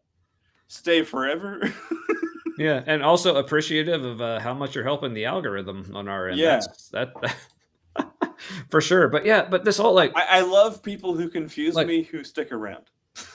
Well, because also I love the questions like, why is murder wrong? It's like that's kind of a tautology because murder is defined as wrongful killing. Yeah. So it's like, why is a thing that's wrong? It's like, because obviously not all humans agree that killing period is wrong. I mean, that's why we have militaries and like killing out of self-defense or whatever. So basically you're asking, why do we think this thing that everyone thinks is wrong? Why do we all think it's wrong? It's like, because we think it's wrong. That's like saying you gotta have belief in order to believe. That's a deepity. Yeah. Yeah. I mean, it's like asking like, why do we think stealing is wrong? It's like, because it's the like wrongful taking of property from someone else. It's like, okay, just the general idea of someone possessing something that used to belong to someone else, like that's pretty like inert, like because people give people stuff all the time. Like I might give Matt something that belongs to me, so if I want him to have a thing that belongs to me, that's fine, but it's only wrong because if I don't want him to have it, and that's why stealing is wrong, because like is that so I don't same with shit. Yes. Also fair enough. But when Kip Davis is more tired / drunk, does he use more accented vowels? I guess like I don't have those on my keyboard. Like, it's like what crazy. Oh, hey, you must be on a phone where you can like hold it down and get the accented thing. Like, does he get more sarcastically elitist with his vowels? Like the later it is / the more drunk he is. I'm here for it. It's like, I mean, it depends what you mean by really wrong, but enough people with enough firepower thought he was wrong. So yeah. Also, if atheism is true, it's not a thing that's true. It's just the lack of a belief in a deity. So saying it that is that true is lack of a belief in a deity true. That just sounds like postmodernism, and I don't think you want to be there. Yeah, I mean, it is true that I lack a belief in a deity. So yeah. But is it true that you lack a belief in a deity? Do you really know? Okay. Are you a closet Christian?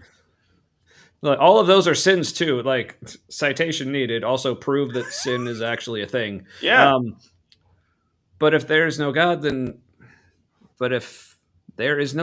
it's not ultimately wrong. Okay, why is a God? Wait, hold on. Have you? It's almost like you haven't been watching the entire stream up to now. So. Do you just go on like random like atheist in quotes stream that like and flex and then like congratulate yourself on what a smart boy, girl you are, they, them? I don't. What do you think is happening right now? Like, do you think you're convincing anyone of anything? These are not good arguments. People that have like questioned far enough, which means not very far, have like asked these questions, wrestled with these things you're saying, and we've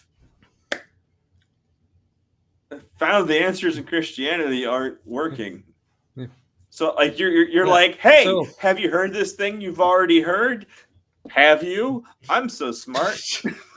Like, it's like, I haven't heard you argue against it. But yeah, but this whole like ultimately, like, things don't need to be ultimately wrong. Right. Like, they can just be like contextually wrong. Like, and even if there's a God, it's wrong from that God's perspective. Like, so yes, it's a matter of opinion, and most humans are of the opinion that they don't like to be wrongfully killed. So we kind of just roll with that. It's like, what's the difficult part? And your beliefs are a matter of your beliefs, which is kind of like an opinion about what's real. So yeah, so like, you're already doing that thing you think we are doing that's bad. All right, so I'm just going to like hide Gavin for a while. We may or may not come back to him.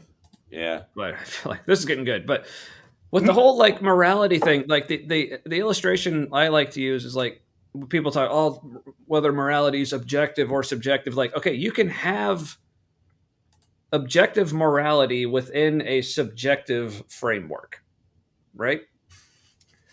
So take like sports for example.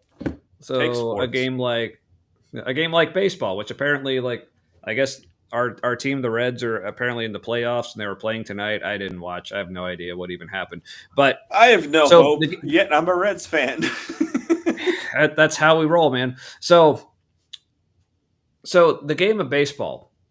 So there are rules in like the MLB, for example, but there is no like grand ultimate perfect way to play baseball. So there is no objectively true way to play baseball.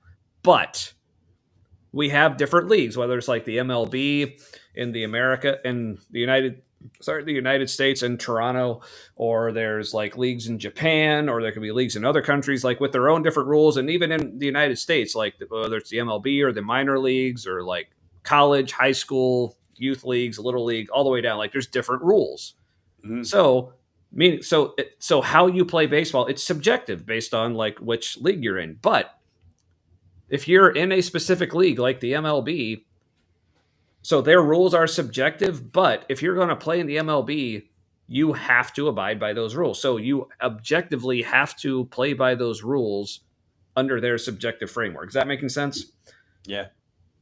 So the same with morality, like human cultures, like we decide like within our culture, okay, this is what we think is moral. And also, because this is the thing that Christians say, well, without God, like then morality is just going to be completely subjective and people are going to make up their own rules and different cultures will have their different ideas. Like, yeah, that's exactly what we see happening all the damn time. So what you're telling me morality would look like without a God is the way morality looks like in the real world. So Crossover said, this is kind of related. If they're not ultimate, then they're relative. And if it's relative, then it's a matter of opinion and you can't just live that out. All of that's true up until you said you can't just live that out. Because fucking watch me. I've been doing it all the damn time. But Fox with another good point. Baseball is pretty fucking boring. That is true. So. And Kip pointed out that humans also don't like to be rightfully killed. That is true. Yeah, it's never popular. According to the person being killed. Yeah. how do I know if striking out in a baseball game is bad or if hitting a home run is good if I don't know the purpose of the game? Well, but you do know the purpose because, again, this goes back to like subjectively, we can come up with objective frameworks. Because, yeah, doing certain things in the MLB might be good, but doing that same thing in like my son's like not whole league for like 13-year-olds, it wouldn't be good. So it does depend. Like, so Jesus was here. Leave that up. So Jesus, I think Jesus was right about. Now I need to find it again. The purpose of life is to live and have life to the fullest. I'm paraphrasing. Like, that's what led me out the door from Christianity and from God. And like, that's still what I'm chasing now is like, what is life to the fullest? What is the evidence for that? Like, what is as objectively as possible? What are the things that like help life to the fullest happen? And how do I do it for other people? How do I participate in that for other people? It's subjective according to human beings. Like raccoons think something.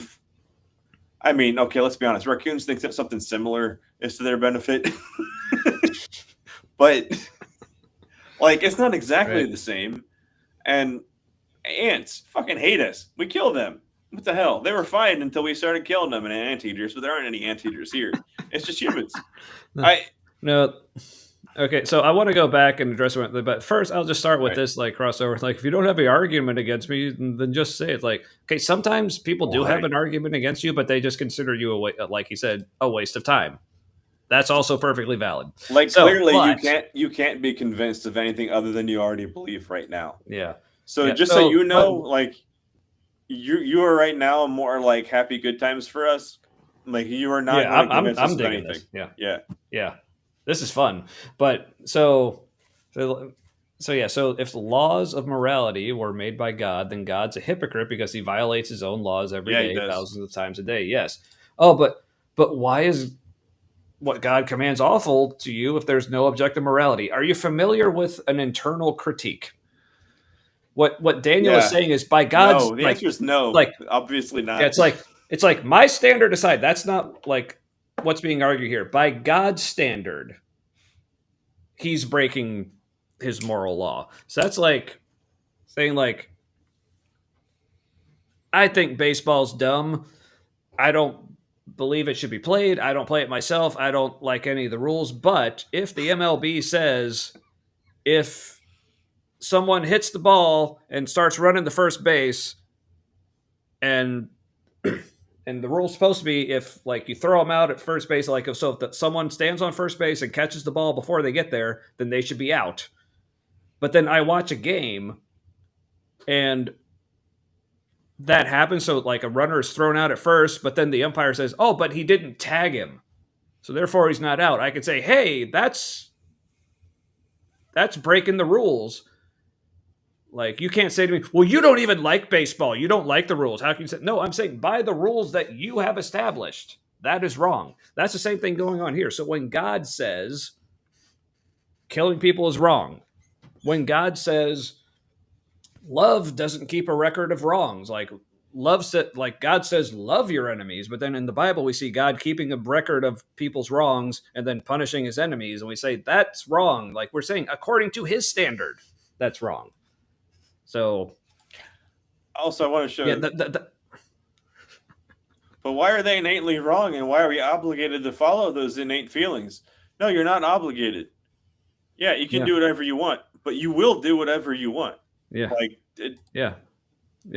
Kip says it here. Yeah, no one is obligated, but there are social consequences for violating social norms. Like, yes, that's why plenty of people still. I don't know if you're aware of this, but a lot of people do still violate the law. And there are consequences. But, man, most of us do it every day in the form of speed limits. Right. But crossed over, it is amusing that you're Yeah, you know how to say the things to make the atheists say the things. So, like, I'm happy that we're feeding like your good times in the reality. Also, you're Oh, not he going to convince called anybody here of atheism a anything. religion. Just a good time. It's like, okay, dude, you cannot be real. Like this. It's like you're saying all the things. Like, are you trying to fill out our bingo cards of like all No, the dumb shit that dude, apologists? have you seen the videos of people who thought that like the end times were starting a few days ago, that the rapture was going to happen?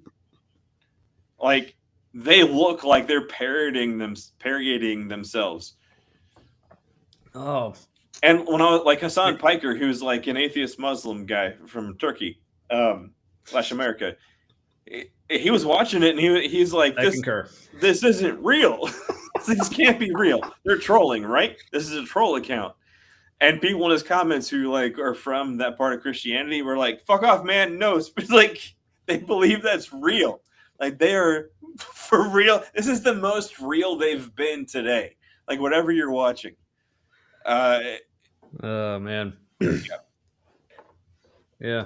It's one man's critique of a set of beliefs is another set of beliefs. Yeah. What do you think you're combating? You're like, hey, here's the true. Here's the true. What do you got? And I'm like, I don't know. That's just true. Yeah. Right. See, Susan knows what's up. Yeah. Yeah. It's just a lack of belief. It's like, so I like to compare when people try to say atheism is a worldview or it's a belief. But oh, before I get to that, Spooky, you're alive. Praise Oh, October, man. it's spooky. I don't know how to fill you in on what's happened so far, man. So Trump thinks we're terrorists. Gavin Ortlund got a blowjob in Georgia. It's just all kinds of stuff. We have a new favorite troll. All right, so but to go back to what, let's see. All right, so Susan said what Susan said about it's a lack of belief. So for the people who try to say that like atheism is itself a worldview or a religion, like it's a lens. All it's saying is, so if you can say that there is such a thing as an atheistic worldview, really all it is just any worldview that lacks a god. That's really all you can say about the worldview, is that it doesn't have a god. Now, what it does have, just saying it's atheistic tells you absolutely nothing. It just means it's like not another thing. Right. I compare it to like saying someone is like a foreigner or an alien. Like, it doesn't tell you anything about where they are from or how that defines who they are. All it tells you is they're not from here. That's literally it. So same with atheists. All it tells you is I don't believe in a god. Literally. Well, why don't you believe in atheism? Because it's not a thing to believe in. I believe. All right, so here's what I believe. I believe that I don't know if there's a God. All I do know is that there isn't any excellent evidence. And when we try to test things that would indicate whether there's a God or not, doesn't seem to be a God. If there is a God, it's more like a deist thing where that God made things, and then those things happened, and God was like, "Well, that's a thing," and that's all that happened. Oh, hold on. Well, if you're not even an atheist, then what the hell are you even doing here, man? Just kidding. Just kidding. You can stay because you're cute, but what? I mean, there's also like the line between deism and atheism is a pretty fine line, which is wacky. Because one of them is like a dotted line. Atheism, technically. It's like, yes, less evidence for the atheistic, because evidence for an atheistic worldview, like, that's not a thing. It's like okay, yeah, there's more evidence for not God than there is for God. I mean, like, you can't, outside the Bible, you can't find anything to say, yeah, God. Yeah. And that also doesn't have a scientific explanation. Oh, yeah, but Kip, like, answer his question, dude. Oh, Like, Kip's I picking use a dude fight. as Crossover, you don't even know. and I use dude as a gender neutral term, so Yeah. I feel comfortable calling Man anyone as dude. well, I So. think is useful in that way. What's that?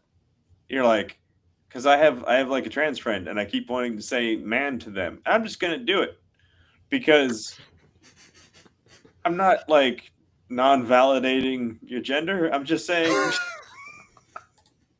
Okay, you have to be a troll. This is amazing. Okay, my bingo card is full. Crossed over. Holy fuck! You gotta watch atheist content because you just don't even understand how much a stereotype you are right now.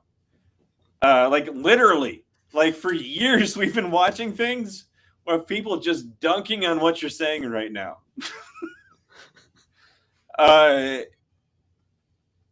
And you think that Like, because dude, we're laughing and we're having the emotions that aren't the same ones as yours right now, that like we're being wrecked or we can't handle it, and so therefore we're having emotions. Nah, man, you just don't even know. Look into it. We're also autistic, so like our emotional expressions aren't necessarily something to always go by anyway. But yeah, they're different. Yeah, most Christians accept evolution. So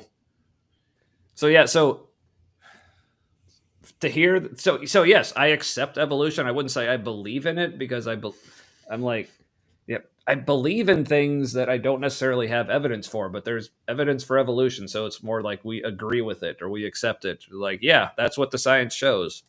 So, but science ain't science. It's Bible. Therefore, here's a diagram. Oh, and he thinks the cosmological and teleological arguments are good. This is, oh man. Where were you 4 hours ago? This could have been the show. Like, do you know how bad? Oh, it's finely tuned. Holy shit. Like, are you unaware of how bad Low Bar Bill like is? Dude, you're like, look, it's dude, right. like everything it's like everything he's saying could be a free space. This is like this is abuse. What somebody did to you and told you these are good arguments. Like that was for real.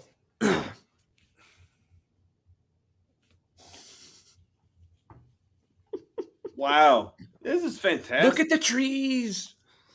Yeah. You've looked into this so little that you don't even get some of the jokes that we're making. Like look at the trees and shit.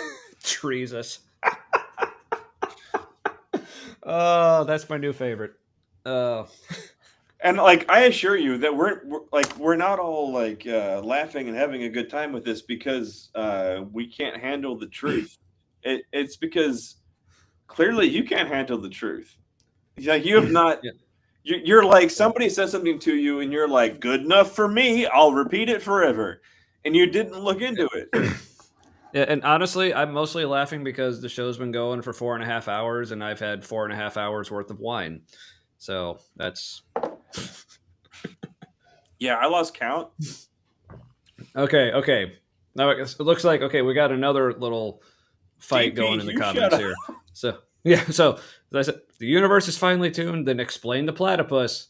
Oh hey, them's fighting words. Apparently, it's like you shut up. The platypus is the closest thing to a god I'll ever have. Look. I think anybody could easily see that's one finely tuned platypus. Sure, nothing else is like it, but it hold on. Okay, I was not aware of this. It can make its own custard. I'm afraid to ask you to elaborate, but I kind of want you to. Well, it has a bill that is extremely sensitive and can it has a deeper understanding of underwater reality than we'll ever have because its bill is like taste buds that sense reality, essentially. And it lays eggs. It seems more efficient than what we do. It's a bloody human covered in water. Let's see. You can't handle the trees. All right, so I want to read through this. That's good. Mocks the platypus. Look at you, God's drunken identity crisis. You don't know if you're a beaver or a duck. Do you build a dam or fly south for the winter? Burn! Let's do both. Let's build a dam on the south. All right, but...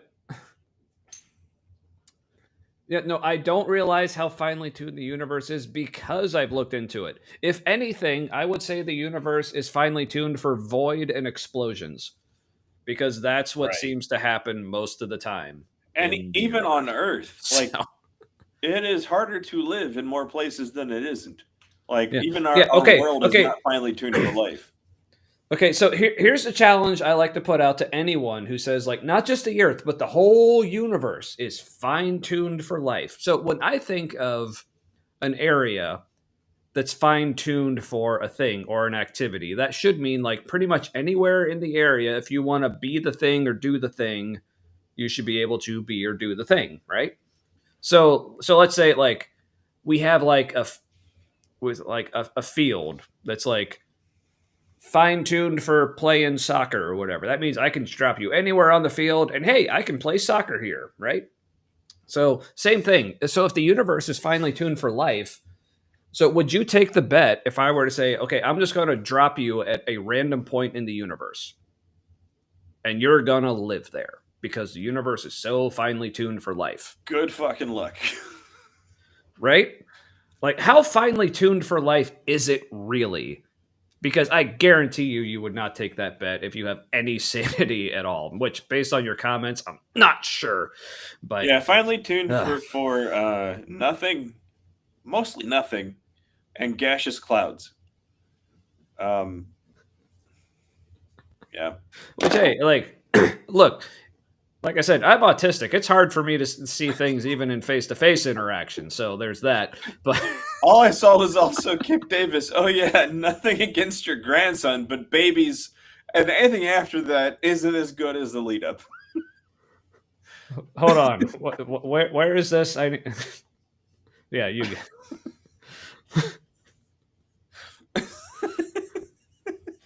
This is true. I've had 2 babies myself. Well, which is why we think they're so cute. Because you're not gonna, you're not gonna try to help save something that is a pain in your ass and secretes things. Yeah, but like I said, like I'm not seeing you as angry. No.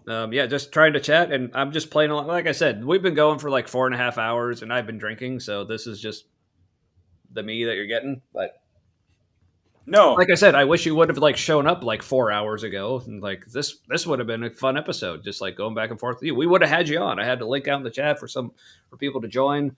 But and if you're heading out, we don't care if it was out of anger. Like, it was just like we were gonna have fun with it no matter what.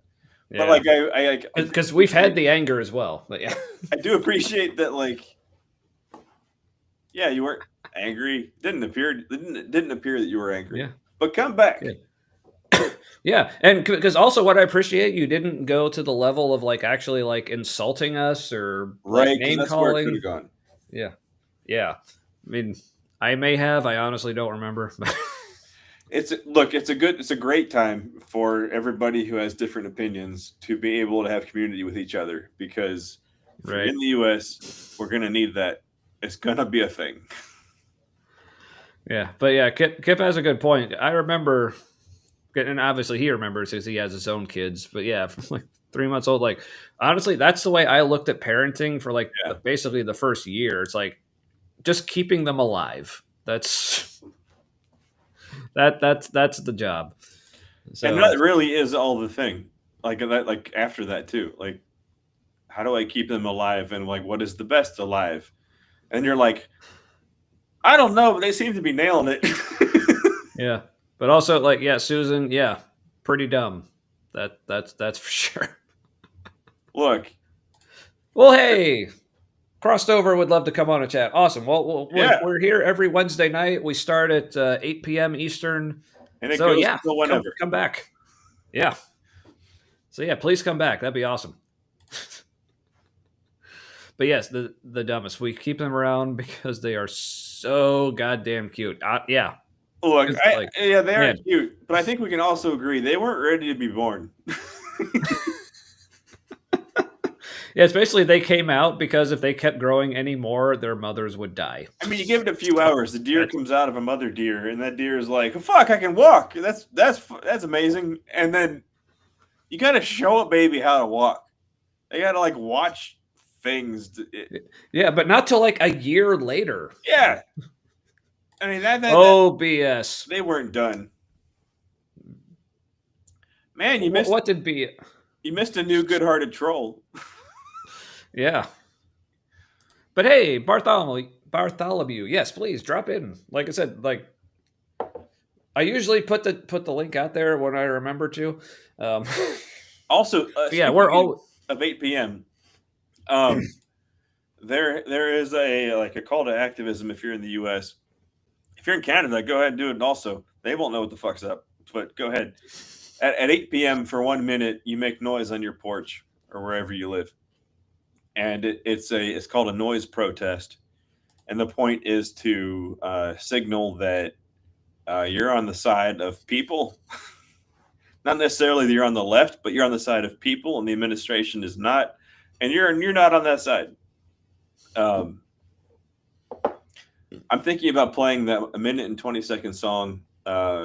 The folk song. It's a fascist protest song. The Day the Nazi Died. Oh. Mm-hmm. I'm thinking about praying. Playing.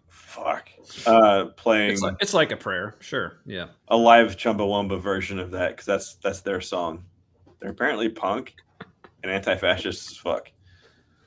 It's like, no, we haven't even started that, dude. So don't worry. No. But yeah, inside it's been a journey, man. Yeah. Do I keep them just enough to keep the CPS off my back alive, or actually put an effort to watch them like a Democrat? I love that. Like, I'm a different person in a lot of people's headcanon. But you have like these mythical versions of me. I don't know if I should correct you.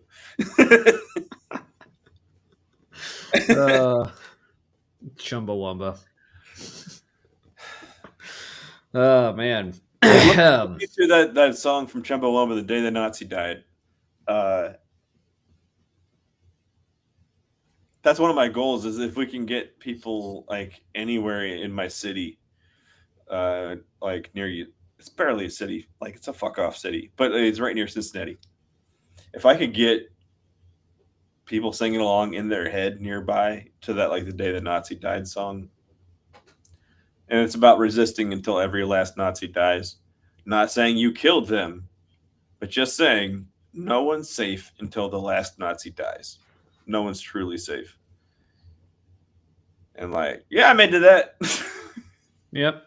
I'm an enemy of the state because of it. In these United States, home of the free. Not so much. Yeah. Definitely home of the brave. Fuck off.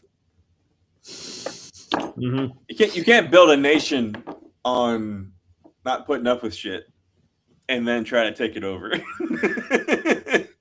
Right? Yeah. You're gonna have a bad time. Yeah. So. Oh man. We also literally don't have the manpower. There's not enough soldiers, cops. There's just not. Yeah. All right. Well, I guess all right. Well, let's get the 1 hour wrap up started now. All right. So yeah. In summation, I mean, fascists gonna fascists. So. I would hate to be on the religious side of this. Igor, my God, that's almost the name of one of my favorite bands. Almost, yeah. Like you're missing an R. Yeah. What color is it? Or two.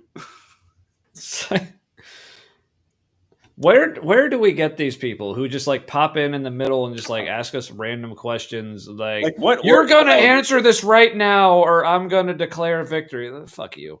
I mean, thanks for comments of like bad questions that these people just drop out of. I've been watching Marvel Zombies. Anybody with a Disney plus subscription. Watch Marvel Zombies. It is the anti-hero saga of our time. Yeah, I won't go into it. Yeah, so sorry, Igor. Like, part of it's the autism. Also, part of it may just me being jaded. But it's hard for me to tell, like, for people who like come with questions like that, like if they're being antagonistic or like genuinely curious. Like, I really don't know anymore. But Igor was going to watch some Catholic videos and got this suggested. Look, this confirms for me the algorithm just doesn't even know what the fuck to do with us. It's like, but now I know like BS was talking about something else, but I think in reference to the algorithm, I think the algorithm banged itself. That's and it made an Igor. So yeah, we are very not Catholic. Matt used to be Catholic. I did, but not very seriously. But a lot of Catholics are not very serious. Yeah, I mean, I'm not saying you were good at it, but no, I wasn't. You gave it a shot. In fact, I have more reverence for some of their ideas after being an atheist. What the fuck does that mean for them? And also, I don't know what the context for this was, but I kind of don't care. I'm just enjoying it for what it is. It isn't. There's positive and negative. Oh yeah, the galaxy's like fucking shit up all over the place. It's fucking itself into continuous existence. Yeah. Which is the orgasm point, I think.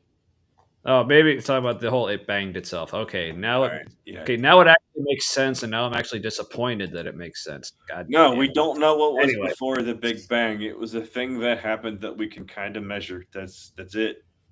And if you're like, if you don't know, then it must be God. No.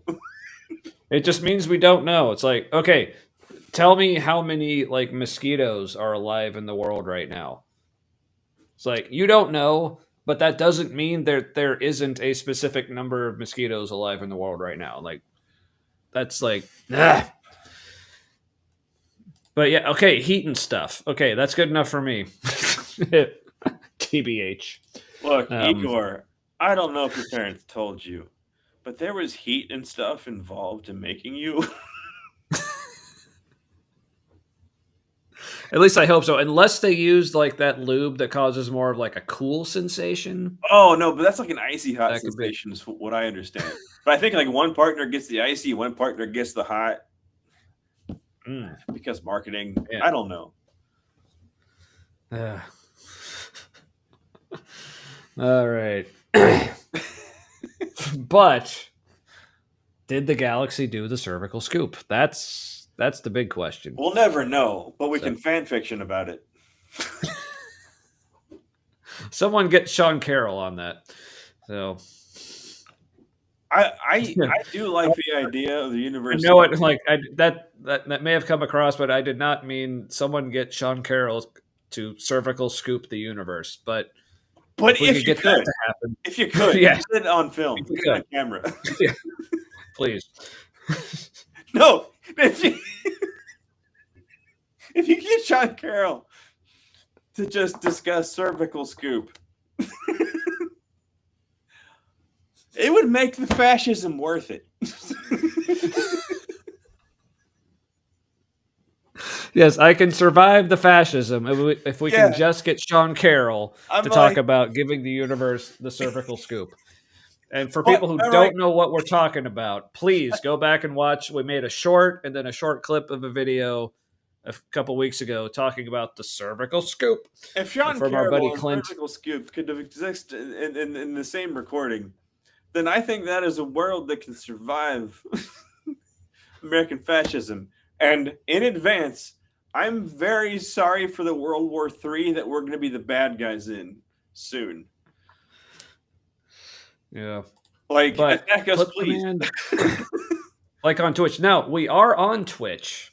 Yeah. So I don't know. So you can do that over there, but I think on YouTube, you can, after the fact, you can make clips from videos. Yeah. So, hey, well, thank you, Fox. We did it for you, man. So, I think it was you. Yeah. Twitch exists also outside our realm of understanding. So I'd love for a Twitch community to build, and it manages itself in like an anarchist way we don't understand. Damn it. I'm just laughing at like in that context, like throwing in Altoids for oh man, it reminds me of that first time I used extra friction as well. It reminds me of the first time I used that. Did you know? If that Dr. Brahmer's the soap.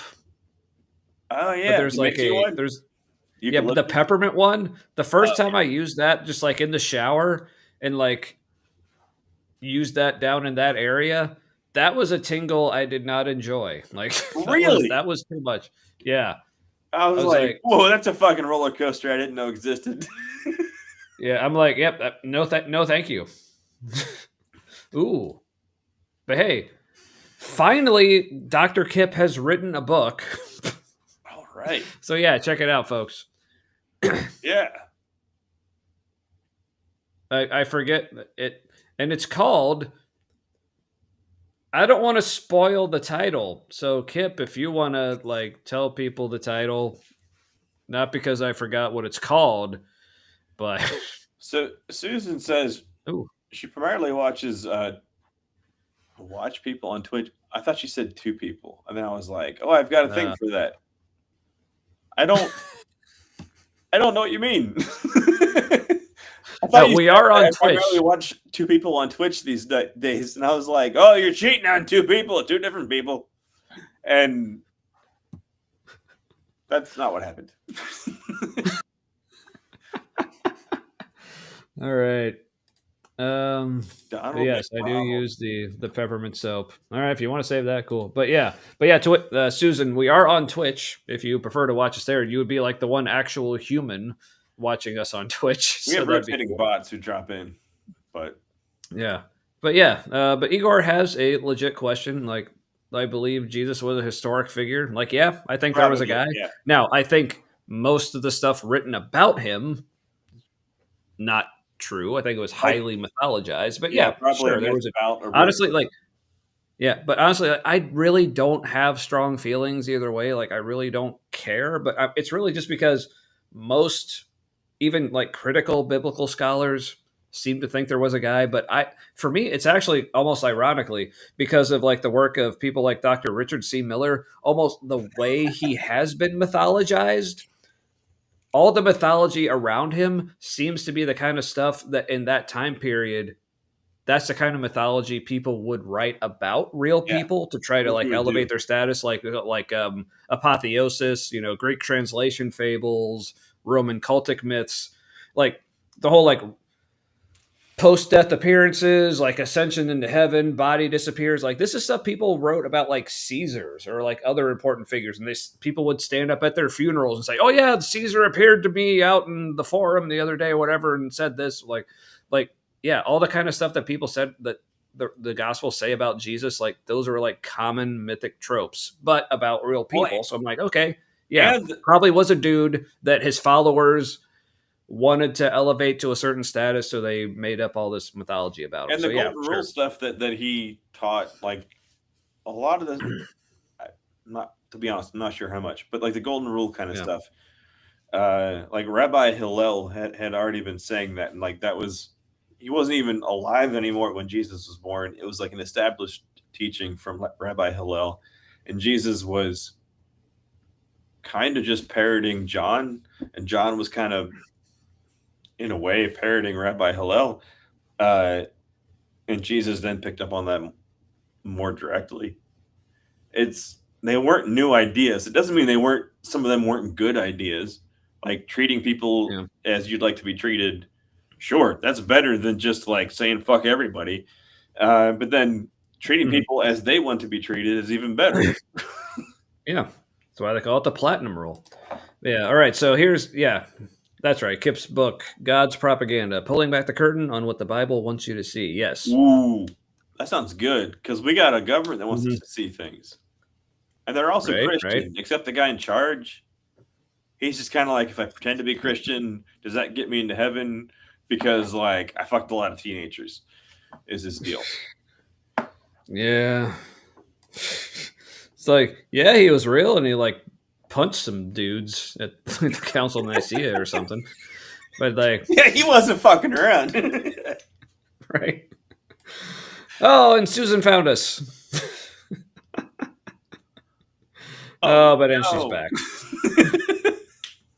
Yeah, just a normal ass person. Like, I don't know. Are you saying Jesus just had a normal ass? I thought his ass Mary was Magdalene would beg to disagree.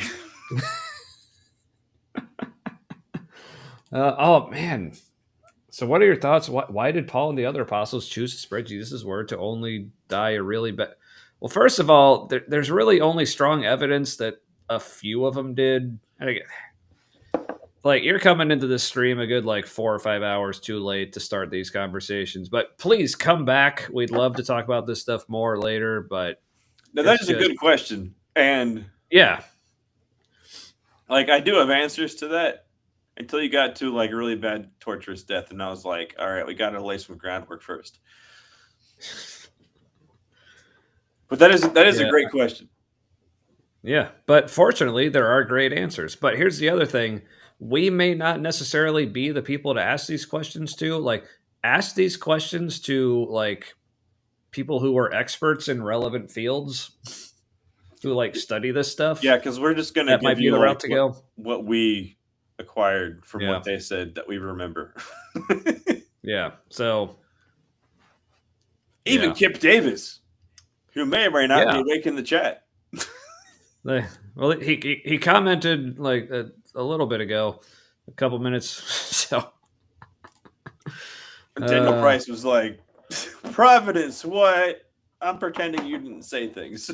Ooh, so here's speaking of his book. I'm assuming I think it's a good book. Some might say it's the best book that was ever written. Yes, some might say, "Hey, you can't falsify that." Many people are saying. Our president says. Flat bottom. Well, I mean, he apparently was white, so / super Palestinian. Oh yeah, see, yeah. B.S. Lewis doesn't suffer from that humility problem. No, he doesn't. So yeah, he's like a Jedi in absurdism. So Susan apparently disagrees with the interpretation of a flat-bottomed Jesus because, hey, if Jesus was flat-bottomed, then explain how the rockin' world goes around. Girls. So in what do they mean by fat bottom? I mean, I didn't know if I should agree with that song. I mean, probably literally what it sounds like. That's what I assume, but.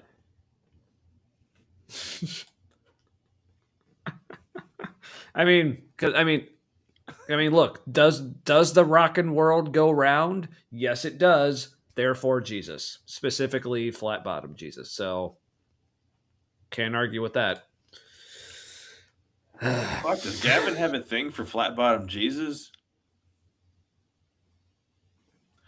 I don't know what Timothy Chalamet's butt looks like, but I could see Gavin Ortlund being into a Timothy Chalamet. I don't know who that is, but he's an actor who looks like a girl. Oh, flat Earth confirmed. So. Yeah. I mean, why break Damn the it?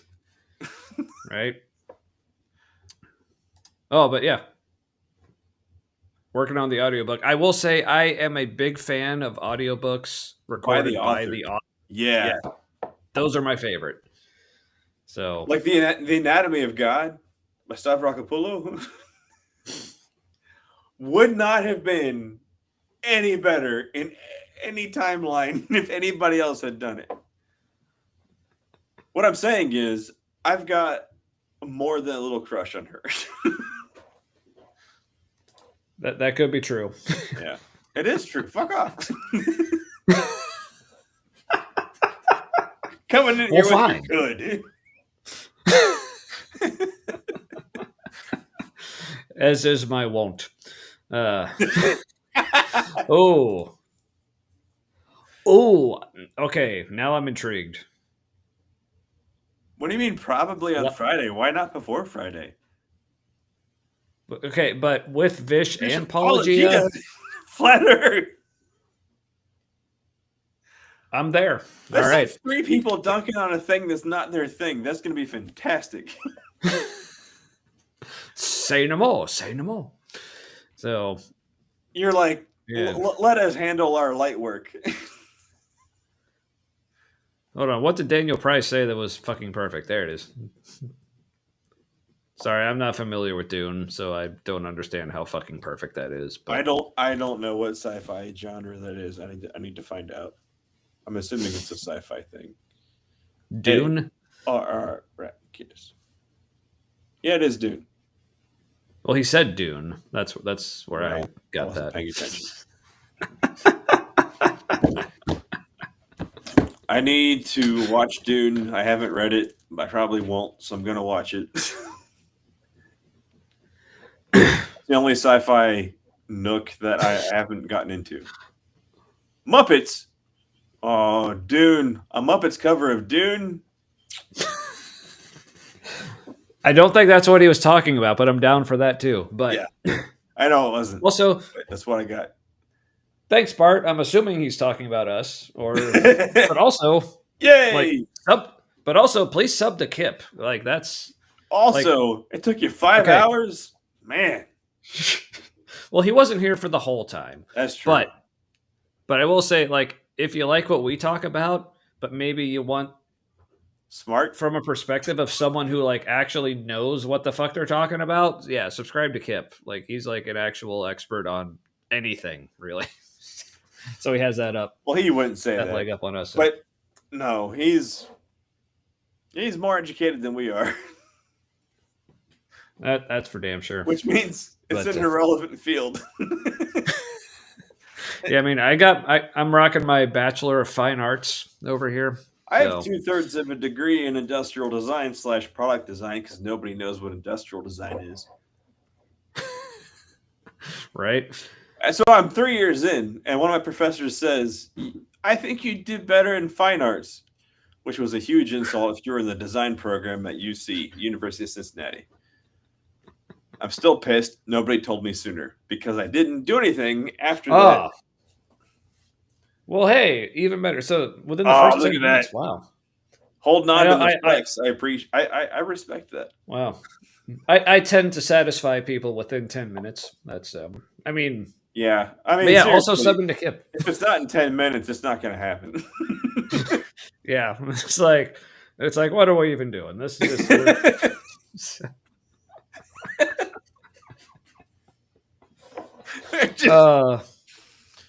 Kicking a hot dog around the hallway at this point, aren't we?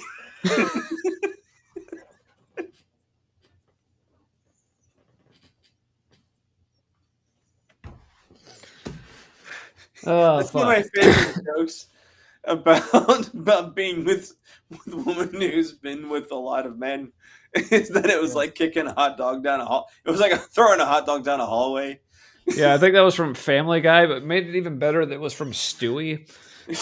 Like because he for some reason was sitting on a couch next to a prostitute, and it was like at the end of the scene, it was just like the thing that ended it. So like the rest of the scene played out, and then it was just him on the couch next to a prostitute, and he goes like, "So tell me, at this point, is there any tread left on the tires, or to just be like throwing a hot dog down a hallway?"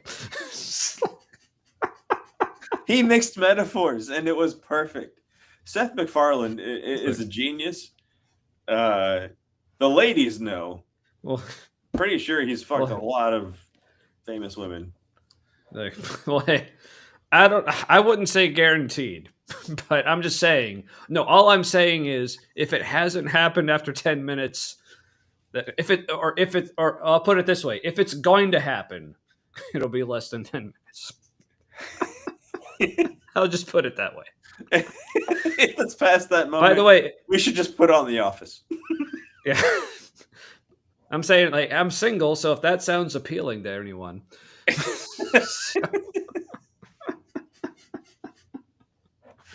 Let me know. HMU, as they say in the text messages. So Tommy lives in Peak Cul-de-sac. Is that a thing? No.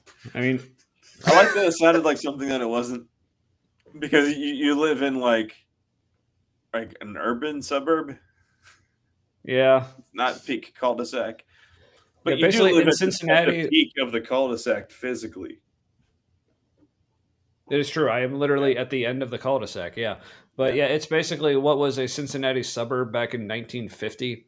So now it's just urban again. Moving on up, urban. Yeah, but this is on the west side. But it's the west side. Yeah. I want to watch some Jeffersons again, because I didn't realize at the time like how like fuck the white guy that was. Which, that's fair. It is. To be fair, I was a racist child at the time. I said that, and Derek, our granddaddy who pays for the software, the Pod Daddy, Pod Daddy, he did a sad face when I posted that on Facebook. One of the things he posted, I said, to be fair, I was a racist child at the time. I meant that to be funny, but also poignant. And he was like, sad face. And I was like, oh, you're a liberal. I was like, because that's really funny the further left you go. Well, I mean, Facebook reactions are a fickle beast. So no, I don't think people realize that at least half the traffic from people you don't know on Facebook, probably more of the people you don't know, but like probably half the traffic on Facebook in the comments is bots. A lot of Russian, and like Facebook is also just having bots say things that drive engagement. And people are like, I saw somebody say this thing about Charlie Kirk and how they're happy he's dead. People are terrible. And like, dude, that was probably some fake ass shit. I don't know a single liberal / leftist who's like, I'm glad he's dead. We're all like, fuck, they're gonna blame us. Well, to be fair, not happy that he was killed the way he was. Now, there's a difference between being happy that that there isn't somebody making the same arguments he was with the same platform. There is a sense of relief from that, but that's different than being happy that like a husband father is dead. Doesn't mean he was a good husband or a good father, or that she was a good wife. But and I say, and I make that distinction, but also, yes, there are also still plenty of people who are not also just not happy that he's dead, period. Because like people like me, like I'd be perfectly fine if he was still alive, but just not doing the things he was doing. Like I'd be perfectly fine if he was just alive, like as a husband and father, living his life, raising his kids, enjoying things, not being a piece of shit, Like, so no, I'm not happy he's dead. That's not what I'm saying with that. But yeah, just wanted to make that distinction. But yeah, there's Wait, what were you just saying? So I had a thought and I forgot it. About Charlie Kirk, like not like wishing he was still alive, but just doing other things. Like, there's a lot of people who are really butthurt about a stranger being killed, and I need to make sense of things because I'm autistic and I'm not okay if it doesn't make sense. Right. Which is how I deconstructed so fucking fast.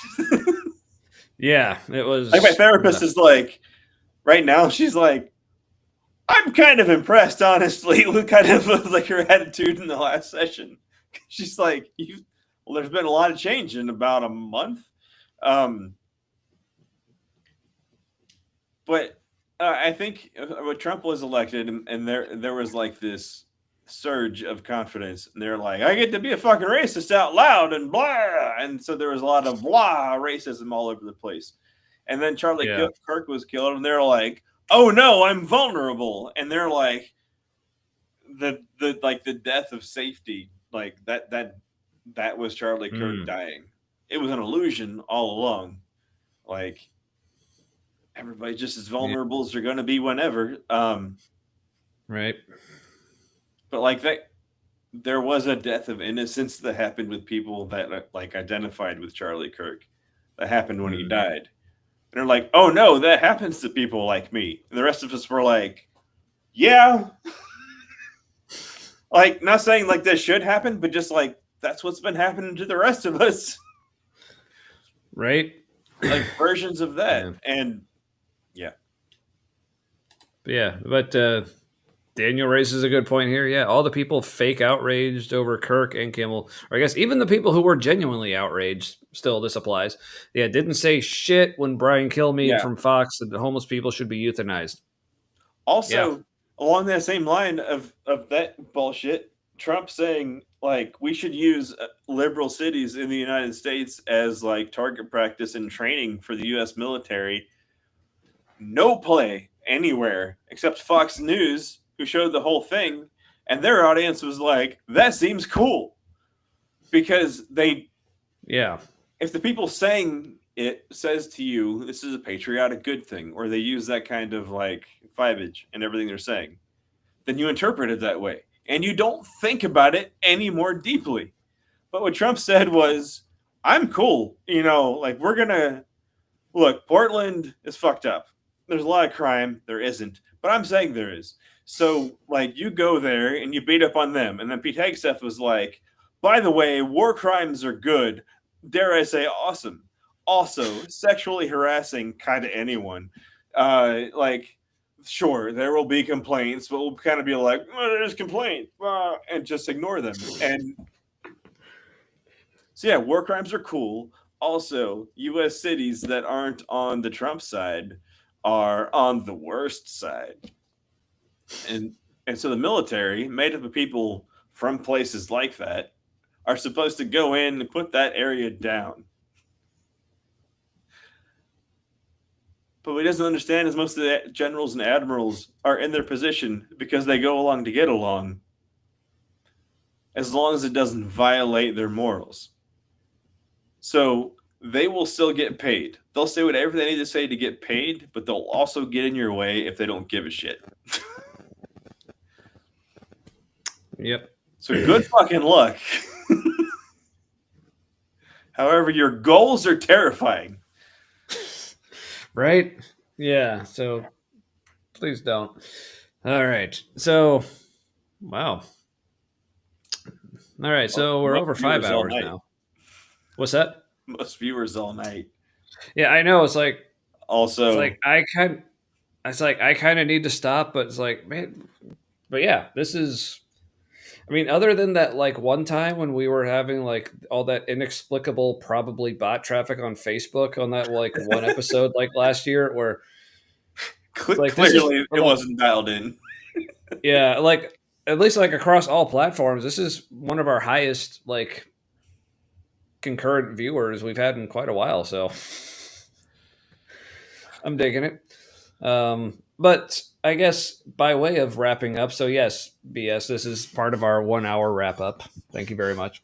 But yeah, speaking of across multiple platforms, like apparently most people tonight are on YouTube. Like, yeah, our new fan Bartholomew. Thanks for subscribing and comment. Love having because you. Apparently, YouTube likes that if it's over 7 words. Ooh, yeah, that seems to be the meta common sense. Mm-hmm. Also, yeah, the U.S. has dialed back some of its comments towards Canada when I think our president realized how much control you have over electricity in our entire Northeast. Mm-hmm. Hydroelectric power, and I think some of the power plants that like the Northeast uses are in Canada. So Canada could just be like, it's a nice Northeast you have there. It'd be a shame if it was turned off. Ooh. Oh, yes. But yeah, definitely take note, folks. Like, Dr. Kip is definitely one of our favorite channels on the YouTubes. So yeah, check it out this Friday at 2 Pacific, which that's, I don't know what that is. Eastern, what's that? 2? 4? 5. No, so I can't math right now. And yes, so Kip, you are welcome to plug yourself without asking. Yeah. Well, I mean, I didn't have to show it, but yes, but also No, BSS, I'm which stands just- for. Yeah, I know, but Budget Scripture Saturday. That's one of my favorite shows on the YouTube. So yeah, definitely check that out as well. I mean, that's where we pulled this promo. So just in case like people haven't seen it, I feel like I should show it again. This came from Budget Scripture Saturday, featuring Nitty, another one of my favorites. yeah. But if you aren't subscribed to the Humanity, make sure you subscribe. They stream on Wednesday nights, and it's usually pretty good. But I hope you appreciate what I did for you. Oh, yeah. I wondered where you went. we're that fascinating. I did that for you, my friend. So, if you want to see like things like that, not necessarily more plugs for our show. Yes. But also, it is a good time to watch Nitty say things that like everybody else pretends didn't happen. Which are often really funny, but everybody else is like, I'm not comfortable laughing, and so they don't. Oh, so Matt, on the YouTube, what's your handle? Because I see you in the chat. But No, I'm either in the chat as Moonbeam or Moonbeam Matt. It depends on what the chat shows. Yeah, and it's a moon with the face of Jack Skellington, which is my new spirit animal. Yeah, so often like on other shows, like if you see like the Humanity in the chat, that's usually me. Mm-hmm. But I'm also just sometimes in the chat as Tommy Stewart. That's to be honest, my last name. I have not watched all that much because I have a conflict where I don't like to put the bell on on YouTube, and then it only shows me what it thinks I should see. And so I don't see everybody's. I'm going back through, and the people that I want to patronize, putting the bell all the way on for those people. And I haven't gotten your channel yet, but here's hoping. Well, now he knows. Now he can ban you. All right, great. But here's the thing. Like Good my work. thing, like I don't have notifications turned on because I'm one of those people. Like I hate having notifications like show up on like my app icons like on my home screen. So yeah, but what I do is like channels. Yeah, I know, but the thing is like if I turn that on, I would never not have notifications on because I subscribe to so many channels. But what I do is I just go to my subscribed feed and like I never miss anything because I see literally everything from all the channels I subscribe to. So I don't need to be notified because it's all just right there. But I don't know. That's how I roll. So Anarchic Fox and Bartholomew Newton have had an exchange, a touching exchange, a person-to-person exchange in the chat, and I love that. Yeah, that's really cool. I love that happened because we're doing a thing. All right. Well, it's approaching 1:30 a.m. here too, so I guess Bart is also in the good old Eastern time zone. Didn't you try to go to bed earlier? I mean, I have that effect on people, but I keep people up later than I should be. Yeah, but I love like the way Matt described it. I don't know if it was last week or the week before, but it's almost like what this feels like. This doesn't feel like we're just like a real YouTube show and this is like a chat. It almost feels like we're just like a bunch of people hanging out and we decided, okay, me and Matt, we're going to pretend to do a YouTube show and y'all are going to pretend to be like the chat, like the peanut gallery. So. Because we're all uncomfortable with the alternative. Yes, things happen because we're doing things. Wow, you should like stitch that on a pillow. That's pretty good. Did I say that? That's nothing. No, it's probably something. Well, hey, I'm there with you as well. All right. Yeah, I mean, literally, like this is just because, like, I know I don't have to work tomorrow. Otherwise, I probably would have. I did double check, but not before it was too late. The only thing scheduled tomorrow is podcast recovery. Literally on the calendar. That's awesome. I love that you do that. My wife did it because she knows. She's kind of like my volunteer admin for my job. She's awesome. But not till 12:30 p.m. All right. Well, that's good. That's not even swing shift. What the fuck do you do? Like, that's earlier than swing shift, but later than first shift. What is happening? Yeah, see what I love, like, so the job I have, like, so I work from home and it's like actually super flexible, but it's, I guess, technically not necessarily supposed to be as flexible as it is. But I guess, like, you're doing things right. Yeah, basically my manager like just trusts me enough because, like, with my random schedule, one with being like a single parent, like with the kids and like their school schedule changing, and me like having like still like I don't have cancer anymore, but I still have like a ton of doctor's appointments and like all this random shit that keeps popping up. So I would like submit my schedules for the week. Oh, here's where I need to change this day. So at one point she's like, fine, like, as long as you work 40 hours a week and like you always get your work done, I don't care. Just do what you need to do. I'm like, oh, cool. So Bartholomew is a dietary aid. I'll bet that involves a lot of old people. On some days, maybe more than you'd like. So the way I read that was, I'm a dietary aid, so you're fiber?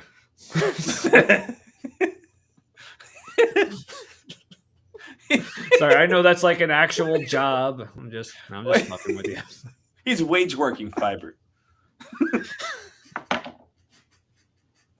It's like there are times when I'm off the clock. That's when I'm insoluble fiber. Look, when you go from like, okay, wage work is not, it's not all good times. Let's be honest. But once you go to salary, they fucking own you. It's like, oh yeah, because there's no off hours. Fuck off. Right? Yeah, because I've been like, okay, I was like probably like the worst, not the worst, but not an ideal position. Like when the only salary jobs I had were in, like I mentioned before, like in like live hotel events, where even when you're like a wage, like hourly worker, it's still like you're essentially on call. Because like there'd be times where like, okay, I was just like the hourly tech. Like I had a director who was salaried who worked above me, but like if there was like an event going on at the hotel, but like it was like a week where like the director was like out on vacation, but it's like 10 o'clock at night and like the hotel stuff, like, oh, we need you to like move this stuff and like set these things for something tomorrow. It's like there was literally no one else who could go in. So I still had to go in to do the bullshit. Yeah, it's like you don't have a schedule or fucking things besides this, right? Yeah, so that's why I left. Well, I left that industry because of COVID and that whole all that basically became illegal. But I'm glad it pushed me out because even though I'm making less money now, it is like way less stress. It is so worth it. But, wait. Hey, I was. Oh, wait. Same. Oh, great minds think alike. We did it at the same time. I was not part of that Gavin story, if that's what you're thinking.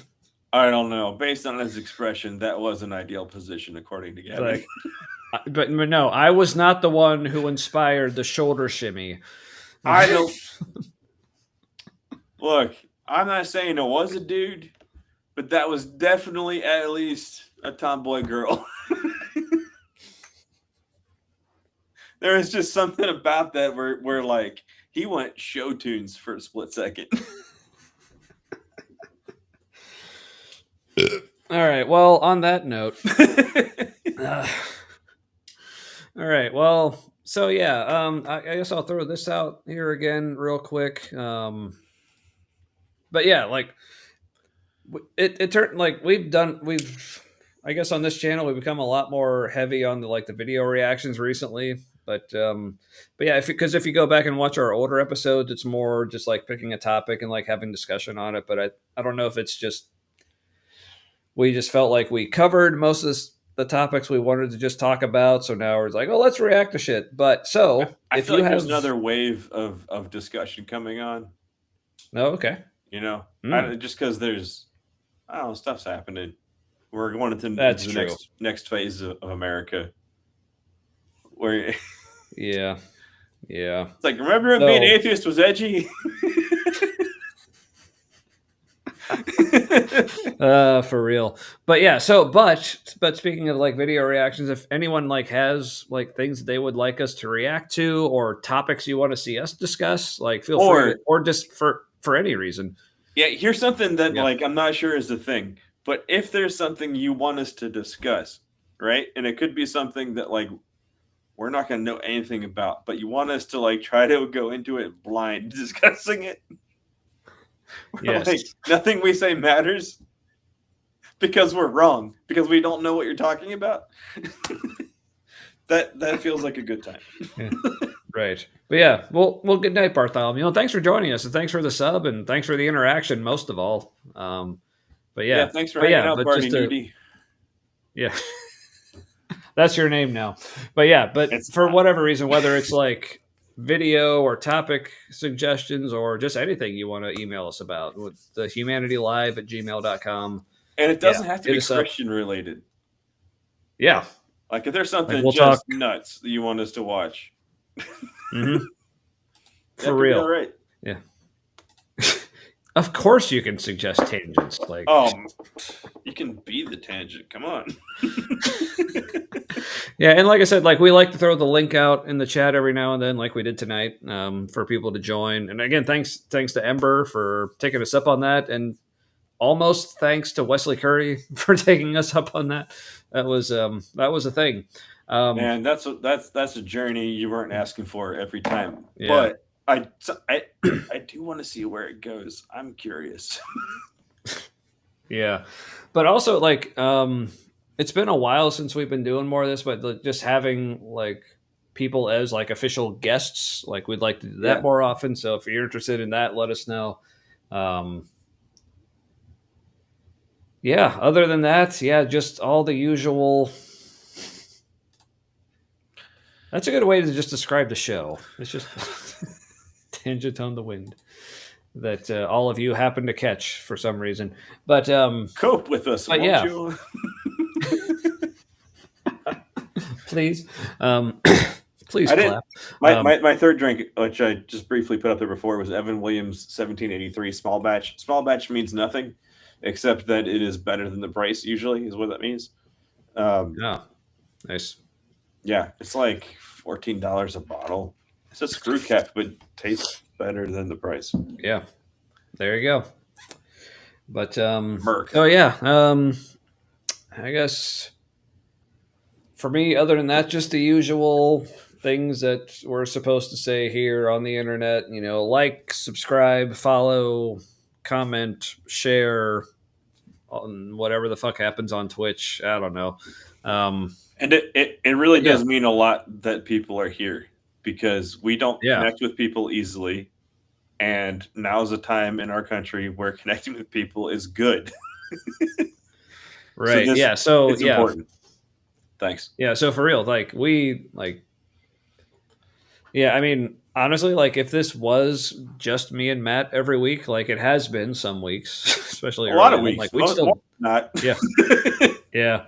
Like we'd still do it, but just the fact that like other people seem to actually enjoy this as well. Like I will say that still doesn't quite make sense to me. Like not in the like self-depreciating, like I don't understand why people like me. Like no, I totally agree that I'm likable. I mean, I think I'm awesome, but no, it's just more like no, just like I understand that people like me, like that makes sense, but why?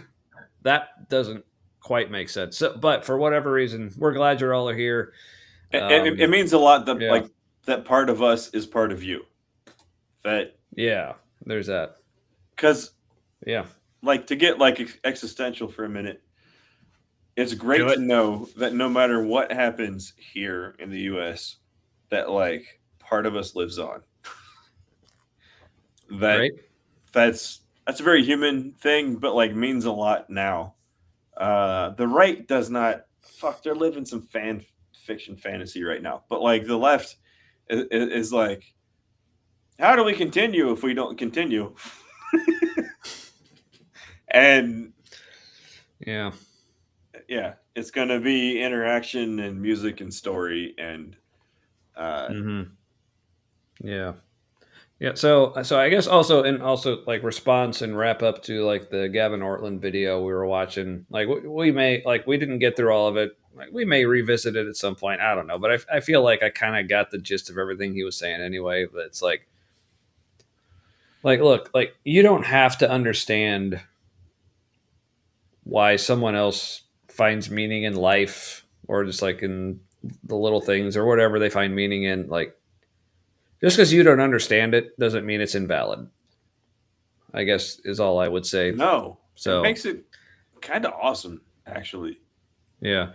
In fact, I almost feel a sense of satisfaction that other people don't understand me sometimes. Yeah. So no, it's great when you're autistic and you're like, they didn't get me. Well, that's all right. They didn't matter anyway. In fact, thank you. I already decided. I can already tell and this isn't going to work. And honestly, if you did get me, that would weird me out a little bit. So right, because where are you even coming from? If you're neurotypical and you're like, nah, that makes total sense. I don't know. Up is down, left is right. Cats and dogs living together. Yes, but for all of our fellow neurospices out there, when you get me, that's what means a lot to me. I guess I would say. So everybody else means less. Yeah, not even going to argue. Not going to not say that. But anyway, but yeah, for reals, for seriously, for true. Thanks for coming out tonight and any night, like as you all do. We appreciate the hell out of it.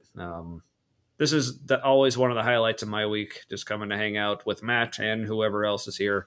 We love seeing the regulars and new faces alike. So, and so we'll be back again next week with more something. And until then, do all the things that I'm supposed to say to do on the social medias. But also be a better person. Yeah, be better. Get good. Fuck off. Being a person. Well, that escalated quickly. It did. All right. I liked it, though. Well, good. All right. So that's all I got. No, you're over here. Matt, what else I'm you got? over here. Figure this out. May your things and stuff be forever with your people. Nighty night.